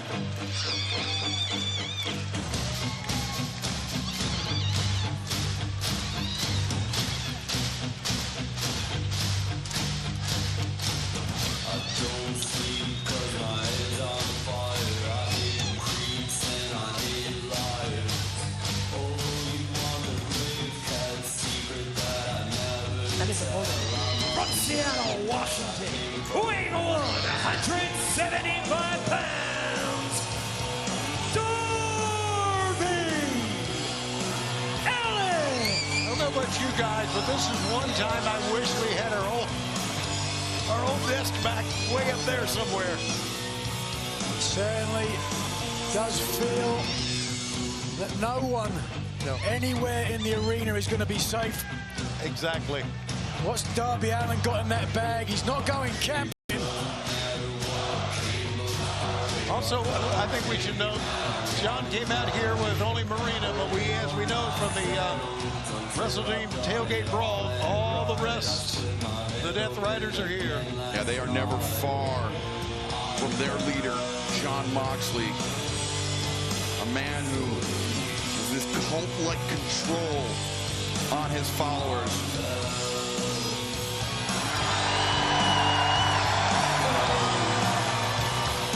But Darby Allin,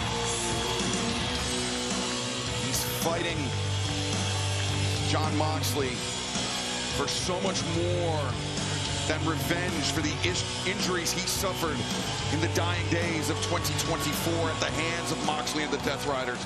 He is fighting for what Jon Moxley did to AEW as AEW World Champion in Moxley's 4th reign. He is fighting for how Jon Moxley ended the career of Bryan Danielson. He is fighting for every injustice Jon Moxley has done in the last year. There's been plenty. Allen said to Moxley, if you want to burn AEW to the ground, don't be surprised when I pull you into the fire.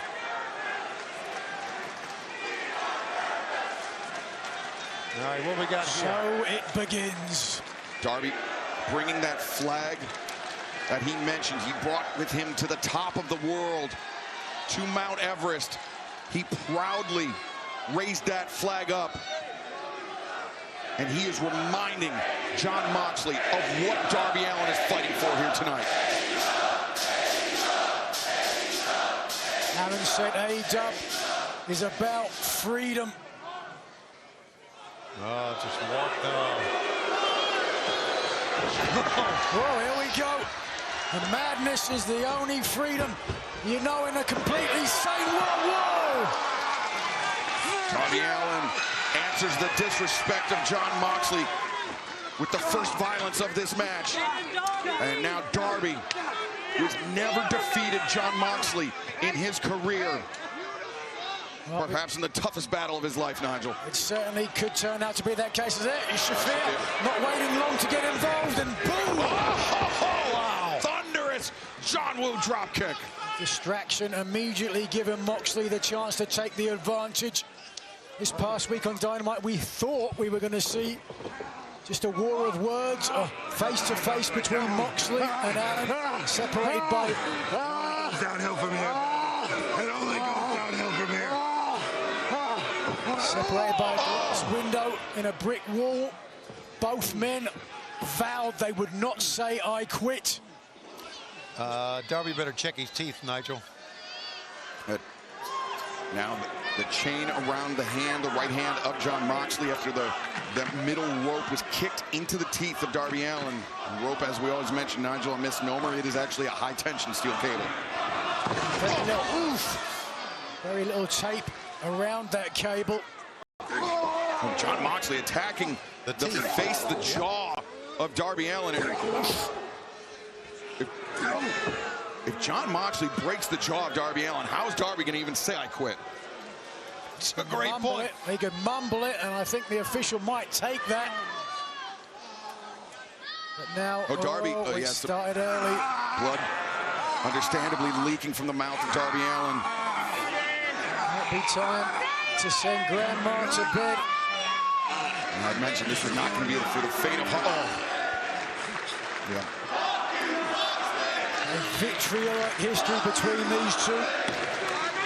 Darby Allin, who took the lead on a number of occasions. Oh, look at this. They're firing up Moxley here. That's the thing. Despite everything that John Moxley has done, at his core, he believes he's doing it for the right reasons. Right, yes. It's a great point. It was Moxley that said, nobody has more love. Oh, no. Nobody has more love for Darby Allin than I do. And his ear is bloodied. I tried to help him. It's not my fault. Said I tried to help him, so it's my fault.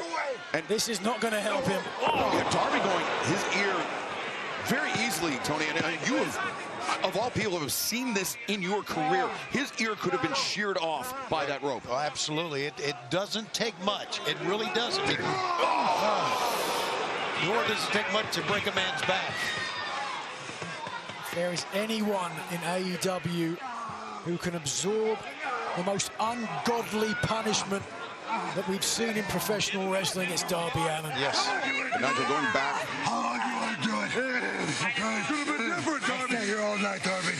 As long as it takes, okay? How far you willing to go? How far you willing to go?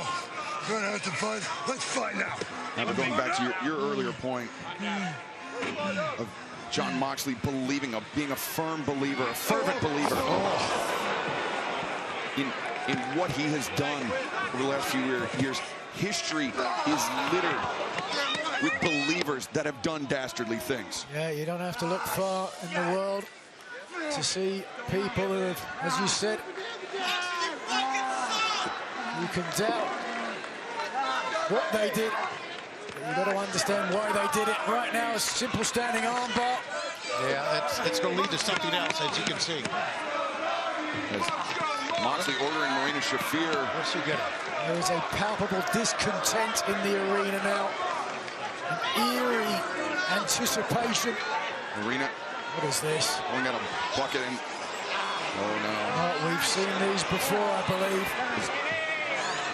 Oh, the skewers. Oh, don't do this. This is... They're pulling one free and keeping the rest in his back pocket, quite literally. He's going to stick it on the freaking fingernails. No, hell no. Look away, please. Oh, no.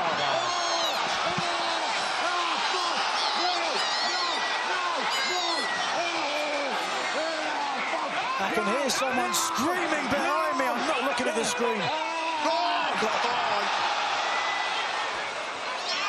I made the mistake of looking at... Oh, God. John Moxley is torturing Darby Allin. Not even asking Darby Allin if he wants to quit. Oh, my God. What the hell is wrong with these people? I'm not talking about the fat, I'm talking about Darby is checking to see if his fingernail is still on his hand. Oh, my God. But what does it say about a man that reached the summit of Mount Everest, and when he came back down, he'd have to endure even worse punishment?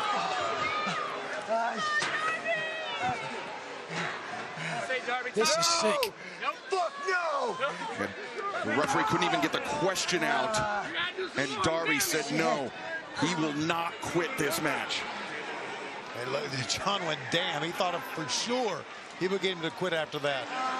That picture says it all. Shock Dismay, and we are just getting started. Oh, Darby leaps over. Oh my God. And now Darby launches, drop kick. Moxley sent reeling.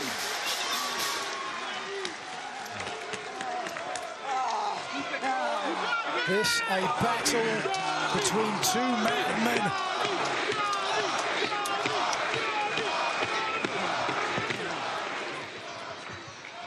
Darby and Moxley back into the ring.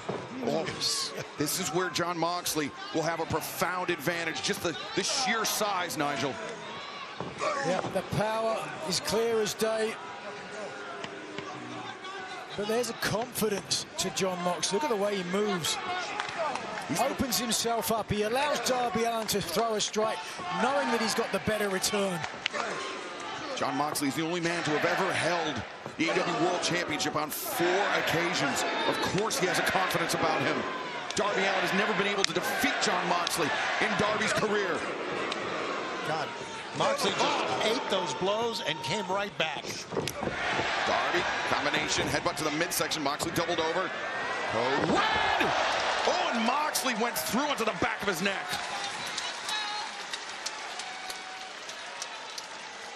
That rung his bell, you can see right there. Look where Darby's going. Darby, the flag. He said he was going to do this, remember? He brought to the top of the world, now wrapped around the throat of Jon Moxley. Well, if Moxley was going to smash in the face of Allin, Allin's going to choke the life out of Moxley. It's going to be it. Remember the panic we've seen in Moxley's eyes when he's faced this situation before. Oh, the thumb, though, gouging the eye of Darby. Darby now using his thumbs, digging into the eyes of Moxley. Moxley, you're such a bitch! Oh, look at Darby, the open-handed palm strikes, now fighting, digging into the body. Moxley trying to cover up, but now... Oh, here we go. Moxley wide open. Whoa, whoa, whoa, hold on tight. Oh, no, Shafir pulled Moxley away. He hit the apron and then hit on Ricochet the back of the safety rail. For the second time in this match, Marina Shafir, a complete difference maker. And look at the timing there, waited until Darby had to commit himself to the coffin drop, and boom. And Nigel, that's the most dangerous thing about the coffin drop, is that once Darby is fully committed, he's blind to his target. There is no way he can adjust mid-flight. It is all or nothing. And that time, quite literally, it was nothing. And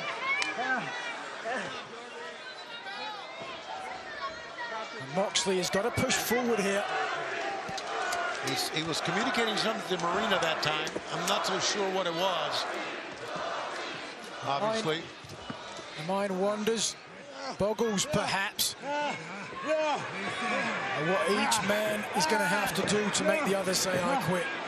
I can't imagine. And remember, there is no pinfall, no submission, no countout, no disqualification in this match. Quite literally, only one way for it to end.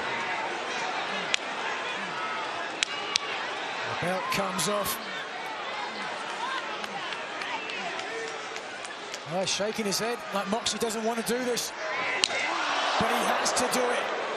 Jeez. This is visceral. Oh, this is inhumane.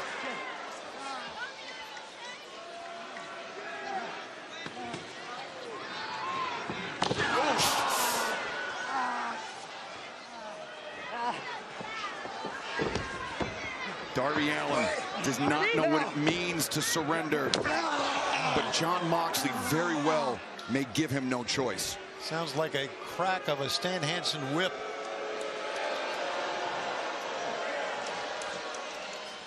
Not just a taste. And you see the welts already rising. I think they're Moxley asking the official to ask Darby Allin. And Darby just shoved referee Bryce Remsburg away. Yeah. Moxley, the stalling pile driver.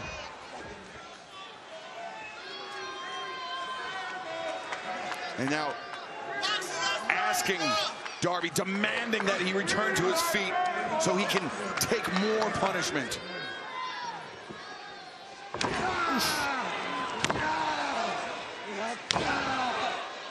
You know, we wondered before the match started, what would it take to have one of these guys quit?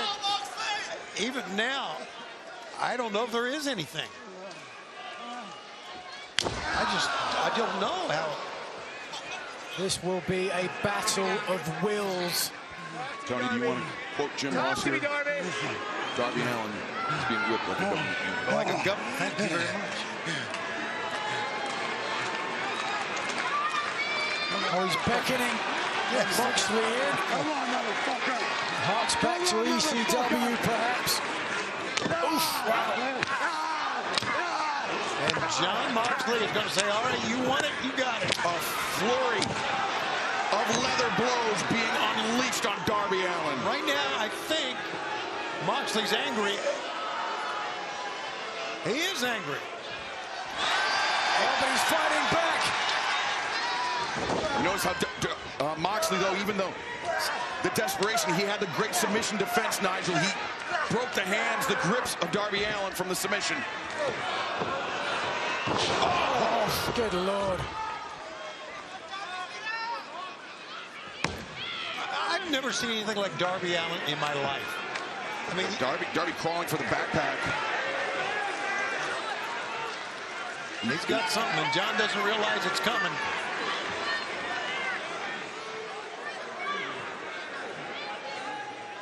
Oh, lighter fluid. Oh, my God. You can smell it from here, Nigel. That is going to burn to the retina.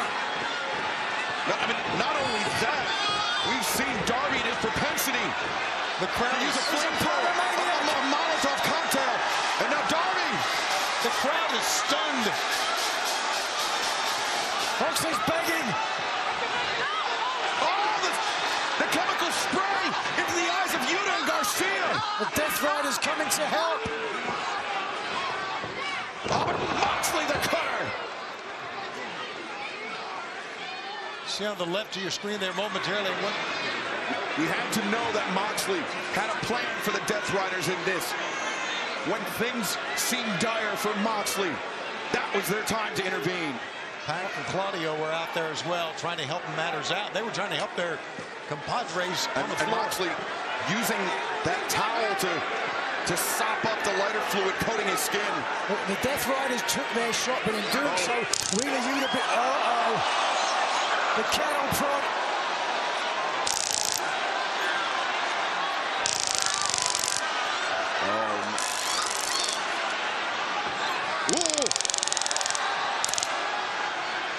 Harrowing moment here. Marina Shafir. Oh, the low blow. Oh, no. Darby completely exposed. Oh! And Moxley the stop. Trading one weapon for another.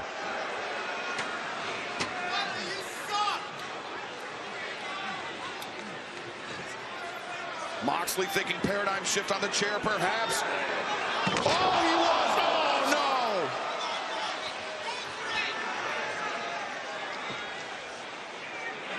How on earth could Darby Allin survive this? Have you guys ever had one of those tasers stuck in you? No, funnily enough, I have not, Tony. I have. Ole freaking Anderson, 1990. Oh. And now Moxley maybe cinching in the Bulldog choke. But oh, Darby, the light fading from his eyes. Yeah, he's rolling back in his skull like marbles. Okay, question. Wait. Darby Allin, defiant, perhaps to the end. Oh, Moxley cranks back. I was going to ask you, if Darby goes out, right? What does that mean? That he has to cut. He would have to bring him to. Claudio Castagnoli with Darby. Oh, no. No. Watch out. Not this way, you son of a... No way!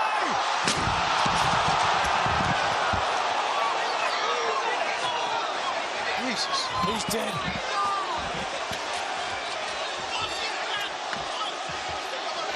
He's dead.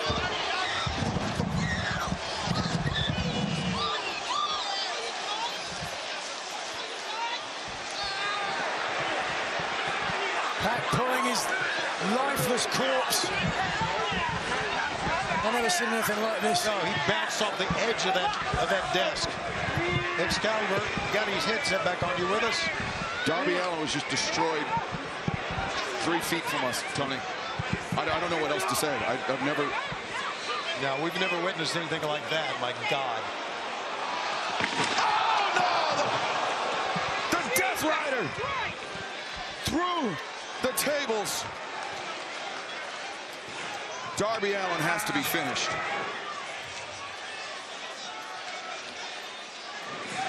But still, we come back to the same question. First this, an absolutely inhumane impact, like a car crash.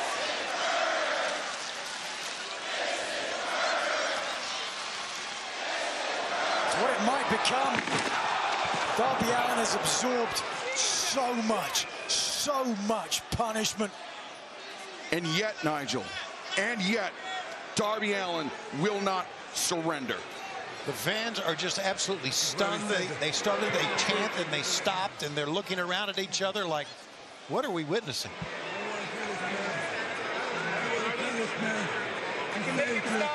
This is setting. Shut the fuck. You don't know what you're talking dangerous. about. He's out of his mind. He's gonna get himself killed. You don't care about him. They don't care about him. They don't care about him. I care about him. He's out of his goddamn mind. Quit. Quit. Quit.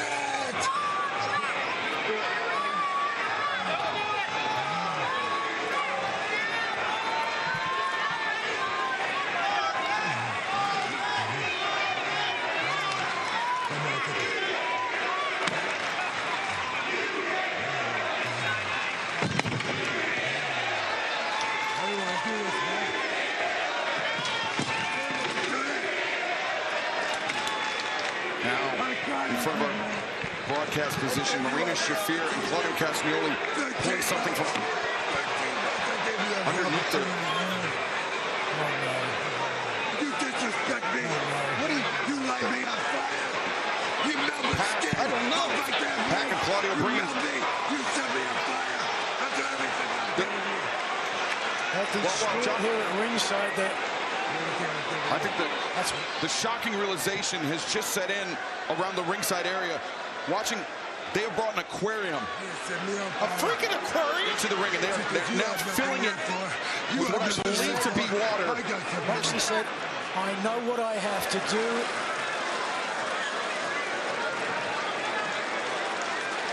Oh, no. Not. Nigel, they can't do this. Who's going to stop him? We've gone too far. We've absolutely gone too far. I don't even know who the freak we is. I mean, at this point, I'm almost wishing, Tony, that Darby would quit.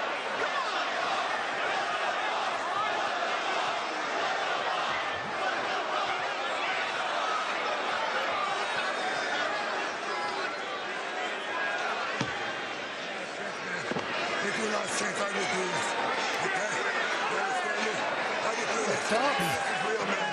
What is he doing? Well, he's not trying to wake him up. Oh, no, not this. This is too much. Can we get security or something happening? So, yeah. I mean, but Can we stop? both of these men knew what they were stepping into. No, that ain't like that. I don't know if they... Don't make me do that. No! Don't you do that! Stop! Don't make me do that!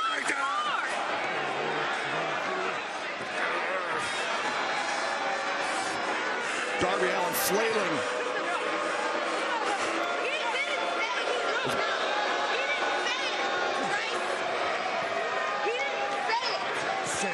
After all we have witnessed. You can't win! I don't think so. I ain't gonna quit. Just say it! Just say it now, Moxley. is livid. Moxley, I think, is growing more and more frustrated, Nigel. He knew that Darby would not relent. But, oh, my.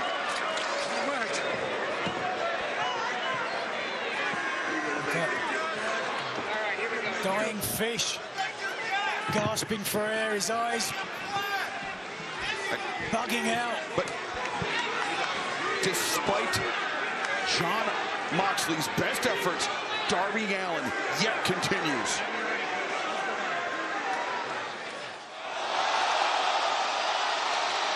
Oh, this is not good. This is absolutely not good. This is not good. What's happening? I don't know. Can't see anything. Can't see anything.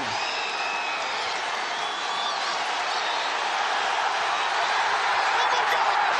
It's Sting! He's back! Look at the fans!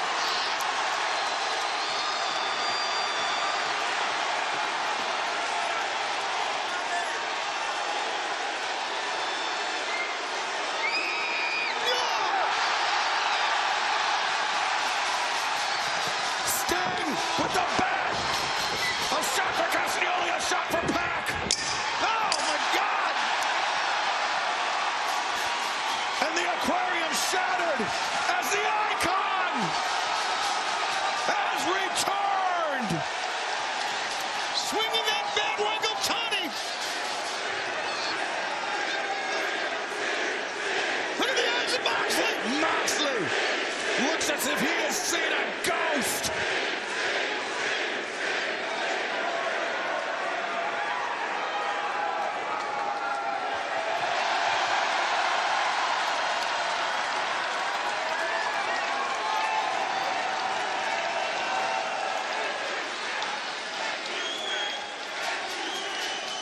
Sting is out of the ring. Oh, Marina. Marina showing no fear in the face of the outcome, and Sting scoops her up and takes her from ringside. The difference maker can't make a difference now.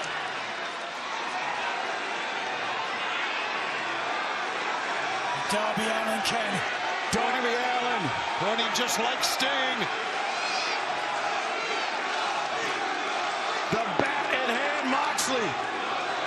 Let's not forget there's glass in the ring, guys. Moxley offering his head, his body, saying, Darby, give it to me right down the middle. Oh, he did. Oh, the knee. Darby hammering at Moxley. Whoa. Watch yourself. Glass flying. And now Darby.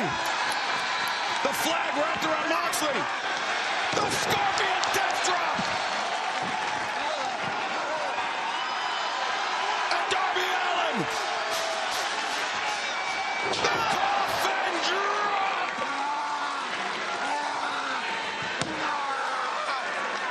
I have never witnessed anything like this in my life.